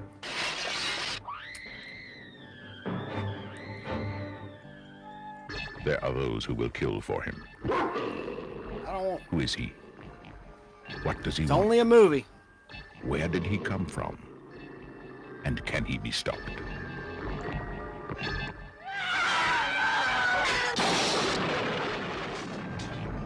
Damn. Gregory Peck, Lee Remick, The Omen.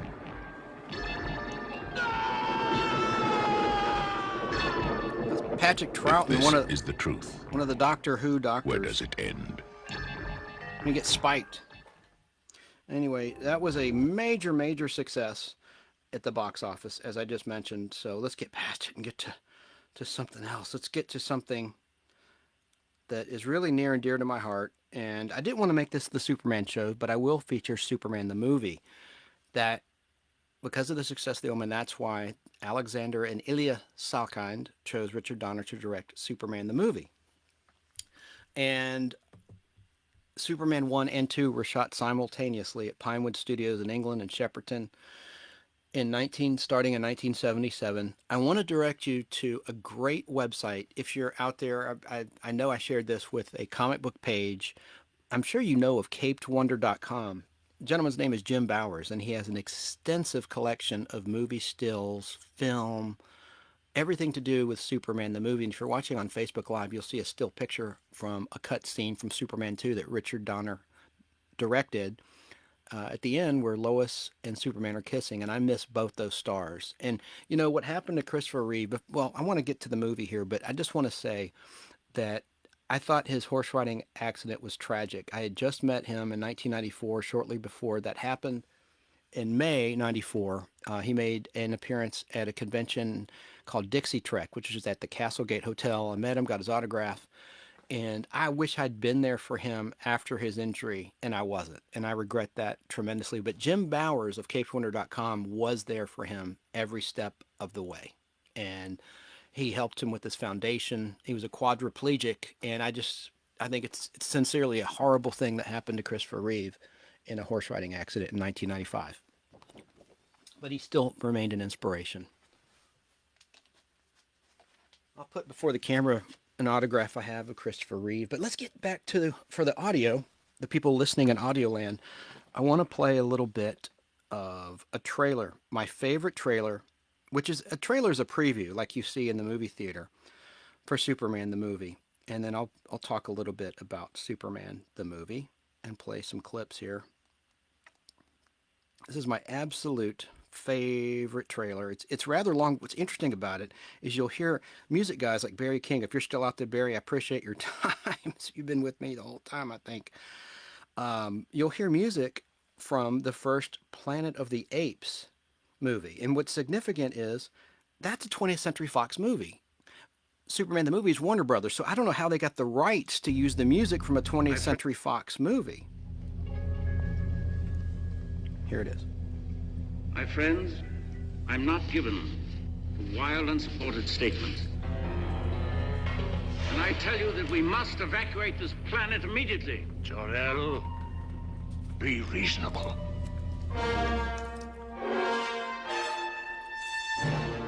Once there was a civilization, much like ours, but with a greater intelligence, greater powers, and a greater capacity for good.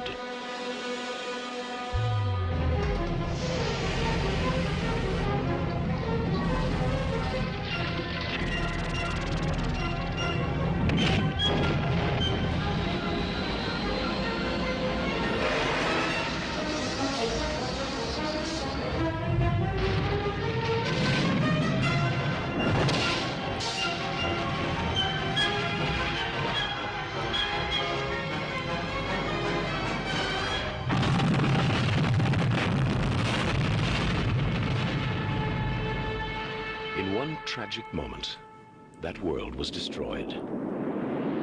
But there was one survivor.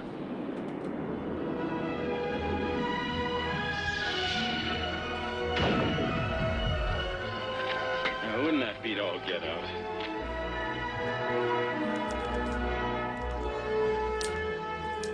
Because of the wisdom and compassion of Jor-El, because he knew the human race had the capacity for goodness, he sent us his only son. His name is Kal-El. He will call himself Clark Kent. But the world will know him as Superman. This year, Superman brings you the gift of flight. Superman, the movie.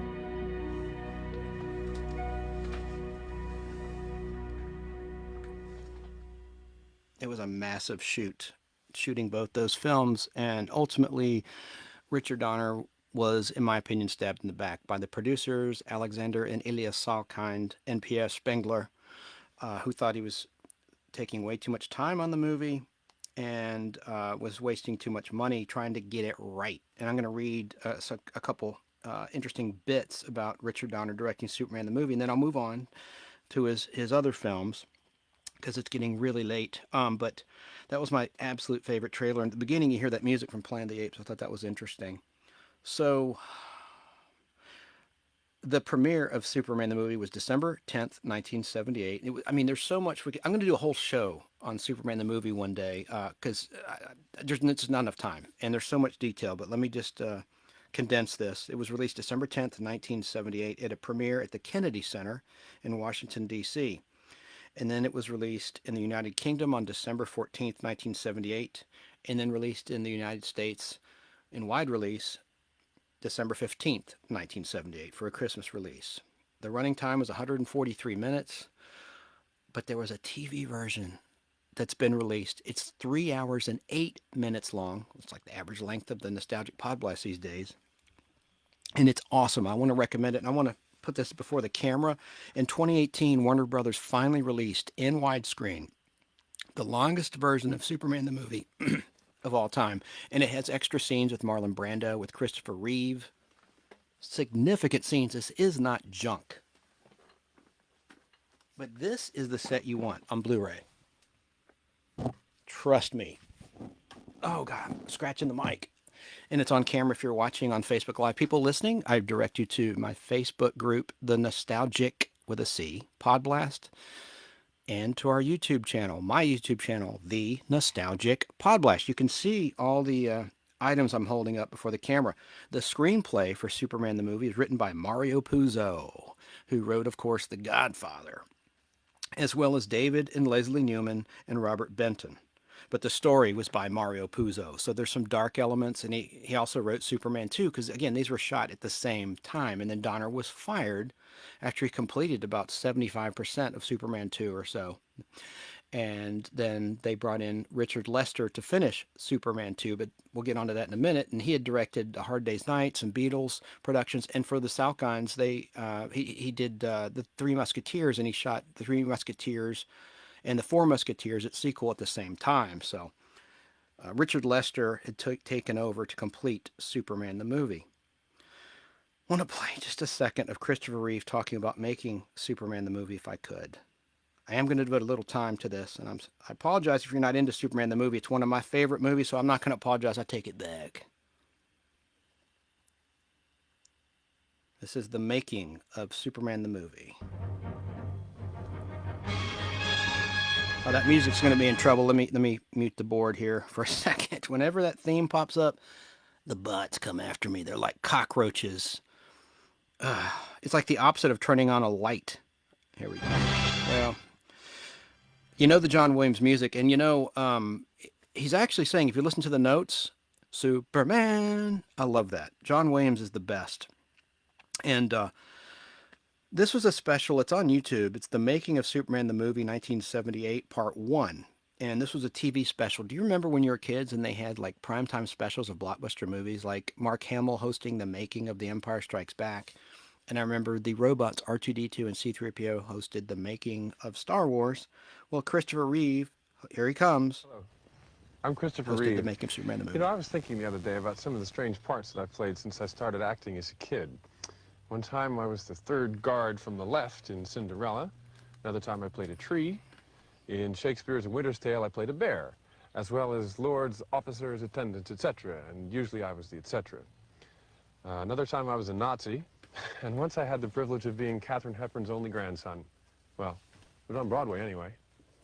But I think that if somebody had ever told me that one day I would dye my hair black and wear red boots and play a man who flies around and lives by the North Pole, I would have had to say, okay, that could be fun. And it was, playing Superman. You know, since the film opened, a lot of people have written in saying, how did you do it? Well, I don't think we should show you everything. You know, I think we should keep a few secrets. But let's go together right now. Let's go back to the beginning of filming in 1977, and let's take a look at how they make a film the size of Superman. And we can meet Marlon Brando and Gene Hackman, Ned Beatty, Valerie Perrine, Margot Kidder, and a lot of the actors and technicians who made the film. You know, Superman's been around for a long time. And the kids who read him in the 30s are nearing retirement age now. But for reasons that aren't very hard to imagine, children have always had a fascination with this character. So I think the thing to do is to start by checking in with the kids of today. Let's see what they think about Superman. Walks into a telephone booth and... It must have like a coat hanger or a closet where you can put his costumes and then change. Well, he came from Jupiter. When he's wearing All right. his reporter Gotta suit, move on. It's he getting might late. have his Superman suit being washed. He tried Let's see. I got a call coming in, obviously. Take all the crime out of Earth. I mean, it's the only Oh. planet he knows. That's a He prank shit call. isn't blown up. He flies and he saves people. Well, that's it. So, Richard Donner. God, I can't believe it. Let's see. He did a fantastic job crafting this movie. Let me see if I can take a call. Let's see who's calling. The Nostalgic Podblast, you're on the air. Who is this? I got a prank call. Figures. Let's see. I'm going to play... Well, no, let's just go on. I hate to go on beyond Superman the movie, but I will read this about Richard Donner, who directed the film, obviously. This is a great article, and this is from the Superman the movie DC special. Yes, I have a mic. That's better. And it's like a treasury-sized magazine from 1978. Let me read this about Richard Donner. Born and raised in New York City, Superman director Richard Donner had early ambitions of becoming an actor, but the only work he ever got, he now recalls, were some 25 line parts off Broadway and very occasionally something with as many as 15 lines.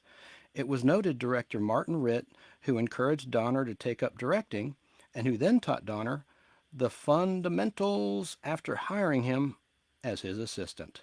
Arriving in California in 1958, Donner began his directorial career by making television commercials, industrial films, and documentaries. He earned industry accolades for his brilliant work on Wanted, Dead or Alive, a popular TV Western series we talked about, starring then unknown actor named Steve McQueen. Then, Lord in heaven, hang on.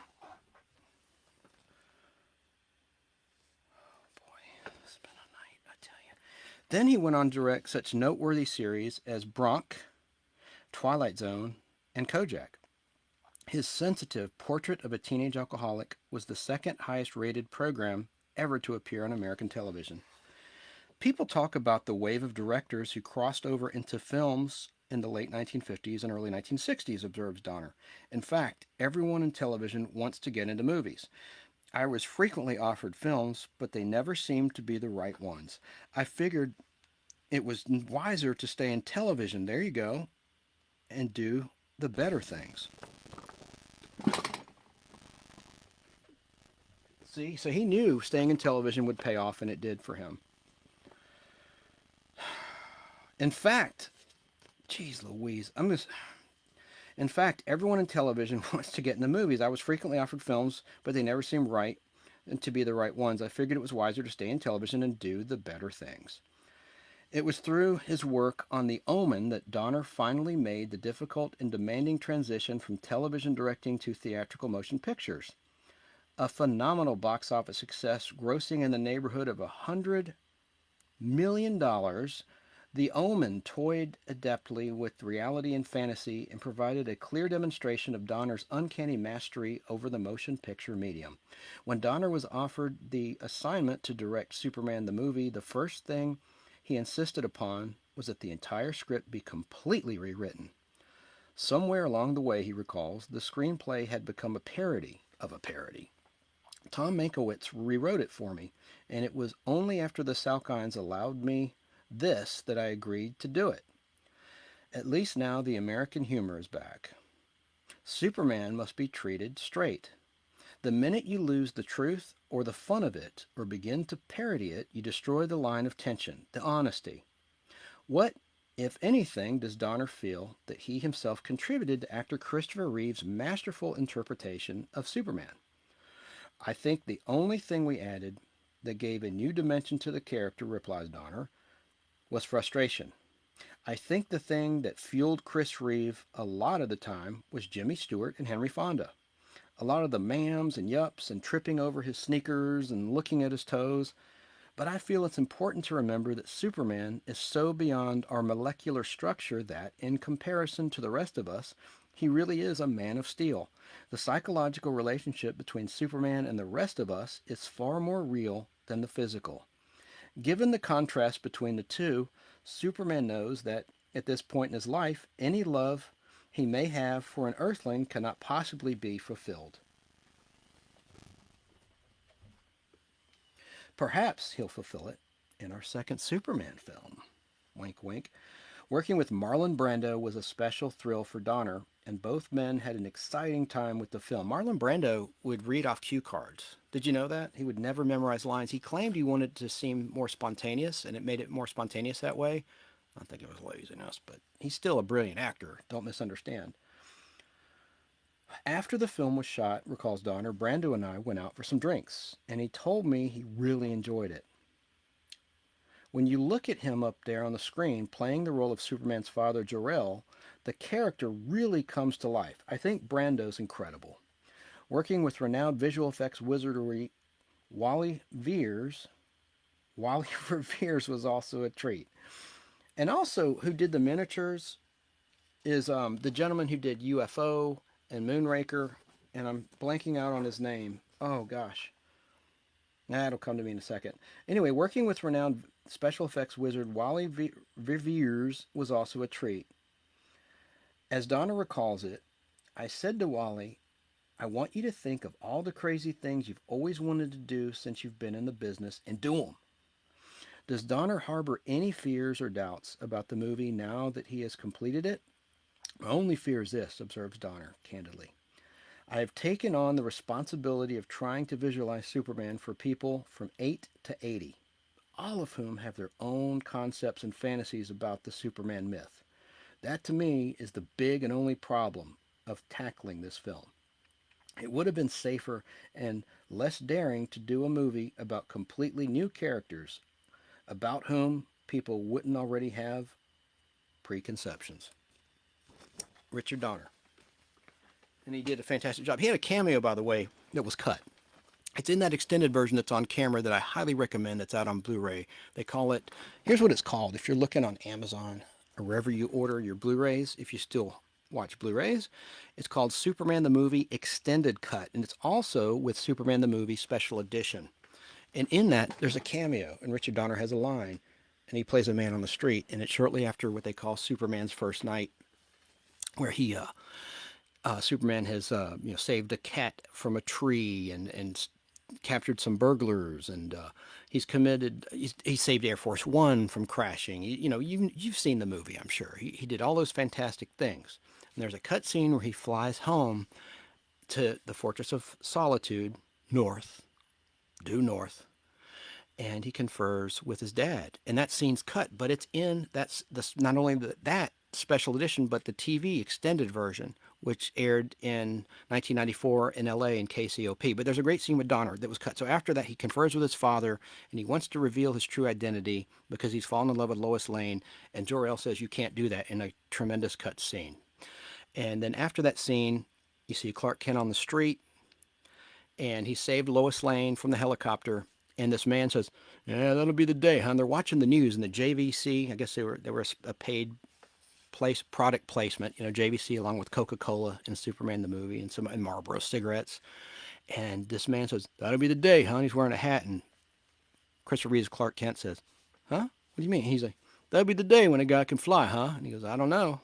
You'd be surprised." And that was his cameo. It's kind of cute. And then in Superman 2, which was shot at the same time, Richard Donner had a cameo outside of Don's Diner. Right before Clark Kent, he's been depowered, and he's about to get beaten up by Rocky, this trucker, this bully. But as they're parking, you see through their view of driving up through the car's windshield, you see a man walking, smoking a pipe. No dialogue or anything, and that's Richard Donner. And the funny thing is, after he was fired by the producers and replaced by Richard Lester, they didn't even know that cameo was there. They surely would have cut it. It survived the final cut. Some interesting things about Superman the movie is that in the scene right before the helicopter rescue, you hear an air traffic controller speaking, and that's Christopher Reeve. Like, "We got a Lois Lane here. I'll tenor, niner. That's Christopher Reeve. And anyway, so I could go on and on. I'll do that in my Superman the movie episode of the Nostalgic Podblast. I'm losing it here. I've been going almost 4 hours. So let me see here. In 2006, there was a message board that I was part of called Superman Cinema, and a guy named Dharmesh, he called himself, who's an Indian from India. He ran it, and it was out of England. And anyway, we drafted all sorts of, or they did, and I just signed it. There was all sorts of petitions to release the footage that Richard Donner shot for Superman 2, and that included footage of Marlon Brando. And that could not be in Superman 2 because allegedly Brando demanded more money because the first movie was such a financial success. He wanted a piece of the pie, and he wanted to double dip. So those scenes were cut, and these were all the scenes that show Superman the facts of life when it comes to Lois Lane, and he loses his powers, and his powers are restored, as well as the scene where Gene Hackman as Lex Luthor finds the Fortress of Solitude with Miss Tessmacher, and he inserts the crystal, and he sees the lessons that Clark Kent saw for supposedly 12 years in the Fortress of Solitude between 18 and 30.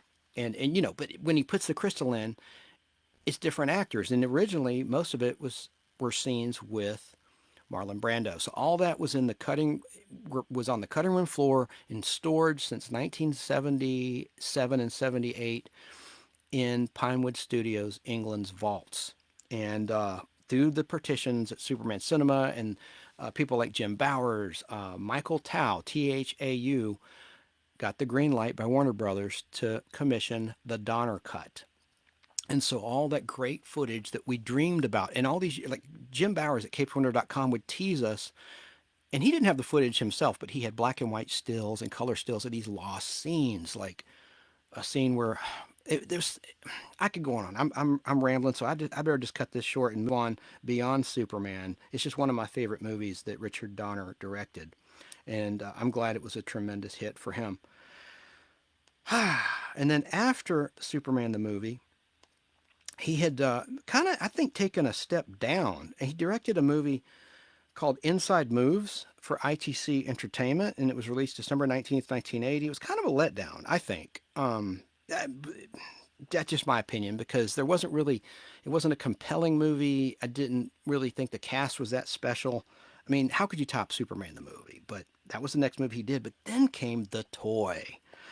Columbia Pictures released it on December 10th, 1982, with a budget of $28 million at the box office. It earned $47 million in just the USA and Canada alone. And in my opinion, you saw the first black Spider-Man, Richard Pryor. I know it's a comedy, but he's wearing the Spider-Man suit. And if you can have a pig Spider-Ham in the U-verse count as like a pig Spider-Man, I think, I know it's not part of the Marvel Universe, and it's not part of Disney, but in my mind, that's the first black Spider-Man, Richard Pryor in The Toy. Anyway, moving on and talking about The Toy, the actor who played the rich kid Eric Bates was named Scott Schwartz, and sadly, he went on to do adult movies. But here's some scenes, very brief, under a minute long, of The Toy in this rare trailer of The Toy. What do you give the kid who has everything? Daddy said anything I wanted, anything in the store. For Eric Bates, it was the only toy in his father's store I know what I want. that wasn't for sale. What you're offering me is not a job, sir. It's an insult, and I'm insulted. I'm splitting. Now, Jack Brown has been made an offer he can't refuse. $10,000? For that kind of money, if Eric blows his nose, you wipe it. And if he can survive 1 week with Eric, Was I bad? What you were gave a new meaning to the word bad. he may even find himself a friend. If you want a friend, you don't buy a friend. You earn a friend. Richard Pryor, Jackie Gleason, Ned Beatty, and Scott Schwartz in a Richard Donner film, The Toy. There you go. And I love that movie. And it's somewhat controversial. I don't know why. I thought it was very heartfelt. And Jackie Gleason, the great one, of course, starred in that movie. And Teresa Genzel played his wife. She was really, really, she played like a blonde ditz, to a T. I mean, that was just her character. Supposed to be, I won't say a gold digger, but she was supposed to be kind of like just a not very bright person. I don't know. But I liked her character in that. So the next movie that I'm going to mention is Lady Hawk, and that was released on April 12th, 1985 by Warner Brothers in North America by 20th Century Fox. I'm sorry. Lady Hawk was released April 12th, 1985 by Warner Brothers in North America and released by another studio, 20th Century Fox worldwide. The plot: upon breaking out of a dungeon, youthful thief Philippe Gaston, played by Matthew Broderick, befriends Captain Navarre, played by Rutger Hauer, a man with a strange secret. Navarre and his lover, Lady Isabel, played by Michelle Pfeiffer, were cursed by the wicked Bishop of Achaia, played by John Wood, who desires the lady for himself. His dark magic prevents the pair from ever being in each other's presence except at twilight. So they enlist Gaston in a dangerous plot to overthrow the bishop and break his evil enchantment. Tom Mankiewicz wrote it, who worked with, I mentioned previously, who worked with Richard Donner in Superman the movie, and Stuart Bard edited it. He was the editor of Superman the movie, but it bombed at the box office, earning $18.4 million, but the budget was $20 million. But home video sales picked up the slack a bit, and it made it break even. I'll play the trailer of Lady Hawk. Now, that's really one of the rare times that Richard Donner did not have box office success. Here is the trailer to Lady Hawk. He was a pickpocket who thought that anything was better than prison. Little did he know, what he'd escaped from wasn't half as strange or frightening as what he'd stumbled into. I do not believe what I believe, Lord. These are magical, unexplainable matters, and I beg you not to make me a part of them. The knight who had saved him wanted only two things: to free his lover and to take his revenge. I have waited almost 2 years for a sign from God. Sir, the truth is, I talk to God all the time. And no offense, but he never mentioned you.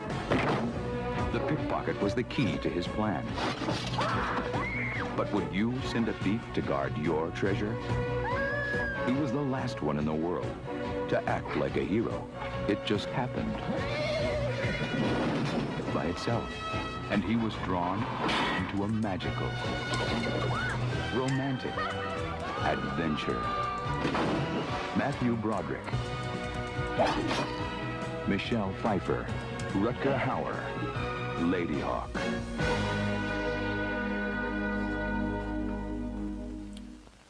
Didn't fare well at the box office, unfortunately. Just pretty much broke even. But Donner rebounded big time with the release of Warner Brothers' Goonies that same year on June 7th, 1985. The budget was $19 million, but it earned $124 million. Let me repeat that. The budget was $19 million, but it earned $124 million at the box office. And Sloth was the deformed guy wearing a Superman shirt. And when you revealed a Superman shirt under his overshirt, you heard the John Williams Superman theme, a nice nod to the hit film.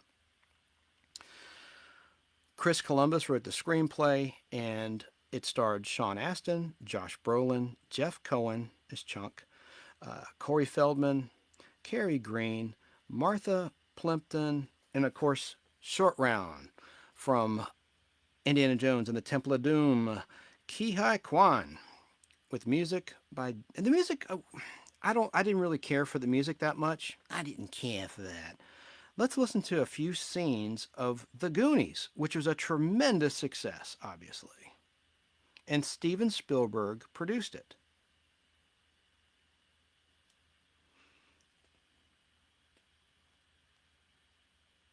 Steven Spielberg presents The Goonies, a Richard Donner film. Yeah. Hey, Mike found the map. Whoa, do you guys realize what we could do? I don't want to go on any more of your crazy Goonie adventures. Meet Mikey, I gotta go to the bathroom. Brand, Andy, Shame. Come on, Brad. Slipper the tongue. That's disgusting. No, I can't even look. Mouth, Now get out from behind her. You're ruining the painting. You're ruining my joke. Stephanie, Data, Booty bangers! Ow. Guys, isn't that neat? and Chunk. Flopped.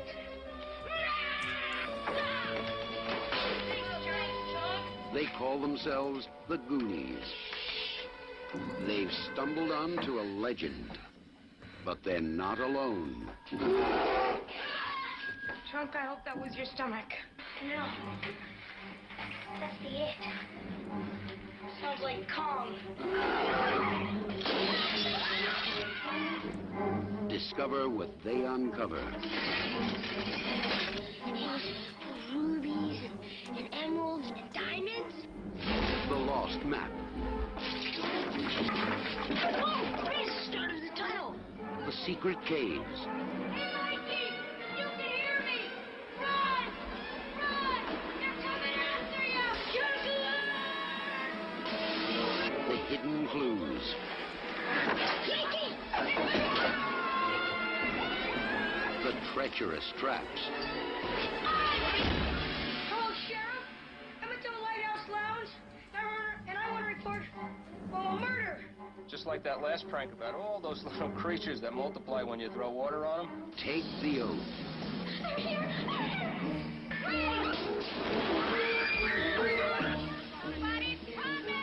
Join the adventure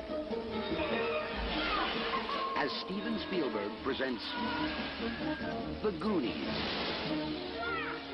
a Richard Donner film. Yeah. Yeah. So The Goonies, it was a tremendous, tremendous hit.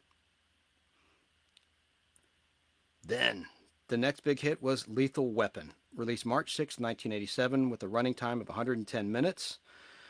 The budget was $15 million, but it took in $120.2 million. Here's scenes from Lethal Weapon as we wind down. From Warner Brothers. Criminal's worst nightmare. A cop who enjoys the danger. No guns, no jiu-jitsu, just bring him down. Do you really want to jump? Well, then that's fine with me. Come on. Wait, what do you mean? Wait a minute. What the... He was ready to retire. Now, he's gonna wish he had. Gun! Oh, oh, oh. Raj, meet your new partner. New partner? Too old for this. But these guys can just stand each other. What you got in there? 4-inch Smith? A lot of old timers carry those. The bad guys don't stand a chance.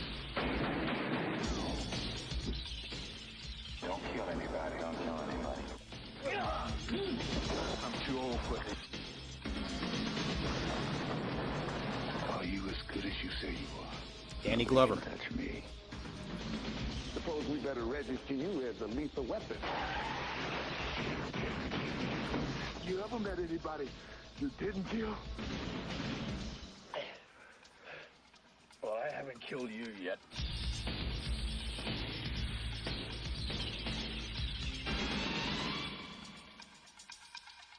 Lethal Weapon. And Richard Donner went on to direct all of the sequels to Lethal Weapon. Next up is Scrooge, released November 23rd, 1988. It's kind of a forgotten Christmas movie, and I like it a lot. With Karen Allen and, of course, Bill Murray. Budget was $32 million. Box office was $100.3 million. Another hit for the great Richard Donner. And let's listen to a little bit of Scrooged. 7 o'clock, Psycho sees Santa's workshop, and only Lee Majors can stop them. In the night the reindeer died. Be here. You can't show that commercial. That thing looked like the Manson family Christmas special.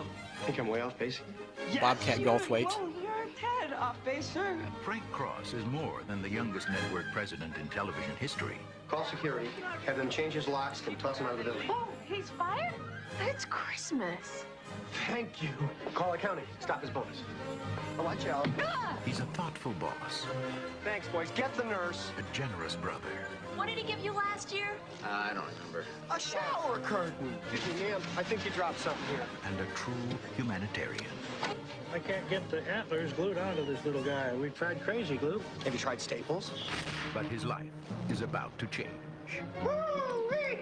That was a good one. You are going to be visited by 3 ghosts tomorrow at noon. God, tomorrow's bad for me, Lou.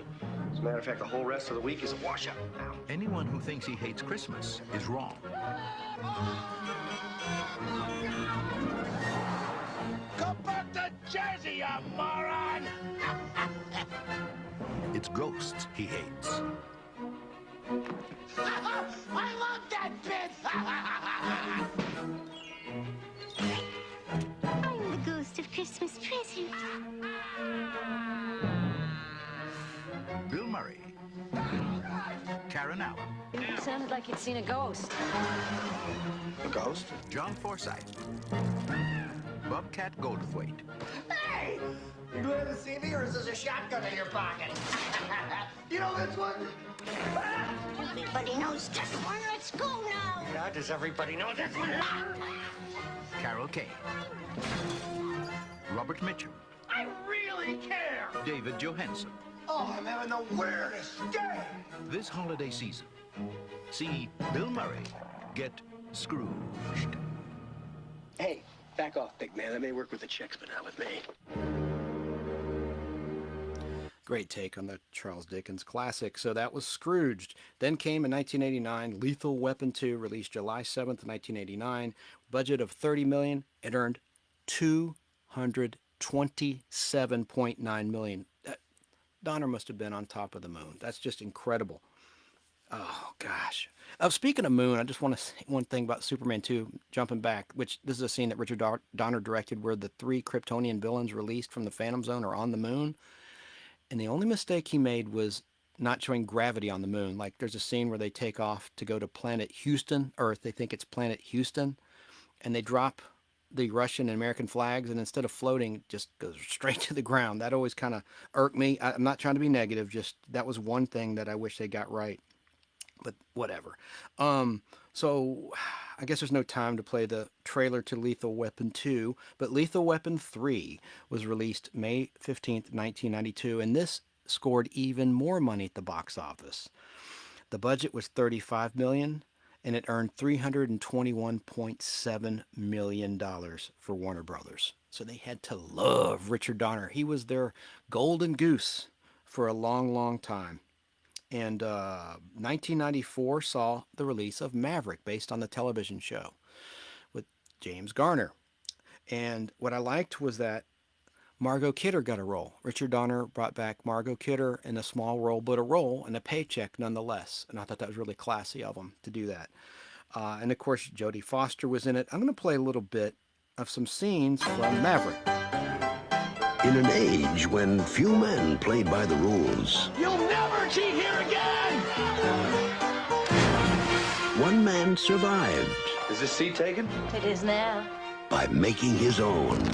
I promise that I will lose for at least an hour. Sounds good to me. You did say you were going to lose for an hour. I am a man of my word.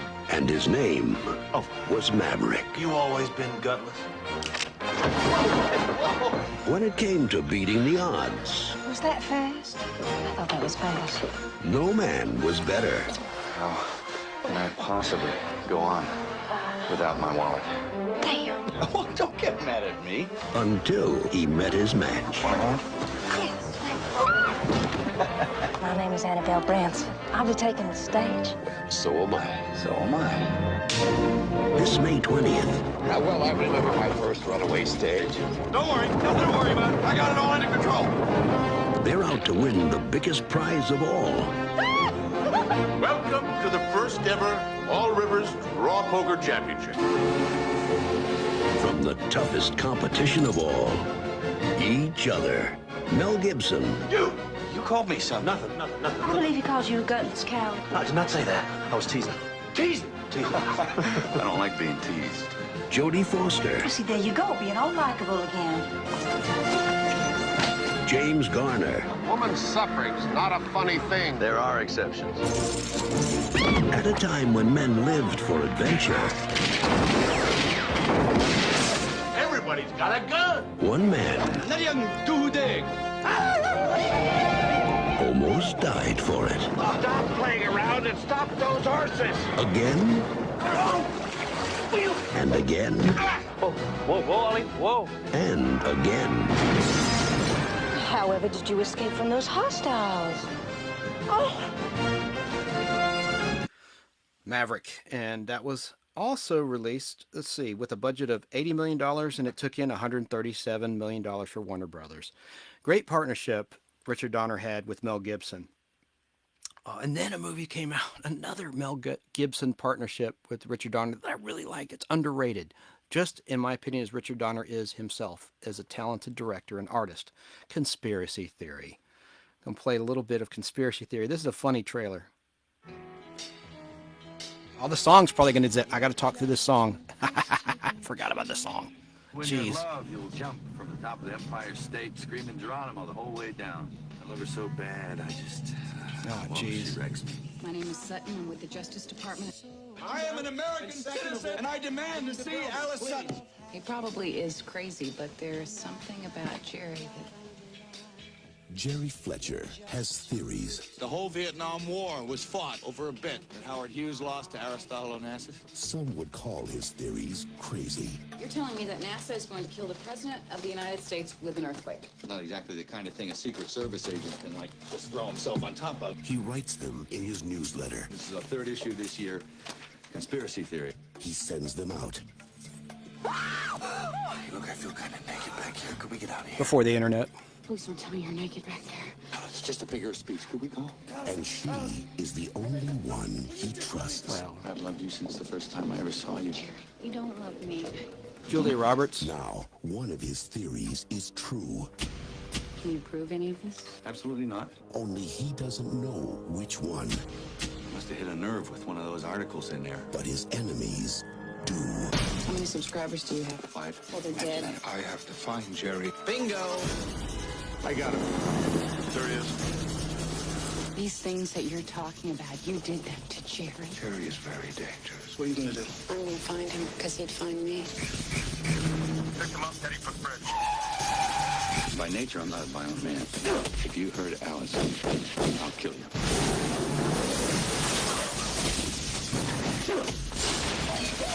I'm torching my house. Get down this hole.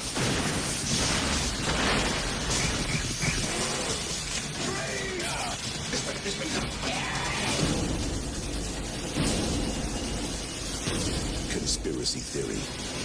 Directed by Richard Donner. Right on. I loved that movie. It was very well done. And I skipped over Radio Flyer. I just want to get to my favorite Richard Donner movies. But let's go over the list here real quick, and then I'll sign off. There's been a long, record-length pod blast here. But I wanted to do this right as we remember Richard Donner. So,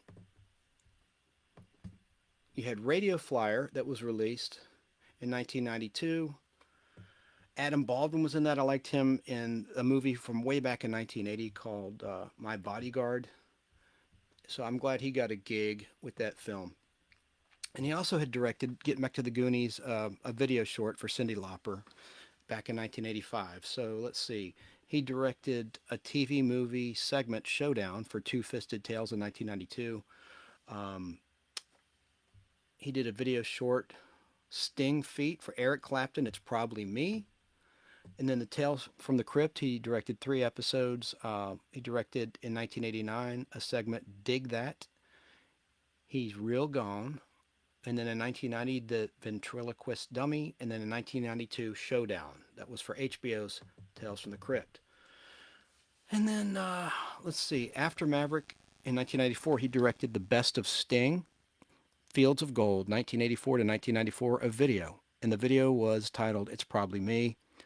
And then he directed in 1995 Assassins, the movie Assassins.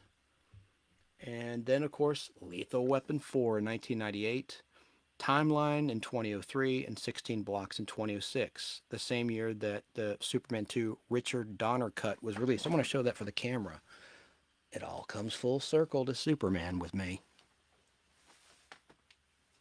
This is the version you want, Superman 2, the Donner cut. And it's on this combo Blu-ray, at least my copy is. And it's available everywhere. You can get it at Amazon. I don't know if it's streaming anywhere. It might be on HBO Max. I'm not sure. Because they're partnered with Warner Brothers, HBO Max streaming.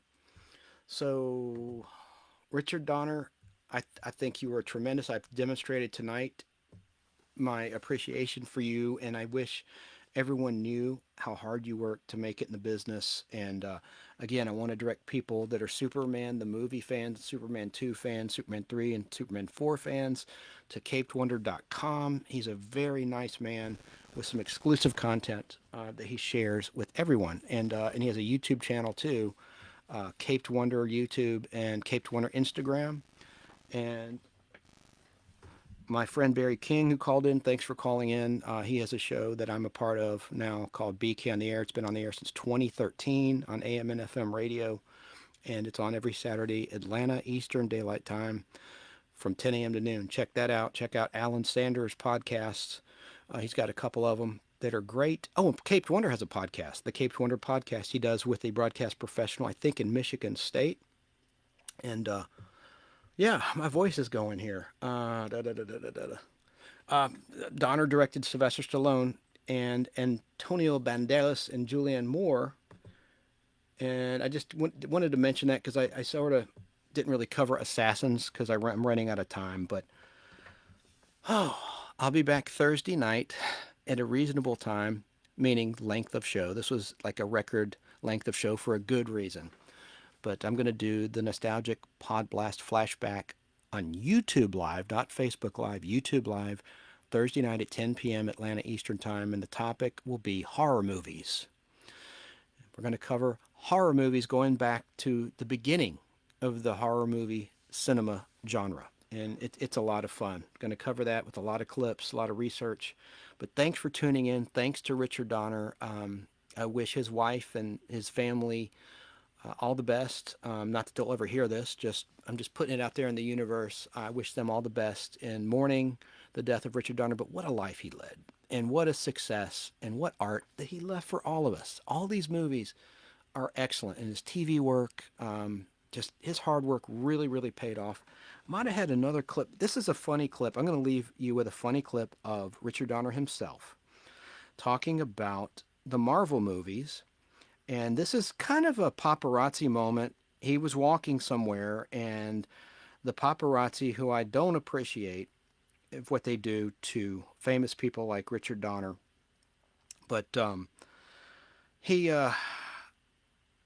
he was asked a question about Martin Scorsese's disdain for the Marvel movies, and I want to play his response. Here it is. Scorsese and Francis Ford Coppola are making comments about Marvel movies, superhero movies, saying that, essentially the franchises lack risk.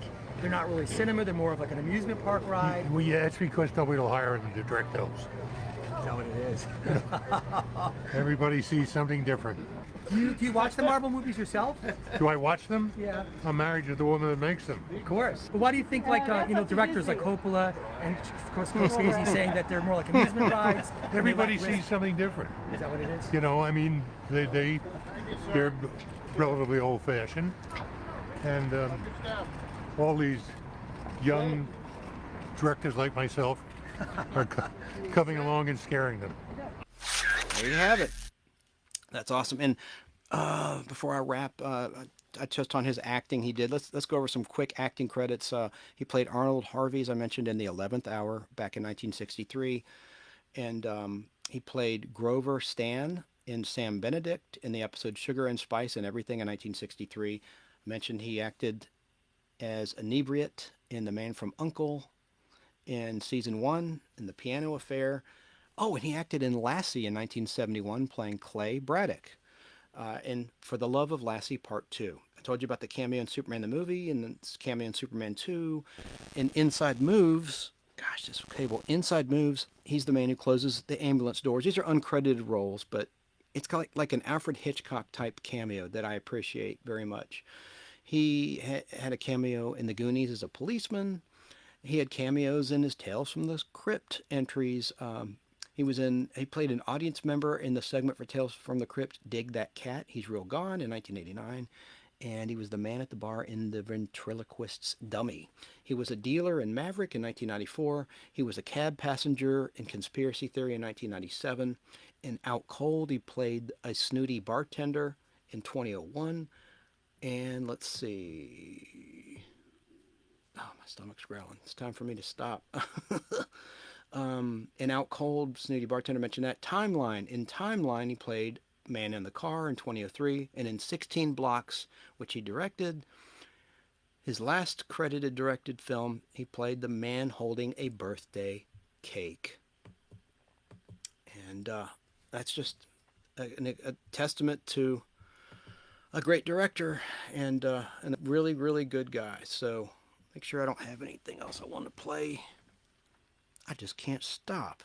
I want to do this right. Now, I had an interview with Richard Donner talking about directing The Goonies, but you could find that on YouTube. That's on YouTube as well. Yep,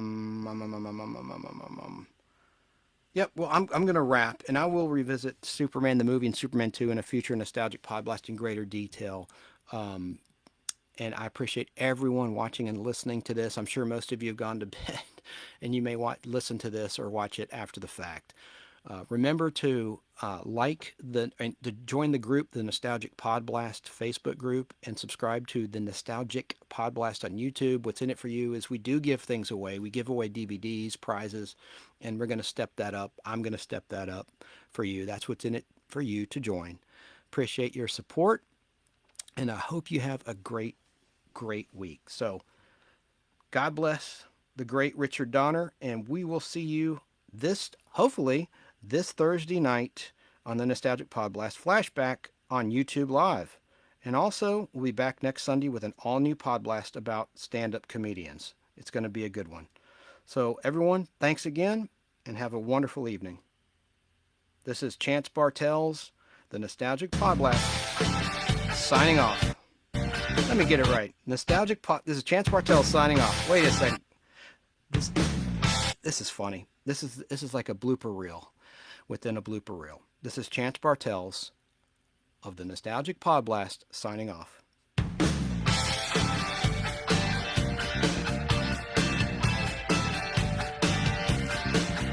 At last!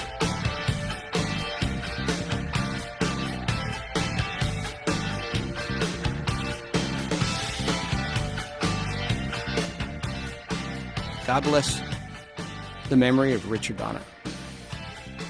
Amen.